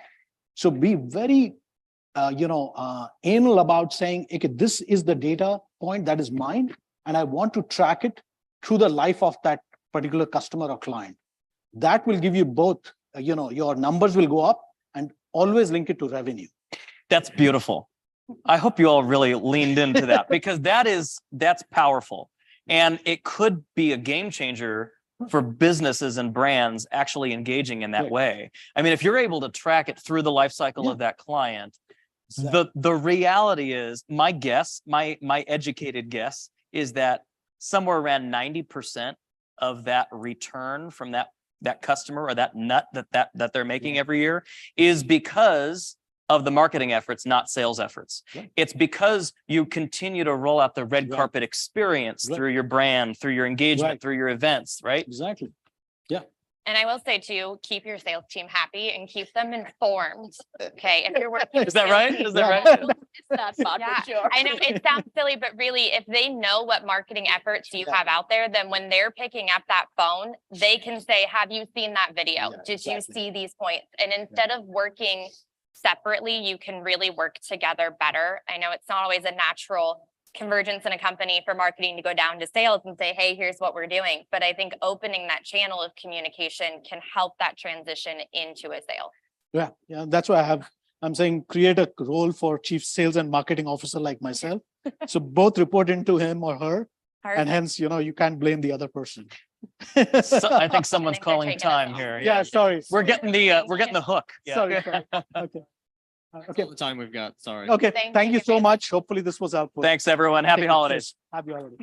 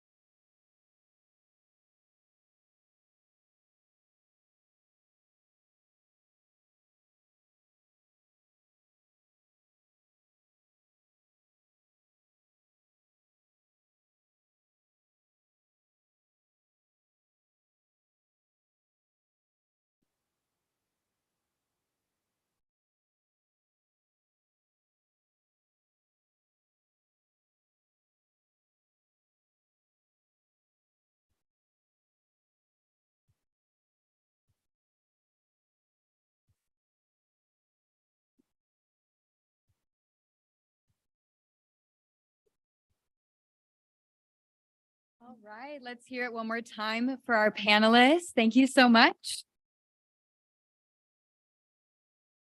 It's time to switch our attention to our upcoming fireside chat, which will be on optimizing digital experience with marketing and commerce insights. By means of this sessions, experts will discuss how marketers and e-commerce professionals can leverage marketing and commerce information to improve their consumers' digital experiences across many channels, such as emails, websites, and mobile applications, in order to keep them coming back for more.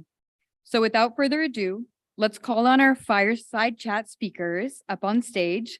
Ladies and gentlemen, Raise your hands. Sorry, in applause for Panse Musa, who is marketing coordinator at Specialized Medical Center Hospital, and Mashur Haq, founder of Dynamic RE.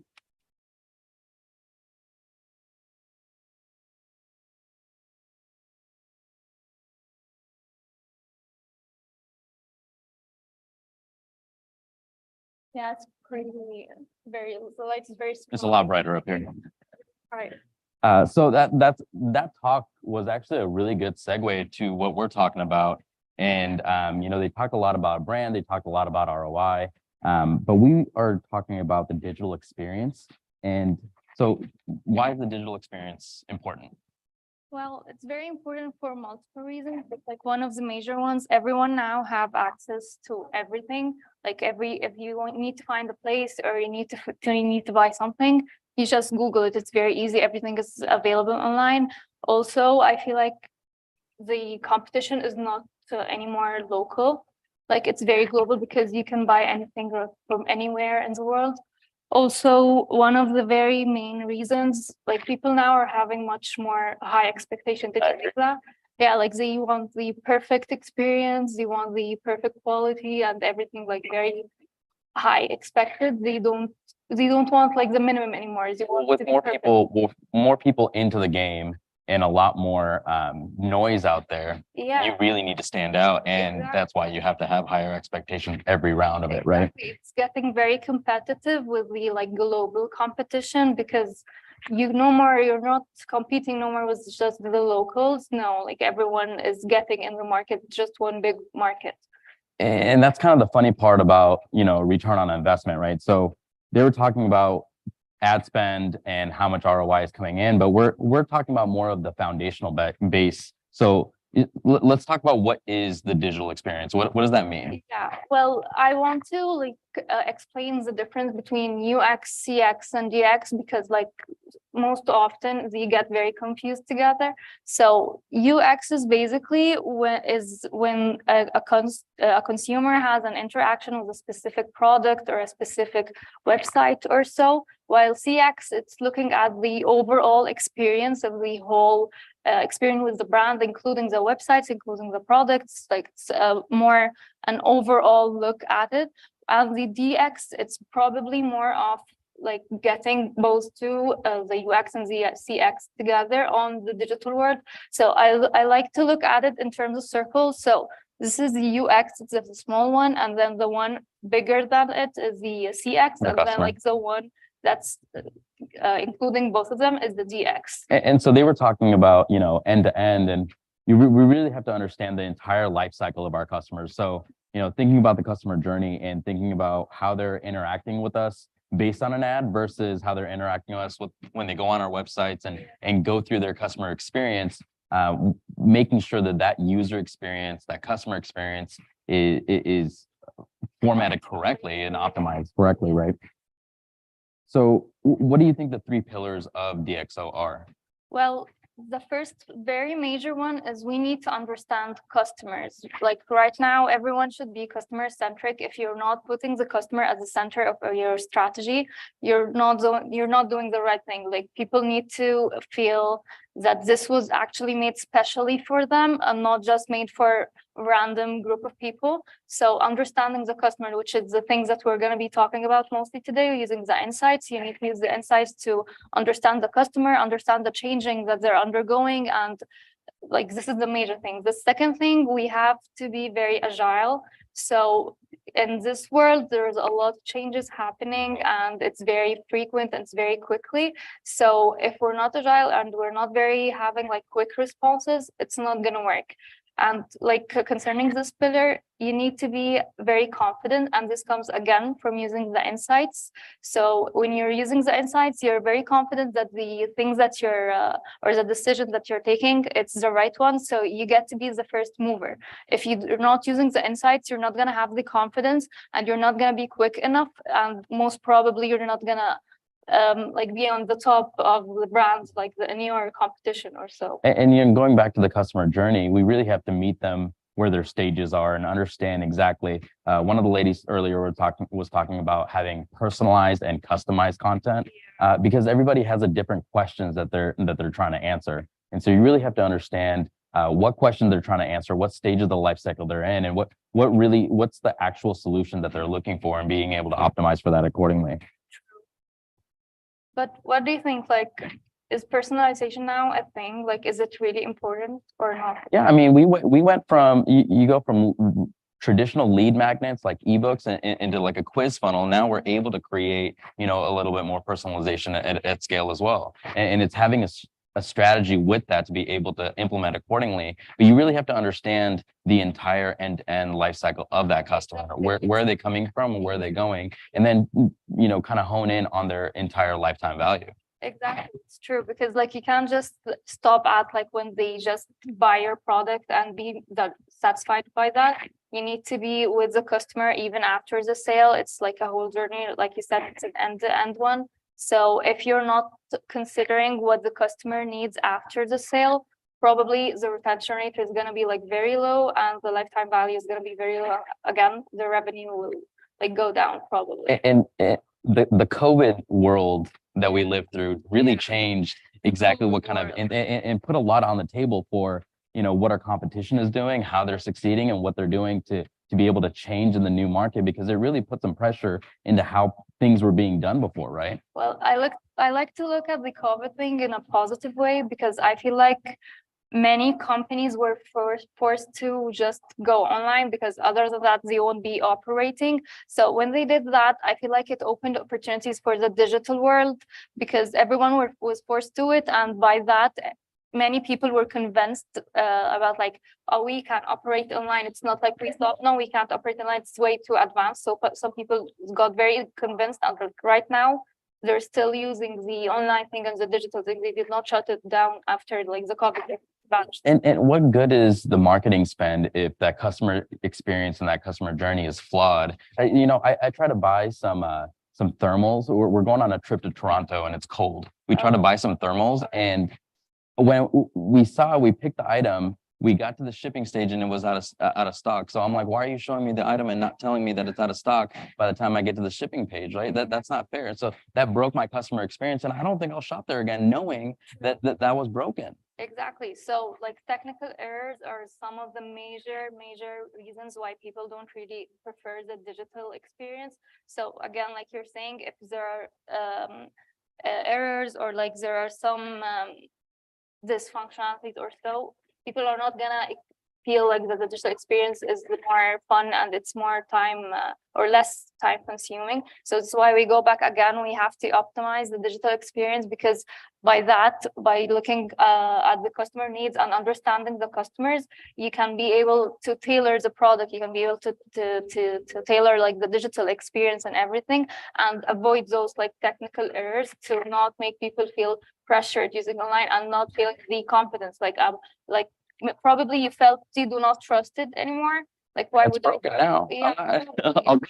We went and found it somewhere else. Exactly. They lost the sale. Yeah. And going back to that, it really changed the perspective of how everything is getting done as well, because everything's done like we were doing it on the phone on the drive here, right? And so like everything has to be mobile friendly. Everything has to be optimized that accordingly, because it's changed how people utilize and use our products and services at this point. Yeah, actually, like studies have been done, and like in 2021, like more than 90% of like the digital population are accessing the internet from the mobile phone. And if we get more into like the shopping experience or so, it's actually more than 72% people are shopping online, and they prefer to shop online because they say it saves their time. So like what you're saying is exactly true. People need to tailor their content to be mobile friendly. And like if you do not have an app, you have to include app in your strategy. If your content is just better for like website or like PC view, you have to tailor it to be like friendly with the mobile view, basically. Because if you do not do that, less people are going to be viewing your content, because like more people are now on the phone. So it needs to be like vertical It needs to be appealing for the content, like for the phone view and everything. So yeah, I think like if companies are not integrating that, it's not gonna work because like we said, 90% of the like internet users are accessing it through the phone, basically.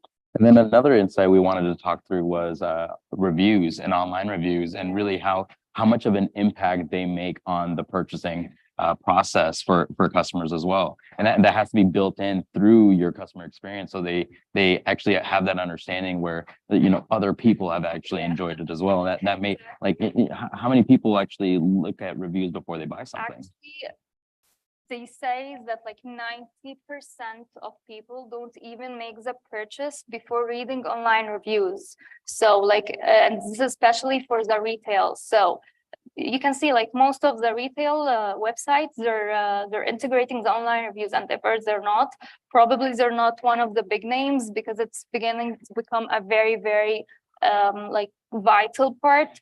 Because I'm not gonna do the purchase, even myself, and I believe like how many people do not like purchase before reading the reviews? Like shows hands. Probably, exactly, only one. But other than that, everyone reads the reviews. It's vital now. And actually 91 of millennials trust online reviews, just like as if like a friend is telling me, oh, it's a good product, just buy it. So everyone is trusting online reviews, and like it's not only good for people to purchase. Companies are now using the online reviews just to tailor the products. So they filter out the reviews and see like if there's a repetitive negative comments on a certain thing in a product, and they tailor that to better basically offer better products and everything. So I feel like companies need to integrate online reviews if they're not doing that already, and they need to use it to like produce better products and offer better services. It's very vital right now. I feel like, do you even like do a purchase without reading online reviews, or even book a hotel without reading? I don't want to be the first one. Exactly. I want to know what I buy makes sense, and it made sense for other people first. Tons of reviews for like booking a hotel or like booking a transportation or so it's beginning to be very important. So now going to that, like, it's funny because even when we look at reviews, it's what's pertinent for us, right? When I look at reviews and I'm reading a bunch of reviews, I actually take a couple of the reviews that actually answer the question that I'm looking for. Like we have an Asian household, and there was a vent fan that we were looking for a home remodel, and one of the reviews said, I'm an Asian family, and this vent fan works well. That sold me because I knew that he knew what my problem was. Very interesting like fact that I found, that men usually look at like the literal reviews, or like the ones that are written in like words, while women actually look at the pictures, which makes lots of sense, because like, whenever I'm buying like a dress or a t-shirt or so, I don't even read the reviews. I just, where are the pictures of the real products? So I felt like I really can relate to that. It was very interesting. And it goes back to the personalization that that is just as much of the part of the customer journey and what their digital experience is like, because we relate to two different things just on stage, and imagine that to an entire mass population. Like, you really have to personalize how their customer journey is going to feel as they go through the process. Actually, this gets us to the whole like personalization, because people now, they're not just looking on the online reviews, they care more about feeling connected to the brand. They just don't want to buy something that they feel like everyone has it, everyone like wants it. Didn't you think about that? Yeah, and it's funny, the gentleman earlier was saying, as a marketing agency, we do a lot for how we can create success for our clients and how we don't do it for our own companies. And that makes a lot of sense, because you go back to kind of understanding exactly what that personalization aspect is, and what that partnership mentality looks like, and really be able to create a process that makes sense for both people, and understand the foundational differences to create the best way forward. Like the market right now, it's not about like just producing something and selling it. It's more of like what is this person like what this person needs or wants, and then building the product based on that. And having like a personal experience with it. Exactly. And that's, especially we talked about one of, a few of the challenges is there's so many more people out there. There's so much more noise out there. And really the only thing that your competitors can't recreate is how much of a personal experience that you can create. True, because I feel like people are looking more at the personalization factor more than the product. So like I might have the same product in two brands, but this one probably like write my name on the package. Like, thank you for making this purchase possible. So I'll be like, oh, I'm gonna pay more just to have my name written on the package. And actually studies has proven that this is actually correct. Like more than 70% they care about having like personalized product, and if it's impersonal, they won't make the purchase. And even like more than 90%, they prefer to pay more for personalized products or even packaging. So it was very interesting to know that as well.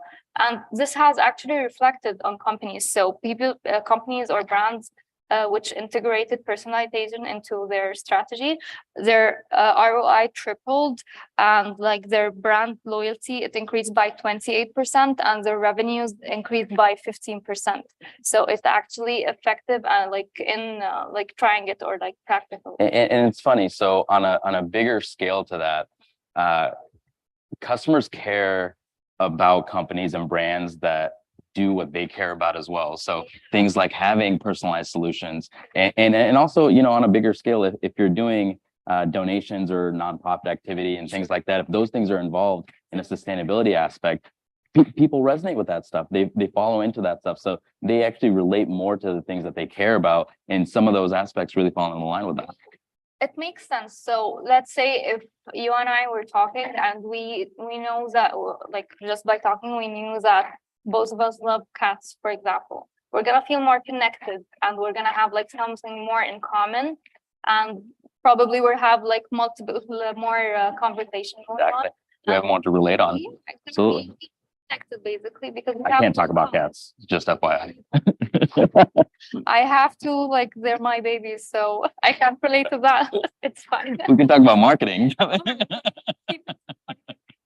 But that makes sense. So brands that do things or are involved with things that their clients and their customers also love and care about is just another avenue of marketing. But that's also part of the entire customer and user experience as well.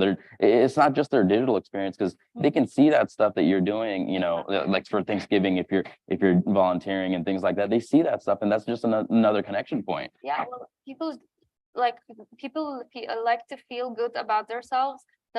So basically, if I'm buying something and they tell me, oh, by buying this, you're donating 10% to like a certain charity, I just feel like I'm a better person. I'm buying something for myself for my amusement, but at the same time, I'm helping like someone else. So actually, also studies have proved that like 90% of people, they really care about what their companies care about and what they support, and like 2/3 of them are willing to pay more to companies that support the similar things that they are supporting, even if it's the same product in like two brands. So it's I feel like it's very vital now that people like brands integrate CSR into their strategy, because it's becoming very important. Well, and it needs to be a part of their talk process, and understand that that's what their clients want. So it makes it easier to do everything all the way around if it's a part of your strategy. Exactly. Yeah, it's true. So as a marketer, as sales, as a business owner, there's a lot of things that, some of the KPIs that we look for, whether it's newsletter signups, whether it's revenue and products and services being sold, things like that. There's a lot of things that we're trying to achieve, but how does all of that stuff flow into the customer experience? And what are some pain points? One of the things that we talked through as far as the pain points in the customer experience is like those pop-ups that come up all the time. Like, we really have to navigate all of those little things as well to make sure that we keep our clients happy, from the start. Exactly. So like one of some of the major pain points that like consumers get frustrated by are the pop-ups, like you said, like the very slow page, like load times. If it's the website, it's way too complex to navigate, and like the purchase process is way too long, and you're asking too many questions and too many details. They don't feel, I just log out, I'm not going to complete the purchase. And we go back to the privacy that was like, it was discussed pretty much today, and about the cookies. People are right now concerned about their privacy pretty much. And like 47 of 18 plus respondents, they don't really give access to like what is it called, like tracking along the other applications. They don't give that. And 31% they just change their social media settings to be more private, like you do not know the location and all the more like privacy, which makes sense because right now they're canceling the cookies. So like people are getting more private and feeling less secure. So I feel like brands need to make the whole process more privacy centric, because maybe by that they will be able to make the consumers feel more secure, maybe by like creating communities. So if you create communities, it's a two-way, like a win-win situation, because you are getting the information in a way that the consumer feel comfortable and feel like more safe. If I'm in a community, I connect to everyone in it, I'll be more willing to share more information about myself, and like the brand on the other end will be able to collect more information and more insights, and thus tailor the products and the services more. And again, better product, better services, higher ROI, higher revenue. So I feel like this and could communities provide a lot of benefits, because communities, people, and content are the things that we're always after, and communities provide content to any degree. Like you can get as much content as you want out of your community, and it's user generated, but those are also what people are looking for. Anything that's user generated, and even in traditional marketing with our cell phones and videos and YouTube, people like just normal user generated stuff. They don't want the polished stuff as much as well. And so that's all part of the whole thing. And they're giving up a lot of privacy and security just by doing it off their phones, but that tells you their comfort level on that kind of side. Well, this like got something onto my mind. Like right now, people are using more, or like brands are using more of the unknown influencers, more of like the micro influencers. It's using the celebrities anymore. They're using the like micro influencers because people can relate more to that. So if I see a girl like my age and like not very popular, and she's living like a normal life, and then she recommends me a certain product, I'll feel more connected to that. I'll believe her more. But if like a huge celebrity, she's saying, oh, this product is amazing, I'm not going to relate to that. Even if I'm going to get it just because like she's a celebrity, so I'll look cool, I'm not going to relate to that on a like a deeper level. So I feel like this also it kind of pulls in all the scenarios of reviews and all of that stuff as one thing. Like feeling very connected and very real, and like it's very important now for people to connect with brands. So what are some other problems with the customer service aspect of things? How can we make sure that our customer journeys are fluid and make, like going back to my shopping experience, we can't have, having those technical errors are things that we have to absolutely avoid. And that's kind of what you meant by high expectations. Like I expect them to, like, if I click the button, that it works. Like if it does not, so I'm gonna be logging out. Exactly. And that's for anything that we're selling, whether it's paid or lead generation scenarios. Like you want it to work. If I'm showing interest, you want to make sure that I get the value that I need to make sure that I can come back and keep getting the values that I need. And I know that you'll provide them. And that's a huge part of the customer experience. Even as basic as it is, we can't have broken links or scenarios like that because that changes it. You lose that integrity really fast. The interest actually. So if it continues on keeping like getting technical errors, and it keeps on asking the same question every single time I make the purchase, I'm gonna get bored. Like this is why all the shopping websites, you just put your information once, and like going back again to buy again or make another purchase, the information is there. So they're trying to make the like the purchase process shorter, because like we said in the beginning, people use the mobile phone mainly because it saves them time, and because like everyone now, they're on their phone on like wherever you are and whenever you are, you're on your phone. So purchasing through the phone makes it like shorter. So again, brands are making like any advancement just to make it even shorter by like only getting your information once, and that's it. You don't have to put it again. Yeah. Yep. And also, a lot of this stuff gets solved by analytics as well. You should really be able to tell when people are dropping off their customer journeys, you know, what emails are being responded to, what links are being clicked. And that starts off at the beginning from when they first interact to the lifetime value. Even after they've purchased, it doesn't end there. It keeps going, because you're not going to keep sending emails if they're not working, right? And especially if you see a sharp drop off in shopping cart abandonments, and now we know that there's a problem is. Exactly. So it's all about like the customer journey, like you're saying. So I need to know where is the problem, at which stage, and insights give me that. So I know why they stop, for example, at the cart. Is it because like extra shipping costs just appear out of nowhere? Is it because the price changed after like they put in the cart in the morning, and at night I'm trying to make the purchase and the price just doubled? So we need to know why they did not complete the purchase, and insights give us that, like either the social media insights or even like the third parties insights as well. And problem solving is phase one. Phase two is really taking advantage of it and making sure that you can get that repeat and get that repeat as much as you can. And that's really what the goal should be. We shouldn't have to deal with problems. That's foundation. And you know, we talked about Netflix doing a really good job with their natural recommendations. And that's why people watch Netflix for hours on end, is because of their recommendations. It's personalized. After they watch something, they get the next set of binge watching recommendations for the next 5 days. It's true, because Netflix core strategy is based on the personalization factor. So because they know that people, when they watch something and then like something else comes up that's very relevant to what they just watched, probably they're gonna watch it because they're not searching, they're not wasting their time searching or losing the interest while searching. So it just pops up and I'm like, oh, that's interesting. It's very similar to like the genre that I really like to watch.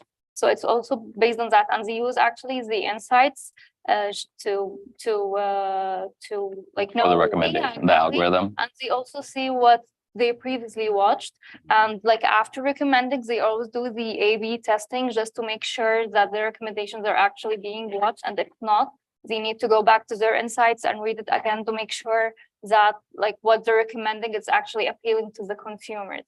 But it's actually pretty interesting, because the whole experience about Netflix is personalization. Oh, because you watched that, we recommend you watch this and this and that. Yeah, well, that's a core fundamental of their long-term success. They even include your name in it. So, hi Ponce, because you watched this movie, we think you're gonna like that. So you feel more, oh, this is mine. It's not everyone. So it's very personalized and very effective, actually. And I mean, that's really how you can minimize churn and get the most bang for your buck, because you spent that much money to get the customer there in the first place. Yeah. And if their experience falls halfway through their journey, then you're not maximizing their, you know, how much revenue that you can really make out of that. Yeah, sure.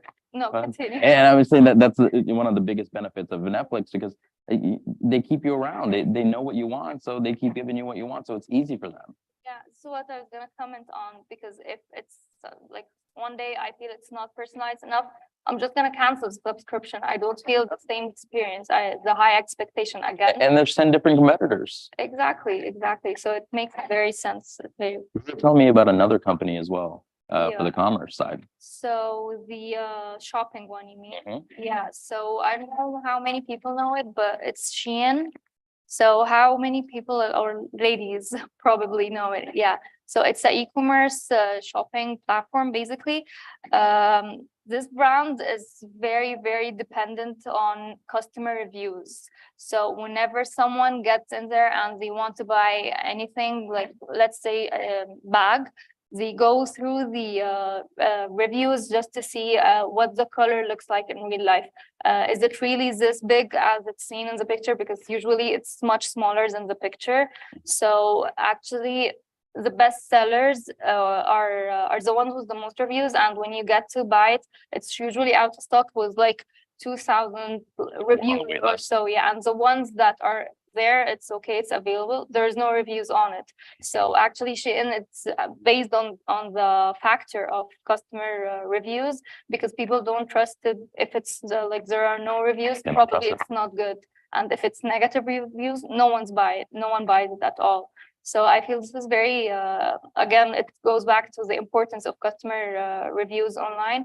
And probably it's the most in retail, because other stuff, or probably also on like hotel booking and restaurants. I feel no, it's very relevant to the B2C sector, I feel like. I mean, it goes back to the entire customer journey and meeting your clients and customers to what stage they're in and what questions that they have.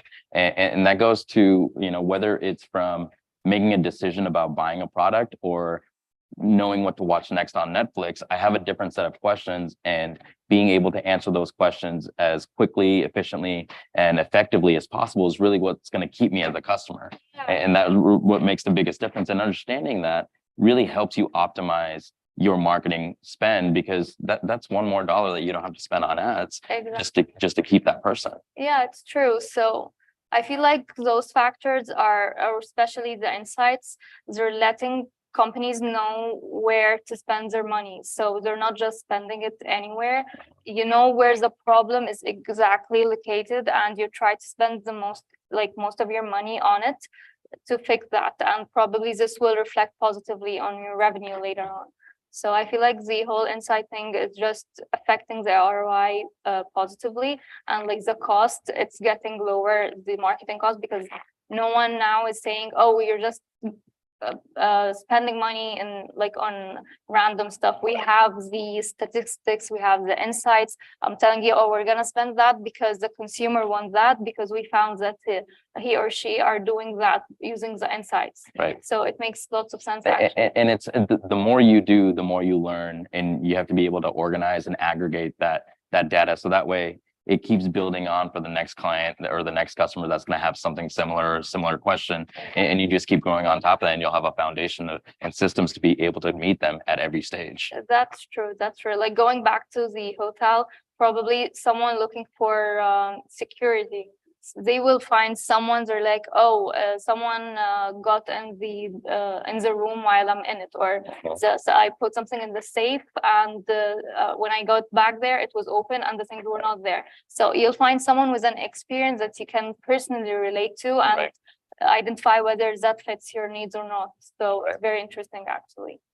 So that's what we have for our customer journey, and the digital experience. You know, we'll welcome any questions as well if anybody has any.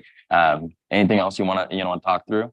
No, probably just I want to share one of the best practices for CSR. So everyone here knows Tom's, the food brand. So what I'm gonna say, they probably know it, but I just want to share it. So Tom's basically for every pair of shoes that you buy, they give away a pair of shoes like to charity or so, which again, I know the I want to share the exact quote by the founder. He said, "We know every day that we're going to give away one pair of shoes for everyone we sell, and that if we can't make the business work that way, the business just does not work." So I like that he just puts this as the core strategy for his business, and if it's not gonna work, I'm not gonna do it. So again, we go back to the fact that charity is very important and people feel good. Probably people buying from Tom's because there are lots of unknown brands that sell very, very similar shoes to Tom's, but they want to buy Tom's just because they feel good. I feel like I'm buying something for myself and I'm making someone else happy at the same time. So I feel like this is one of the great examples, actually. And I think that's a good point. So something I hold dear is sustainability. And I think moving forward, I think one of the key differences that most businesses should integrate, if they haven't, is the core aspects of sustainability, and not just charity, not just donations, but what are ways that we can change and implement business and include other nonprofits and help other people grow while we do it. And that will take a huge leap forward moving forward, because people like helping other people. And if they're doing it while they're doing the same thing that they're going to do anyway, they love having that extra connection. Exactly, like the extra thing. So like, again, if I'm gonna buy shoes from somewhere, just that, and there's somewhere else that I will buy, but I'll be doing good, I'll probably choose that. Everyone will do that. I'm not paying extra, I'm not doing anything, I'm just buying the same thing with the same price, and or even if it's more expensive, but I feel like it's worth it. It's not just a piece of a product, they're giving more sentimental meaning to it. I feel if it's a tangible thing, there's an like intangible feeling to it and value to it, I feel. I agree. And on a business aspect of things, it gives more purpose behind it. It gives more ability to do stuff, which the ability to do stuff is just another channel of marketing. And you're able to do more for other people, which gives you an excuse to do more for other people, which gives you an excuse for more people to know about you. It's a win-win-win scenario all the way around. It is. So, but it's very interesting, actually, like the whole insights word rising, like it makes me very mesmerized that when you see something in the insights and then you translate it to a problem, and then you take this problem and the challenge and you just flip it to be an opportunity, it makes me like, wow, it's one of the things that I love about marketing. It's not just random, it's a whole process, and it's very like, it makes sense. And if you can see it that way, you can navigate it accordingly. Yeah, it makes it simple for marketers, I Right. feel, so. And they just have to be able to see it that way and understand all the possible avenues to be able to maximize that accordingly. Yeah, and like there was someone asking the previous panel, like, how do we communicate what we're saying to, like, for example, the board of directors, because they don't really get, if I'm telling, oh, I need to spend that because like this will drive more sales or so, right. But they go like, why? So I feel like the insights is the answer to the why. I can tell you, oh, it's because the consumer are not feeling comfortable about that. They don't like that. They do like this. So I need to do more of that. So I feel like the insights also help, like, with the marketing department to communicate with the other departments of the company. Well, and they were also talking about all these ad dollars went bad because of the messaging as well. And that goes back into the big picture of the brand and big picture of, that entire customer journey, and really understanding your customers and exactly what they're messaging and where your brand should fit inside of their worlds makes a huge difference. Yeah, this was very interesting because it's all about the coding. So if you're talking to a female and you're using, like, for example, a male figure, it's not gonna connect. So you can just get like a perfume for female. It's very far, but this is what I haven't had. So like, you can't get a perfume for female and put a guy in the ad. It's not gonna work, basically. So you have to find what's good for the consumer and what's the coding and what's the messaging, like they were saying previously, that will actually translate to the consumer. And that's all part of that digital experience, because they're not going to meet you physically. Otherwise, they're getting you from an Instagram ad or a Facebook ad, and they want to make sure that, number one, it's compelling, and number two, you flow through the entire journey, understanding exactly what that product is, because we connected on it. Because like when it was in store, you can connect with the customer and you can ask them, like, did you like it? Did you not like it? You can see what's his frustrated about, what he likes, what he does not like.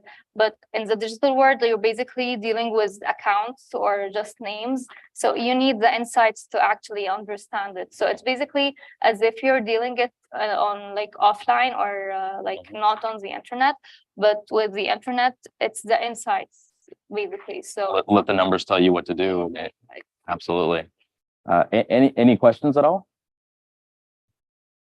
No. Oh, we'll just keep going. Well, I think it's either we were very sure.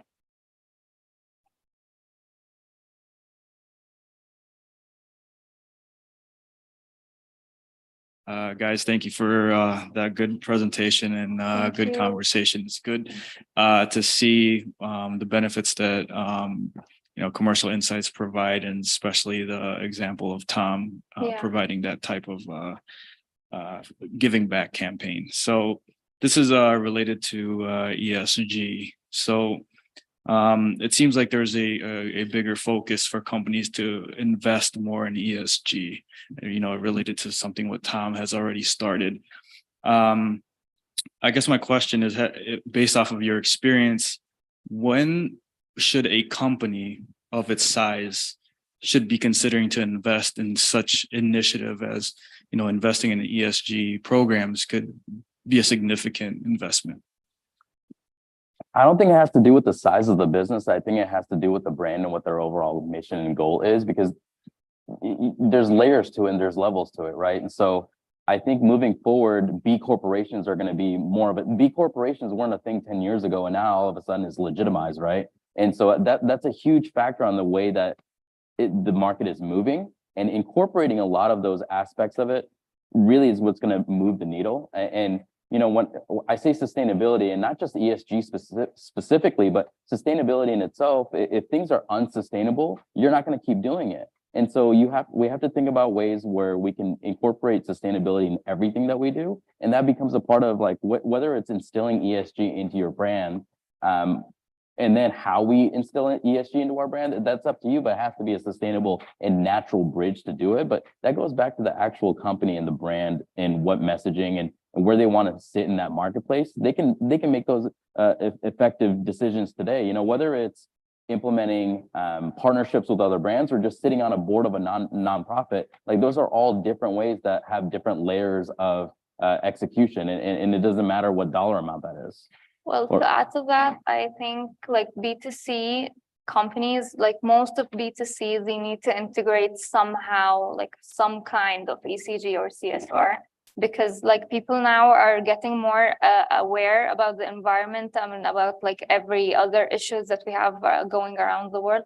So I feel like if they're not integrating like some kind, even if it's like in a minimal like factor, but if you're not integrating, there's something wrong with it, because like everyone now cares about it. So if they found a substitute to you and they're selling the same product but they're doing CSR or ECG, they're probably gonna choose this brand. So like to be on the like better side of it, or like to be on the top, I feel like it's very vital for B2C, in my opinion.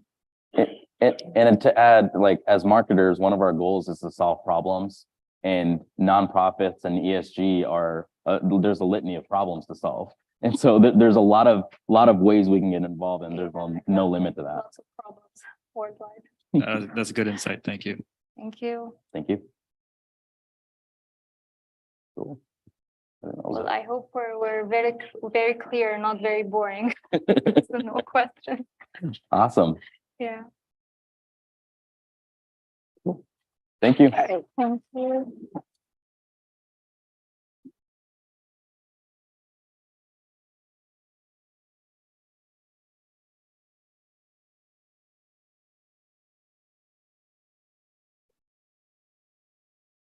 All right, let's hear it one more time for those panelists. Thank you so much. That was extremely insightful. Our upcoming session is going to be a panel discussion on the topic, scaling your personalized content strategy to drive customer loyalty and spend. Let me walk you through the topic a bit. You know that today's typical customer has a 5-second attention span.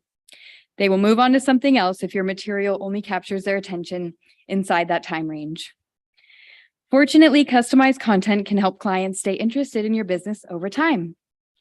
Our panelists, J.R. Spear, owner of Creed Consulting, and Carrie Price, marketing executive at Design by Price, will share how to locate and engage your audience, develop pertinent data segments, carry out campaigns, and use other best practices to increase brand recall. And to keep the moderation of the session at its best, we have Julie Ju, founder and chief marketing strategist at Julie Ju LLC. Let's hear it for our panelists and moderator.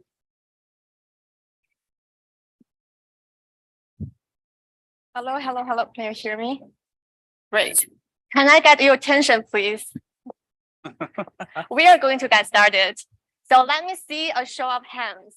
How many of you here are working for big agencies? None of you. And how many of you are entrepreneurs? Yay! Yeah, so I'm the moderator and participant, Julie Chu. And why don't we introduce ourselves a little bit? Sure. Yeah, my name is JR Spear. I'm the owner of Creek Consulting, as well as the Business Leaders Network, where I help small business owners with the growth and development of their businesses by implementing the proper steps, which is structure, technology, efficiencies, processes that helps lead them to scalability. I had some pretty pivotal points in my life, and I want to give a little background that helped lead me to where I'm at. That's going to help control the conversation of where we're going to be going today. But on February 7, 2007, I was in Barwana, Iraq, and I was blown up by a suicide bomber at a walking checkpoint. And during that time, it was a very crucial point of my life that really woke me up. But it also taught me a lot of systems and processes that led me to that day. And it was about being prepared for that ambush.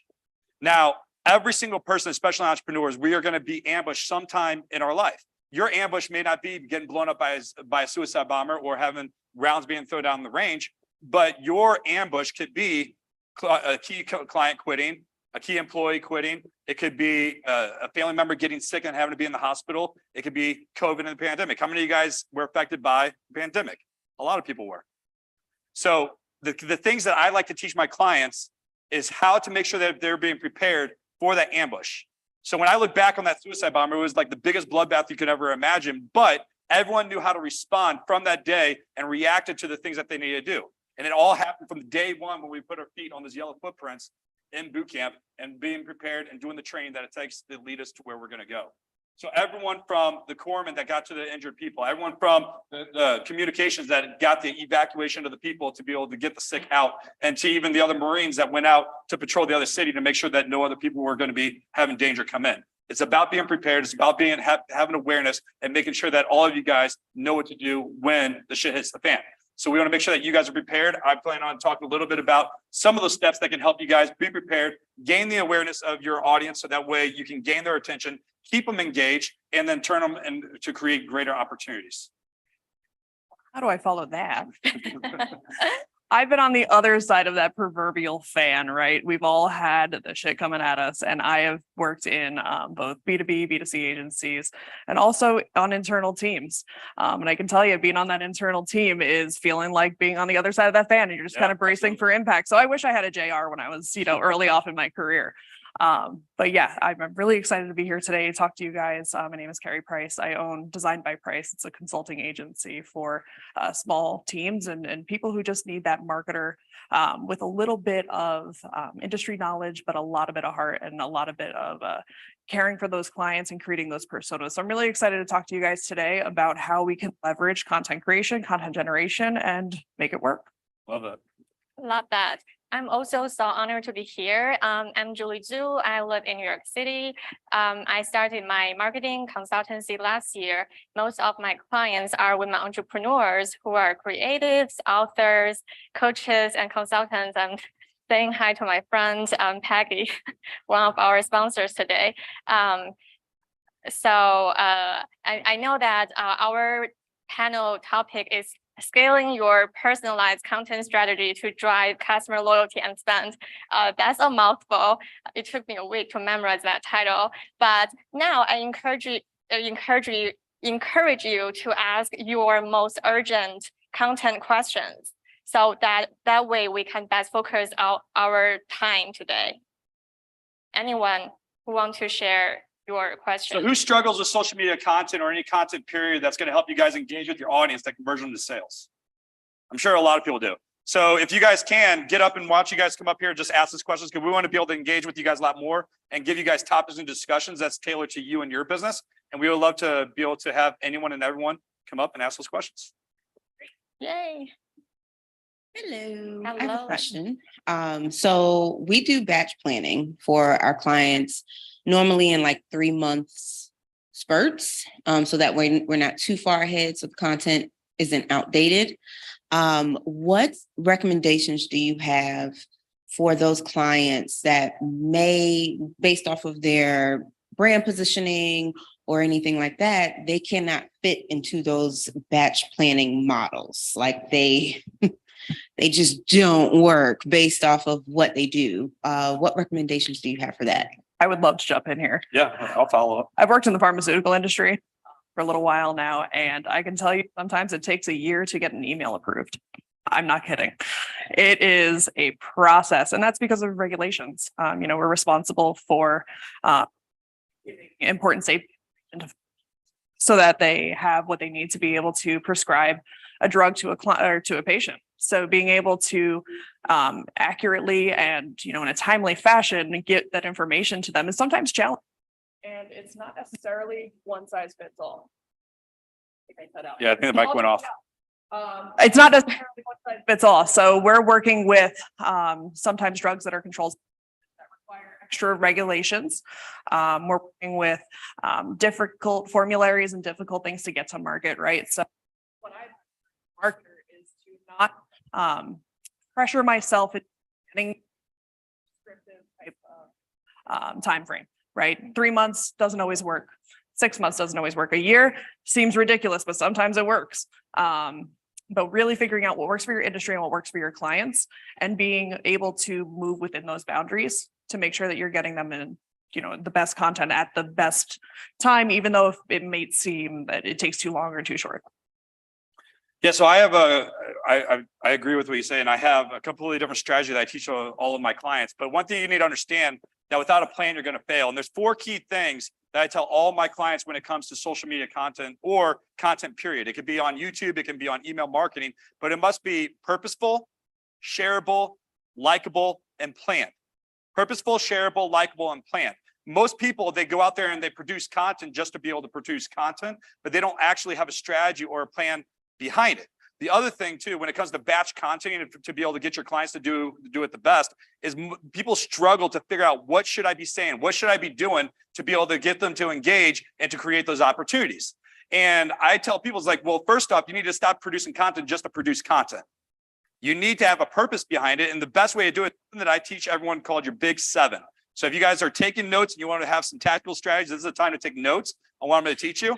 But really identifying what is your big 7. And the big 7 is the 7 biggest problems that your perfect clients have.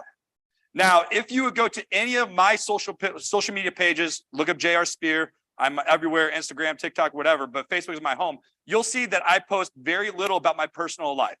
You get a lot of marketers, and probably you guys as well. And I like to argue the fact that we need to have so much personal information, so much business information, so much whatever. I disagree 100% with that, because I look at social media as business media. I am one of those people that hated social media in the beginning. And then I had a coach that had to shift my mindset and saying, well, stop looking at it as social media. Think about it as business media. How would you show up to those important one-on-one calls, to those meetings, to the conferences? When he told me that, a light bulb went off and I show up completely different to those calls and the way I show up online. But the reason why I say that is because so many people are so focused on trying to have a balance of personal and business and things like that. But the real thing that they need to understand is the people that are following you, the people that are friends with you guys, that is your audience. And on Facebook, you have the opportunity to grow 5,000 friends, which I call 5,000 seats. You are the star on your stage, on your social platforms, and your job is to fill every single seat with your perfect client. Your perfect client is the people that you want to draw in and that you want to speak to. And if you're filling those seats with your perfect client, you need to speak to the heart of the problems that they have. So for example, if you guys have 5,000 people out in your audience and filling those seats, and you're trying to figure out batch content, what to be able to say and what to be able to do, and you're speaking to the big 7, which is the 7 biggest problems that your perfect clients have. And the reason why I call it big 7 is because I used to teach them about a 7x7 grid, creating the content, batching, and it will get like 49 pieces of content. So I changed it to big 7 because there's 7 days of the week. And to be able to build and grow a business, you got to be committed to the process, but you got to be willing to sacrifice certain things to be able to build growth in a business and to engage with your audience. So figure out what are the biggest problems that your perfect clients have. So for me, when I'm working with my clients, it's programs. How do you create the program? How do they create the offers? How to create the deliverables? How to find leads, so lead management? How to close more sales? How to get more manage their time? All these different things. So all my pieces of content, if I was working with my clients and trying to figure out a batching process, I'm first going to identify what are the problems you're doing, and I'm going to create 3 months, 6 months of content based off the 7 problems. I hear what you're saying, JR and Carrie, and I absolutely agree with you that every piece of content has to have a purpose. And to answer your question, I have a little point to make, is that many customers nowadays expect even more personalized and highly personalized one-on-one experience. So I would definitely, like JR mentioned, you want to take their feedback, understand their unique needs, so you can tailor your message and your content to their needs. And that's where you make sure that your messaging, your content, even your product description are really resonating with your customers. So that way you can make sure that you are delivering a very personalized and customized experience. Yes, please. You kind of answered my question already, except one piece. Where would you get well, I struggle a lot with getting, like doing the research for the content to produce for the clients. So like where would you suggest we get, where should we do research? There you go. Go for it. Okay. So where I find the content and the research to be able to do it is, first off, look at the people that are closest to me, and I start reflecting on what do they ask me for help with. So in the beginning, if you are a startup business, this is a challenge to be able to figure out what are the problems that they have. But then we all want to attract people that we enjoy spending time with the most. So I start reflecting on myself. So if I was starting out another business, I would look at the things that I enjoy, the things that I like, the problems that I want help with. And then I start speaking to those different types of people. Now, when it comes to creating your offers, there's 4 different things that I take all my clients through. The one is you got to know who your target audience, very basic. You got to know your competitive advantage. And so this is going to help you out tremendously. When you are figuring out the type of clients that you want to work with, you got to know the competitive advantage, meaning you got to know what your clients or your competition is out there doing. A great way to really figure out the content to be able to produce is when you identify your first 3 to 5 biggest competitors. Now, if you're saying I have no competition because I'm very unique, we all have competition. We're all not that unique. We have people out there that are doing it or that are doing what we do, but you need to figure out who is your biggest competition. And this is I'm going to give you the biggest tip on how you can generate leads. Generating leads is the easiest thing, especially high quality leads they'll convert. Figure out who your biggest competition is. Let's just say 3. Follow them on social media, all the different platforms and their newsletters. Now, when you are watching their content, go to it on a daily basis. There's this thing that you have like this heart or this like button, or you have these comments. You can go there and let's just say your biggest competition has 100 likes on there. Guess what? Those 100 people are saying, I am interested or I like what he's saying. Now you can start establishing a relationship with those people on there. I look at my competitors' content, what people are responding to, and I engage with those people that are engaging with them. And that's how I fill my pipeline, get them into my community, overserve them and over deliver them to them. So that way they trust me. And now I can start talking about what I have to offer. I love that. It's a fantastic beginning. And that's exactly where we try to start in pharmaceuticals as well. We see what our competitors are doing, right? I mean, clearly, if they're there and they're competitive and if they have revenue ours, then they have to be doing something right, right? Then past that, the biggest game changer that we've experienced in the past couple of years is metadata. Collecting data behind the scenes while you're doing these campaigns, while you're executing email campaigns or banner ads or whatever the thing may be, right? Get that metadata and use it. Take it in and use it as part of your analytics, right? So when we're sending an email, we're not just sending an email to get information to an HCP. Selfishly, we're also trying to get information for ourselves. So we're collecting things like, what was the message type? Where was the CTA in the email? What time did we send it? What day did we send it? Day parting cadence, stuff like that, right? So we're taking a look at open rates and click rates and all of those other KPIs. We're seeing what performs best when and by what group of HCPs. So from there, you're going to be able to better tailor your content strategy to get to your target audience best. Yeah, love that tip. I would also, when you look at your competitors' social media content, for example, I would also look at their comment section to see if people are rather like their content or if they have any other questions that you could step in and answer the questions in your next piece of social media post, for example. And another game changer for clients is to look at the industry leaders, the thought leaders in your industry, the best-selling authors in your industry. What topics are they talking about? What is the best keynote talk they are sharing, for example? And then I think it's a great way to get inspired. Yeah. So any other questions from the audience?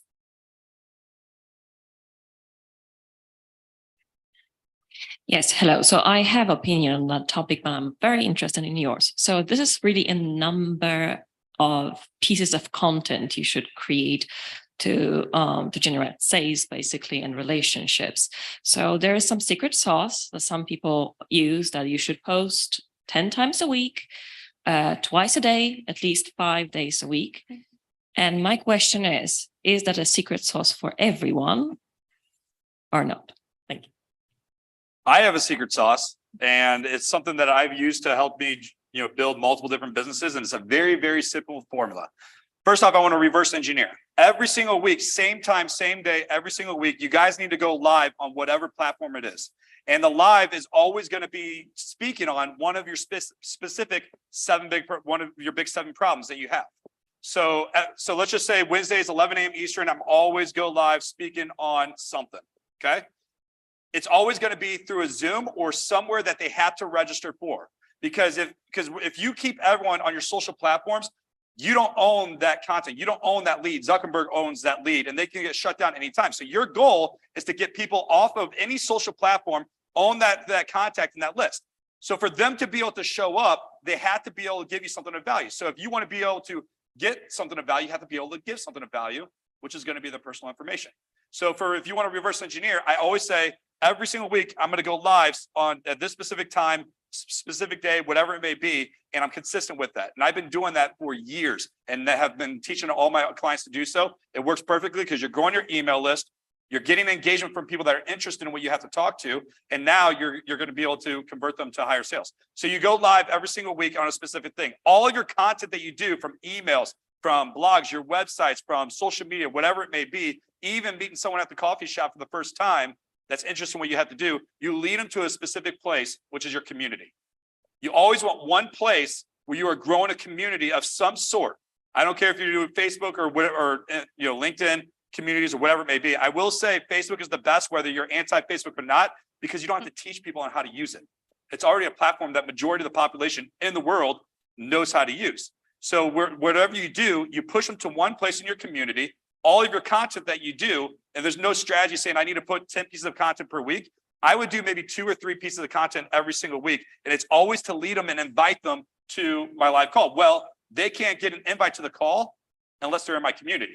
So I always send them to my community. When they get in my community, I have a welcome message. I send them an invite link to join our call. They get in my CRM. Once they're in my CRM, whether they come to my call or not, that's irrelevant. I have a follow-up process that gets to them. So usually I have maybe 2 pieces of content every single week that is always an invite to that call. So let's just say 7 ways to generate high quality leads. Comment below yes if you would like more information. They comment below yes in the comments. I send them a DM, a link to my Facebook group, because it's always one place. From that Facebook group, when they're in there, I send them a welcome message. That's a link to register for that weekly live training. And then I repeat that over and over and over again, and my pipeline consistently stays full. Absolutely, 100%. Just to supplement what JR said, when you're working with social media, which is really tricky, you're not only working with one client, right? You're not working with just the target that you hope to acquire, but you're also working with the algorithms of the system that you're working with. So you're not just trying to get people, you're also trying to make sure you post at the right time in the right place on those systems to be able to appear at top of page, right? So while there isn't a secret sauce or a one size fits all solution for this, there is definitely 2 things to consider. And that's 1, what does your audience want to hear? And 2, what does the platform need so that you can get that content to the audience so that they can hear it? That's all. Okay. I would like to, Julie, can I add something? Yeah, to sure. I like to add just one more thing to what she was saying, because the algorithm, this one's not working either. Sorry, I'll just put that over.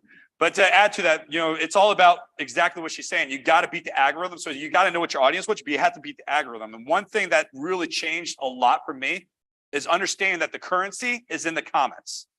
I'll say it again, the currency is in the comments. So every time you get more comments to your post, it's going to keep boosting it to the top of the feeds, which is exactly what she was saying. So when you see someone comment on a post or whatever it may be, you need to make sure that you go and reply back to it with another comment. And I always love to reply back with another question, because I want them to reply back to my question.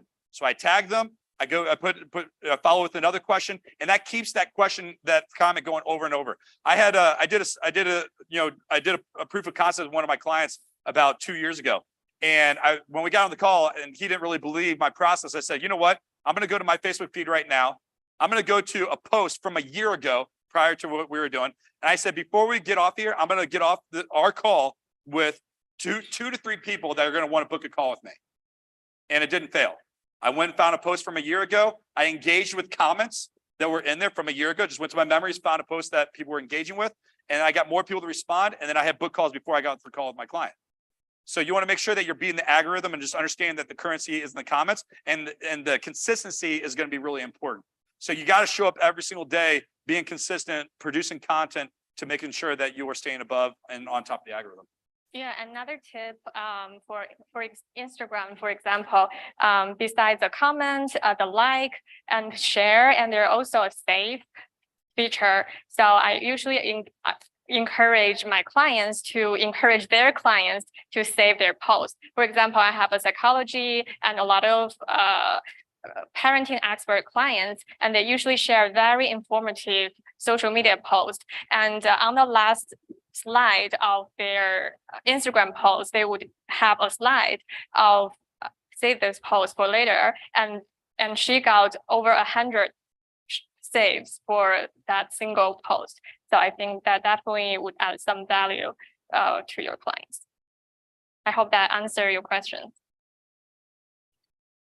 I have a quick question. Yeah. So like in regards to like personalizing content, just taking this from a approach of like thought leadership for founders, CEOs, or people who are in like in C-level positions within these organizations, what have been your experiences with LinkedIn and creating that community? I know you mentioned Facebook. I feel like the community on Facebook and LinkedIn is similar in terms of the engagement, but I've seen different type of ways that people talk about themselves, but in the light of the company, whether it is creating the content for themselves or creating like a LinkedIn article or creating that community that's still hyper-focused within the greater mission of the problem that's being solved.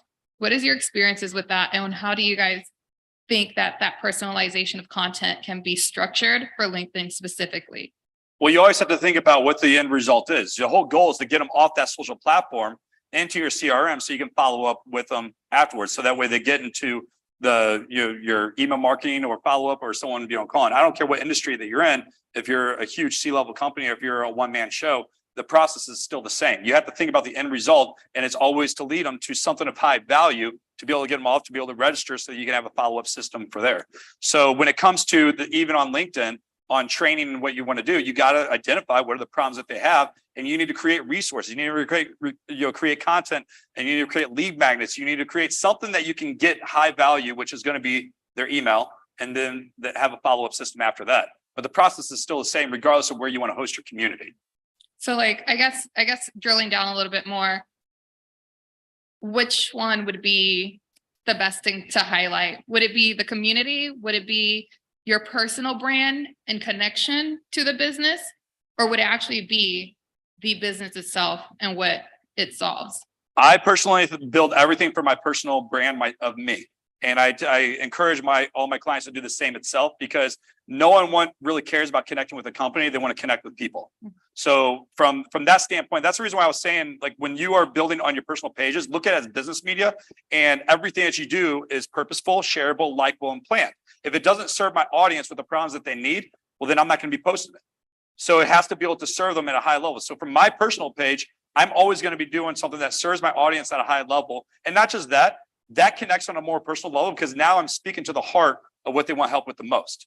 So if I was in anyone's shoes, I would build it from a personal platform, a personal page, and push them to a community that leads them to a high quality training that's consistent every week, gets them to my CRM, and having a high level person in my company follow up on a consistent basis with them. Does that answer your question? Yes. All right, cool. Thanks. You want to follow up? I think you nailed it. All right. Yeah, so do we have any other questions from the audience? Yes.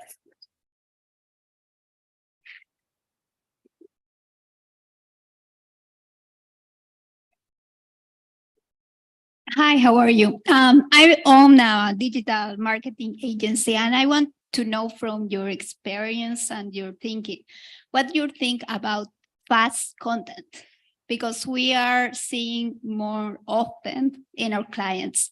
We work in the strategy, we make a schedule, we have like the planification, but then we want to pop up the trending.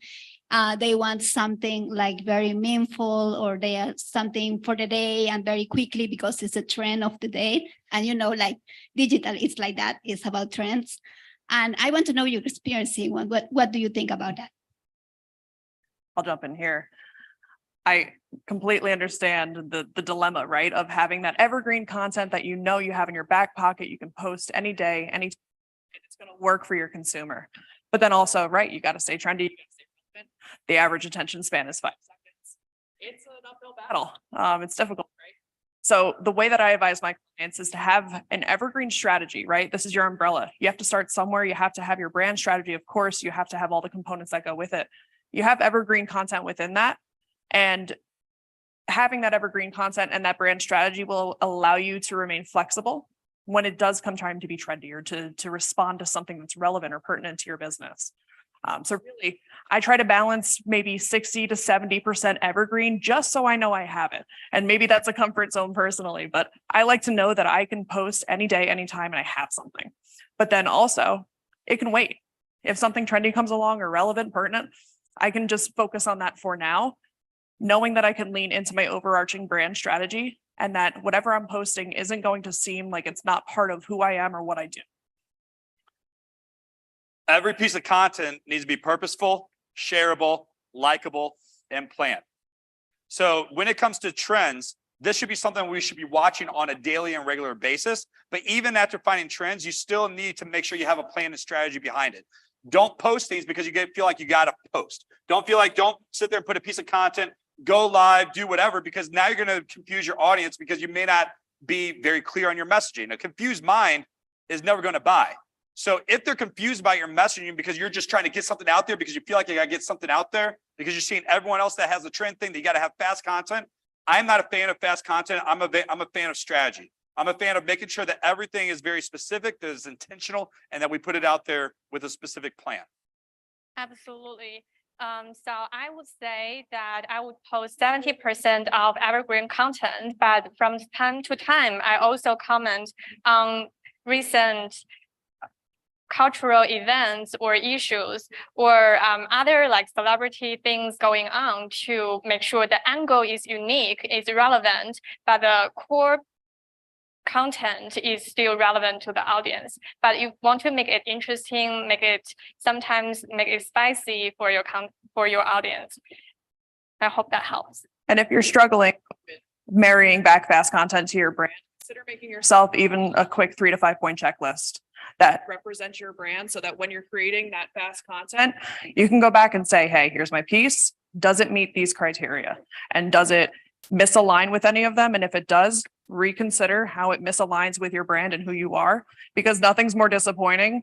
We've all seen Pinterest fails, right? Nothing's more disappointing than getting something and being like, wow, that's not what I ordered. Or like, this is completely off brand. I don't want this. Yeah. So you don't want your consumers to have that confusion either. So just make sure that you have that list of who am I, who are we as a brand, so that you can go back to that and always reference it. It's always, you always have to know which platform you're on as well, because every platform has a different strategy in the way you do it. So if you guys are on TikTok, TikTok is all about entertainment. So if your clients are on TikTok and you're trying to get people engaged, well, someone that just gets up there and just always just talking about business strategies and there's no entertainment to really get the audience, you're probably not going to get as much engagement from the people and more opportunities from your audience. Versus maybe you're going to look at LinkedIn or look at Facebook or for more content driven. I'm more on Facebook with everything that I do, and I repurpose that to all my other platforms. But you got to understand who your audience is and who you're trying to attract, and making sure that you're working with that algorithm on that social platform as well. Yeah. Any other questions? Yeah, I'm just curious how you all, your strategy for your own marketing for your own company, because obviously video is king. I struggle because it takes a lot of time. Do you have a social media manager that you work with? And if you do, I I've worked with social media managers and I feel like I'm still the best one to do it, but I don't do it for myself. So I'm just curious if you have any thoughts on that. Like someone touched earlier, like we don't market ourselves as marketing managers a lot of times, and I'm guilty of that. So I'm just curious how you get over that hump. So no one should be producing your content because you're the expert and the voice behind everything that you say. And one of the best strategies, and it goes back to someone's asking about producing content or batching content, is we're all busy, especially entrepreneurs. You're wearing so many different hats. We're doing with social media content. We're working on selling, doing sales calls. We're working on actually delivering to our clients and just trying to keep up with everyday life of family and personal life. So one thing that's really changed it for me is goes back to the strategy that I said of doing the weekly lives in the workshop. Well, you take that and if you are recording it live in your Facebook group, nowhere else, just your Facebook group, and maybe record it as well for on your personal page so you have the digital file, hire someone that you can do in different countries and things like that as a video editor and have them chop that up in many different pieces of content. Now you have different content that's going to help draw them in to get more people more engaged and curiosity for this. So if you're looking for video content, that's something that I like to do. And then I repurpose that everywhere. So I do it one time. I make that into probably 10 to 20 different pieces of content. And not just that, when I do that for the video content, here's the beauty of it.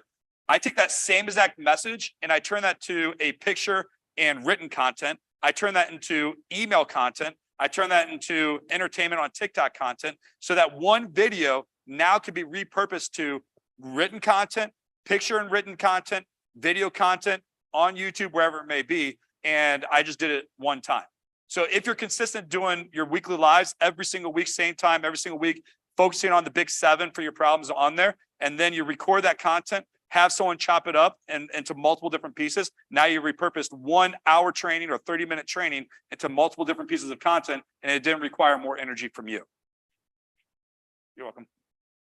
And just to add something, if you have a podcast or if you have a YouTube channel, so you could just, like JR mentioned, you could just record the video for YouTube or record your podcast video, podcast episodes, and then you can always repurpose the content. So one of my clients, she really enjoys speaking than writing. So what she does is she would record a really super long video message, a voice message for her VA. So and then her VA would transcribe the voice message and then repurpose it into social media posts, email content, and other stuff to engage and add value to her clients. That's a powerful strategy, especially if you guys don't have a podcast or a show of any kind. That is one of the fastest ways to gain credibility for who you are. Now, you may not get business directly, but that just also increases your algorithm on Google and everywhere else. But just like Julie was saying, using your voice, having a podcast or something like that, it's the same strategy that I was just telling you about, where I would encourage you guys to record like your video of your podcast on Zoom and then scrape that content out to put it on your podcast. But it's the same thing. You take that content from your podcast, repurpose it to multiple pieces of information, and now you just have endless amount of information and social media postings. Any other questions? Yeah. You can ask 10 more. Please. What's your take on tools that are coming out now, like Jasper AI, that's just producing ridiculous content like in 10 seconds? Do you think they'll be around? Do you think it's accurate? I mean, I personally don't use it yet, but I'm very intrigued by it. And there's tools out there that you can check to see if it's copyright issues or anything like that. But it's changing the game for social content all around. Now, you have to make sure that you're always checking to make sure it's your voice and your message, who you are. I just published my first book called The Success Guide to Building Your Coaching Empire. And my sister, who's also my assistant, phenomenal individual, and everyone's trying to recruit her. But she was reading my book yesterday when I gave it to her, and we're on the plane coming from DC, and we had a layover in St. Louis. While she's reading it on the plane ride, she was going through 6 chapters, and she was like, "This is like nothing new. This is everything that I learned from you every single day and what you do." And it was just refreshed and validated everything.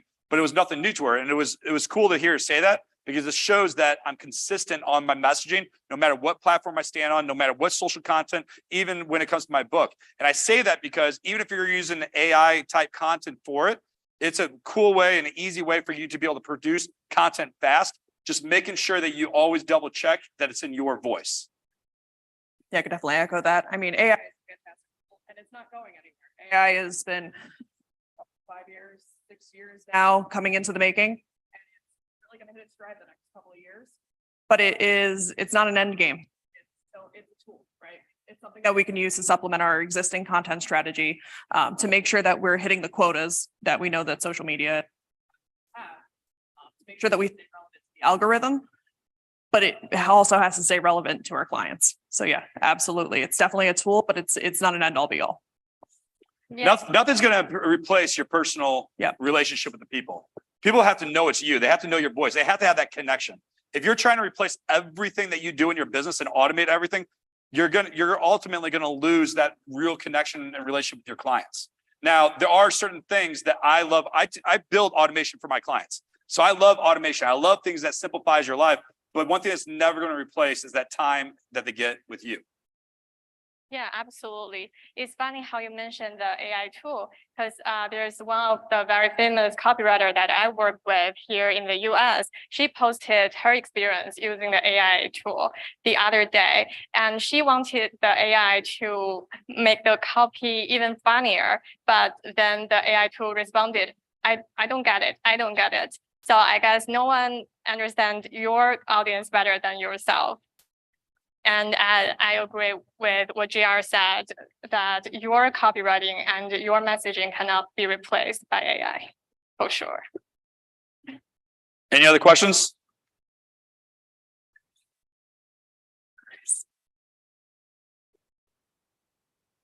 I do. Hi, my name's Yasmin and I own an agency as well. So I'm curious with the development of AI and everyone moving into that section. And, they've talked a lot about in marketing, how we can develop our automations and so forth. But then there's also this other side where people are always talking about with content, we have to make sure we're always telling a story and we're being authentic. So given that one is a robot and one is a person, how are we going to be moving in a direction where AI can still tell a story if we're to move into automation with content creation? It's a loaded question, but I love it. But think about 20 years ago, right? Who would have thought that we would have been reading stories on little computers in our pockets and connecting authentically with a brand via something that at that point didn't even exist? That we would be inherently just storytelling through, 140 characters on an app that's, an app. Let's leave that one there for now. But how has storytelling changed over the past handful of years? And there's no real telling where it's going to be going. But we know that technology and AI and all of these, technological supports that we have as marketers aren't going anywhere. And that they're probably going to become part of the regular rhetoric of what it means to be a digital marketer. I don't have a lot of experience with AI, but I would always say double check, making sure that it's your voice and your content and what you're doing. But whenever I produce content, I always check three main things, and it's really basic. You have your hook, you got your story, and you got your call to action. So what is the hook to get them in? So that can capture their attention, to get them to stop scrolling or to be able to open that email rather than letting it go to junk or delete. What's the story behind it? That's going to help you be the meat and potatoes to get them to want to take action. And what is the call to action at the end with the response that you want them to do? Whether it's going to be comment below on a social posting, reply to an email, or click a specific link. You just always have your hook, your story, and your call to action. So one copywriting tip that I could share is always write for your audience. And one thing that I found is super helpful for my clients is I always encourage them to write to their audience like writing to a friend. So that way you can sound even more authentic and you can really connect with this one individual.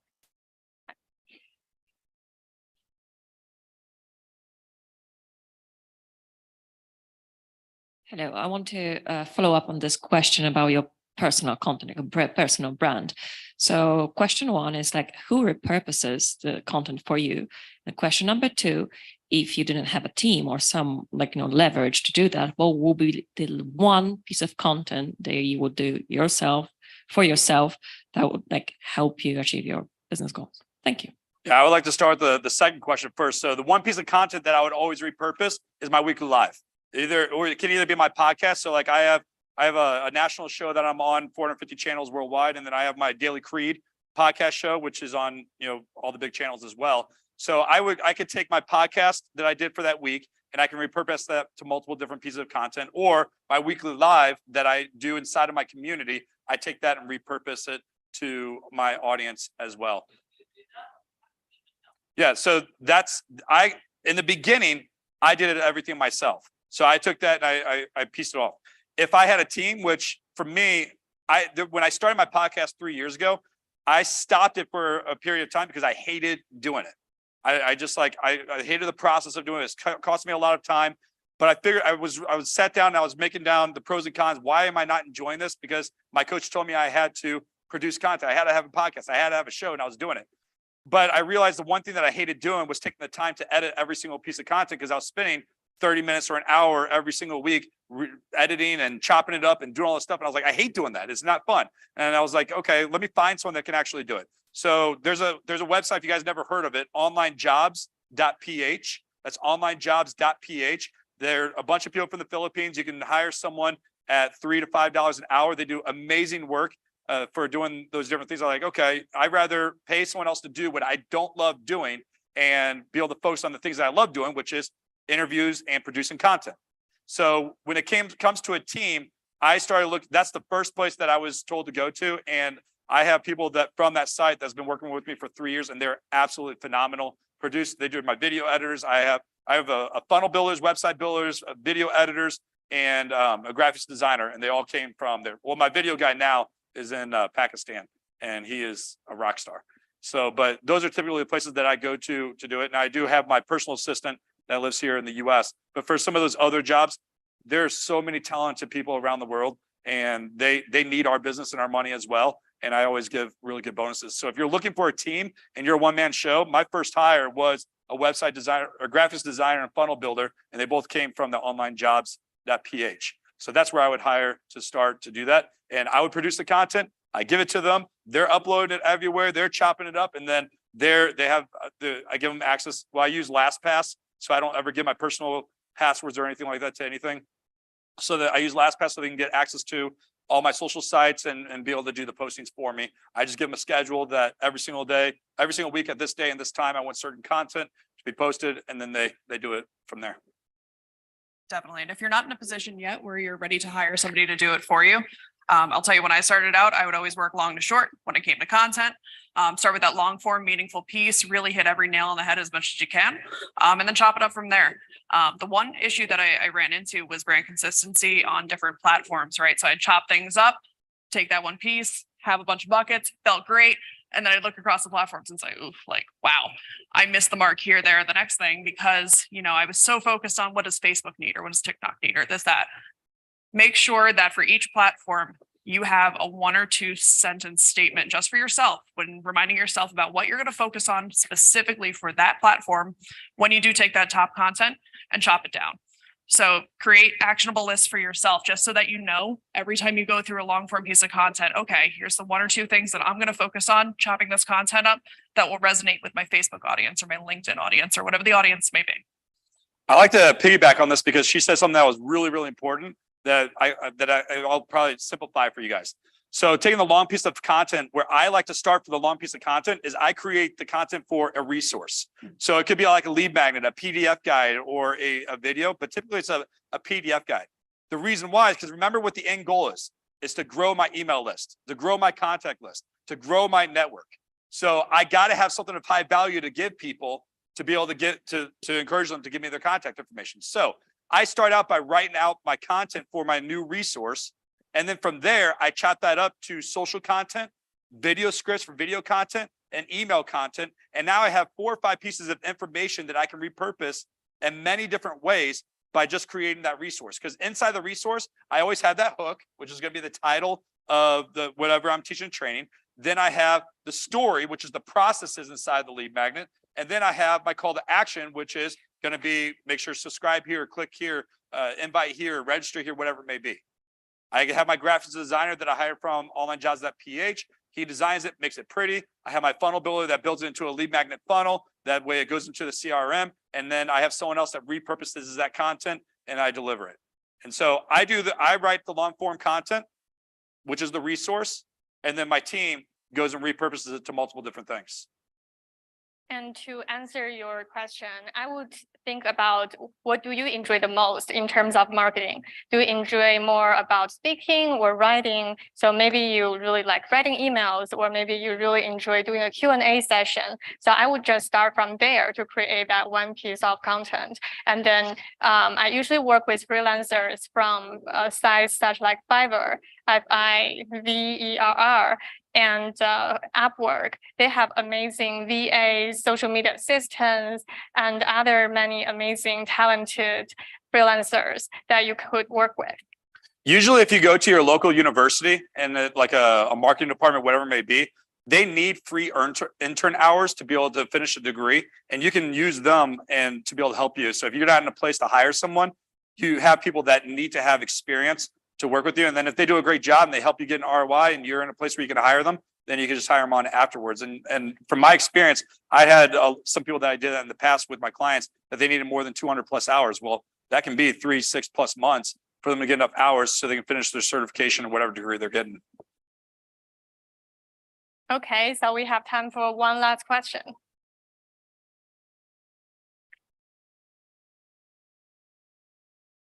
Okay, so I think we must be so good that there's no questions left. Yeah. If I can leave you guys with something, I mean, I would love to connect with all of you guys. I just launched my first book, which I've been selling. I think I sold more than 150 copies in the past week of it. And I was up in Times Square a couple of weeks ago as well. It's called The Success Guide to Building Your Coaching Empire. I walked through 4 non-negotiable tasks that you guys need to do every single day to be able to build your business. And this would apply to all of you guys. You just go to my website, which is jrspear, SPEAR.com. You'll see all that information on there. Love to connect with you guys. Love for you guys to get the book. It's definitely going to inspire you, give you tons of value, and help you guys start, grow, and scale your guys' businesses. But go to jrspear.com. Love to connect with you guys and pull me aside, and I'll be happy to talk to you. Yeah, thank you so much for all the amazing and insightful questions. Let's give a round of applause for our amazing audience today. Yeah, thank you.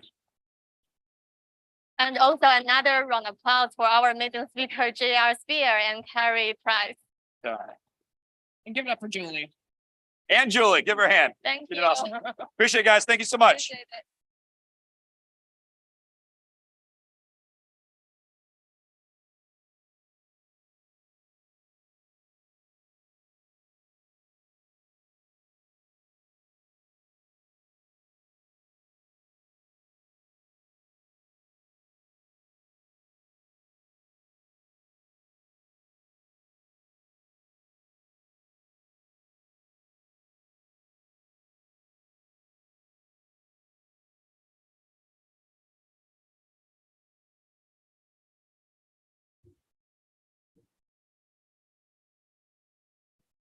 All right, let's hear it one more time for those panelists. That was a great panel. It is almost time to conclude Marketing 2.0 Conference Day 1. But before we do that, it's time to recognize the luminaries who directed their efforts towards driving growth in the industry. We are not only highlighting the leaders of the marketing industry, but also honoring a few brands and organizations. To present the awards, we have with us Jody Ruttenberg is here to help. Let's greet her.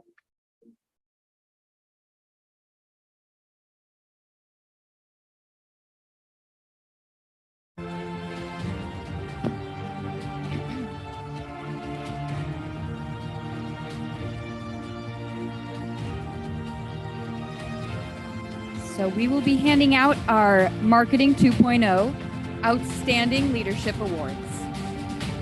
As I call your name, please come on up to the stage. To start, we have Alexa Brunette. Come on up. Let's hear it for Alexa.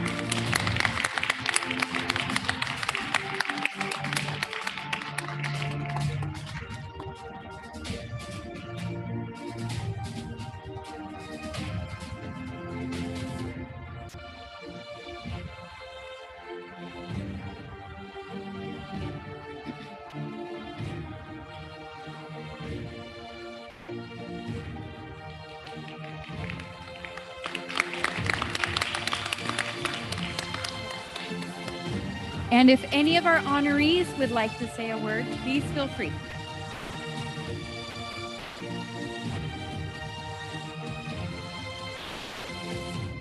All right, next we have Ultimez Nicole Curry.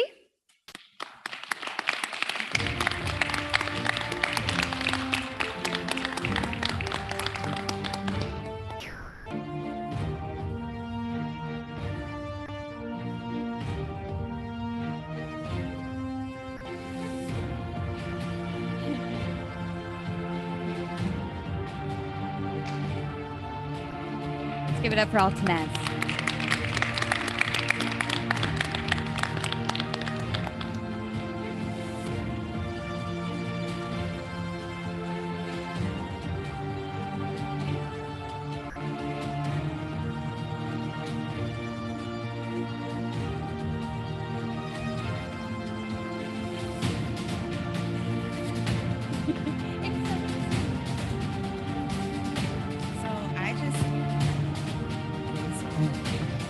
Hi, everybody. I'm Altamise, and I just want to say that this is a fantastic conference, very much needed. And I just really appreciate just being able to network with everyone and getting to know everyone and what you do. Our agency, we have a tagline of leading with heart. We touch 5 continents on our team, and we're industry agnostic. So we literally focus on the messaging and focus on our clients and what they want and what they desire, and ensure that they have diversity approach on social media, and make sure that when we communicate with PR and journalists on their behalf, their message is at the heart of what they do, and all the metrics follow after that. So again, thank you so much for this opportunity. Thank you.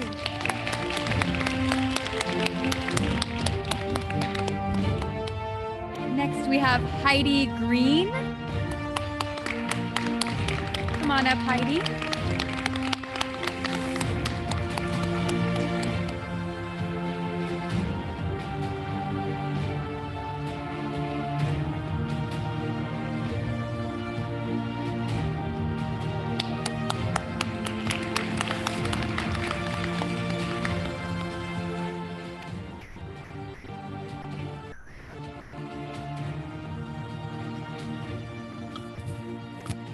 You. I am honored to be here today. Thank you to Marketing 2.0 for recognizing my accomplishments. I wanted to say a few things. I've been blessed with an amazing family, amazing coworkers and leaders who've mentored me, and I've learned so much from all of them. But to be successful in marketing, you really have to have a few key skills. So, my grandpa was one of the best storytellers I've ever met, and that's the heartbreak, or the heart of marketing, is storytelling. My Grammy taught me how to write, another key skill that you need to be a great marketer. She taught me how to capture and keep the attention of my audience. Doing the right thing is essential for being a leader, so is being fair. My Grammy Pam taught me that. When we were younger, my brother taught me how to argue passionately. I feel like that's what we call persuasion and challenging ideas in corporate America. Marketing is hard, life is hard, but my mom taught me we never quit. We work through the hard times, and that makes us stronger. Finally, my dad said, it's mind over matter. Believe you can, and you will. He always says, if you love something, you do that every day, and you'll never work a day in your life. To me, that's marketing. Thank you to my husband, Ryan, my son, Forrest, and our amazing family for always supporting me. Thank you.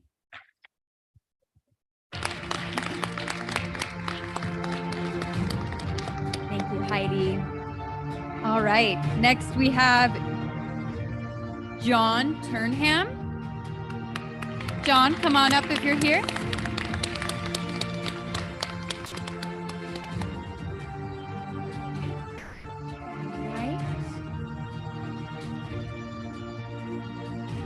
We can accept on his behalf if he's not here, or I'll try one more time at the end. Next, we have Maurice Davis.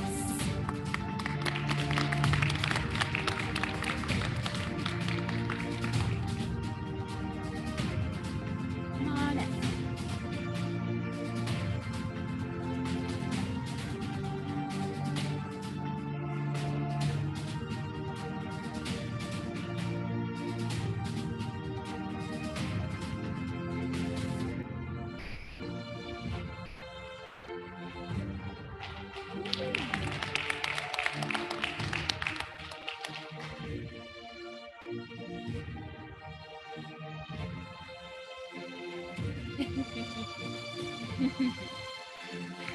Thank you, Maurice. Next, we have Nicholas Adams. Come on up, Nicholas.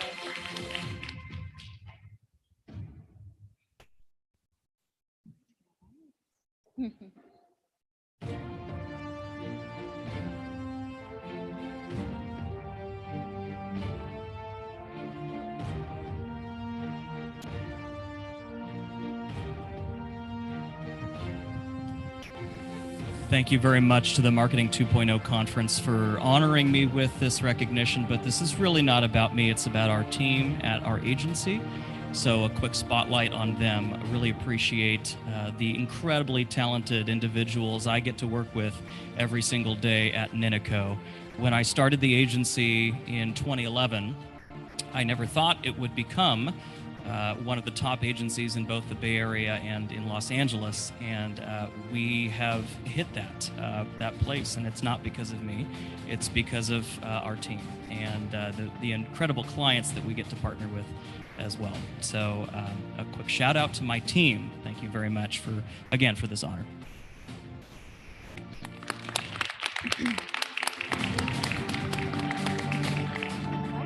Next up, we have Nora Shepard. Come on up, Nora.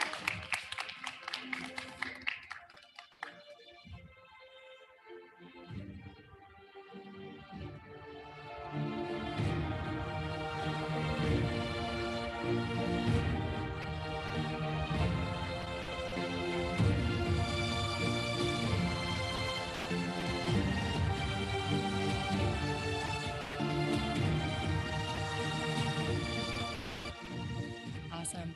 Thanks so much for having me here. I don't have much to say. I run a personal branding firm headquartered in Chicago and Nashville, and I am grateful for this opportunity, and I will be at the networking hour, so we can talk more there.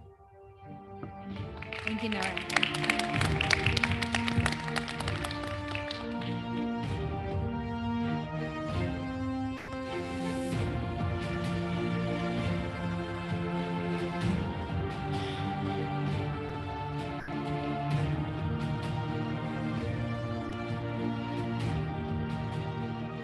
All right, for the next award, we have the company Follow Your Buyer. If a representative would like to come up. Follow Your Buyer. If anyone is here from that brand.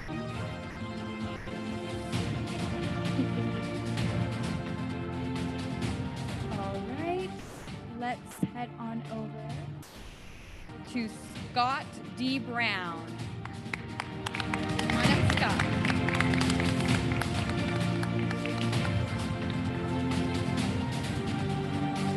Alrighty, we will accept that on behalf of Scott. Let's have Stephanie Alvarado.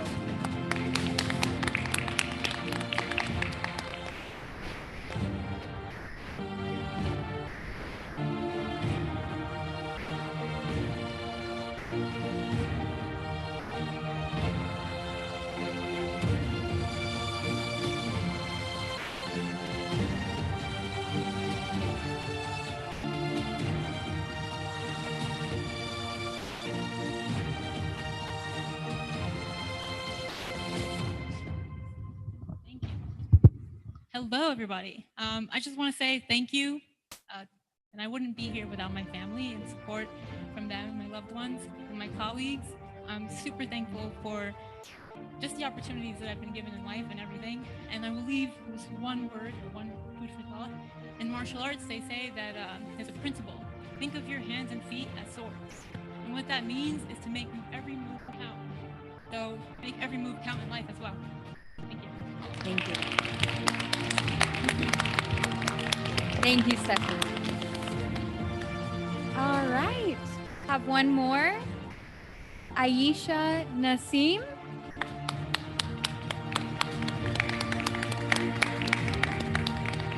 Are you here, Aisha? All right. I believe that concludes our awards ceremony. Let's give it up one more time for all of our honorees.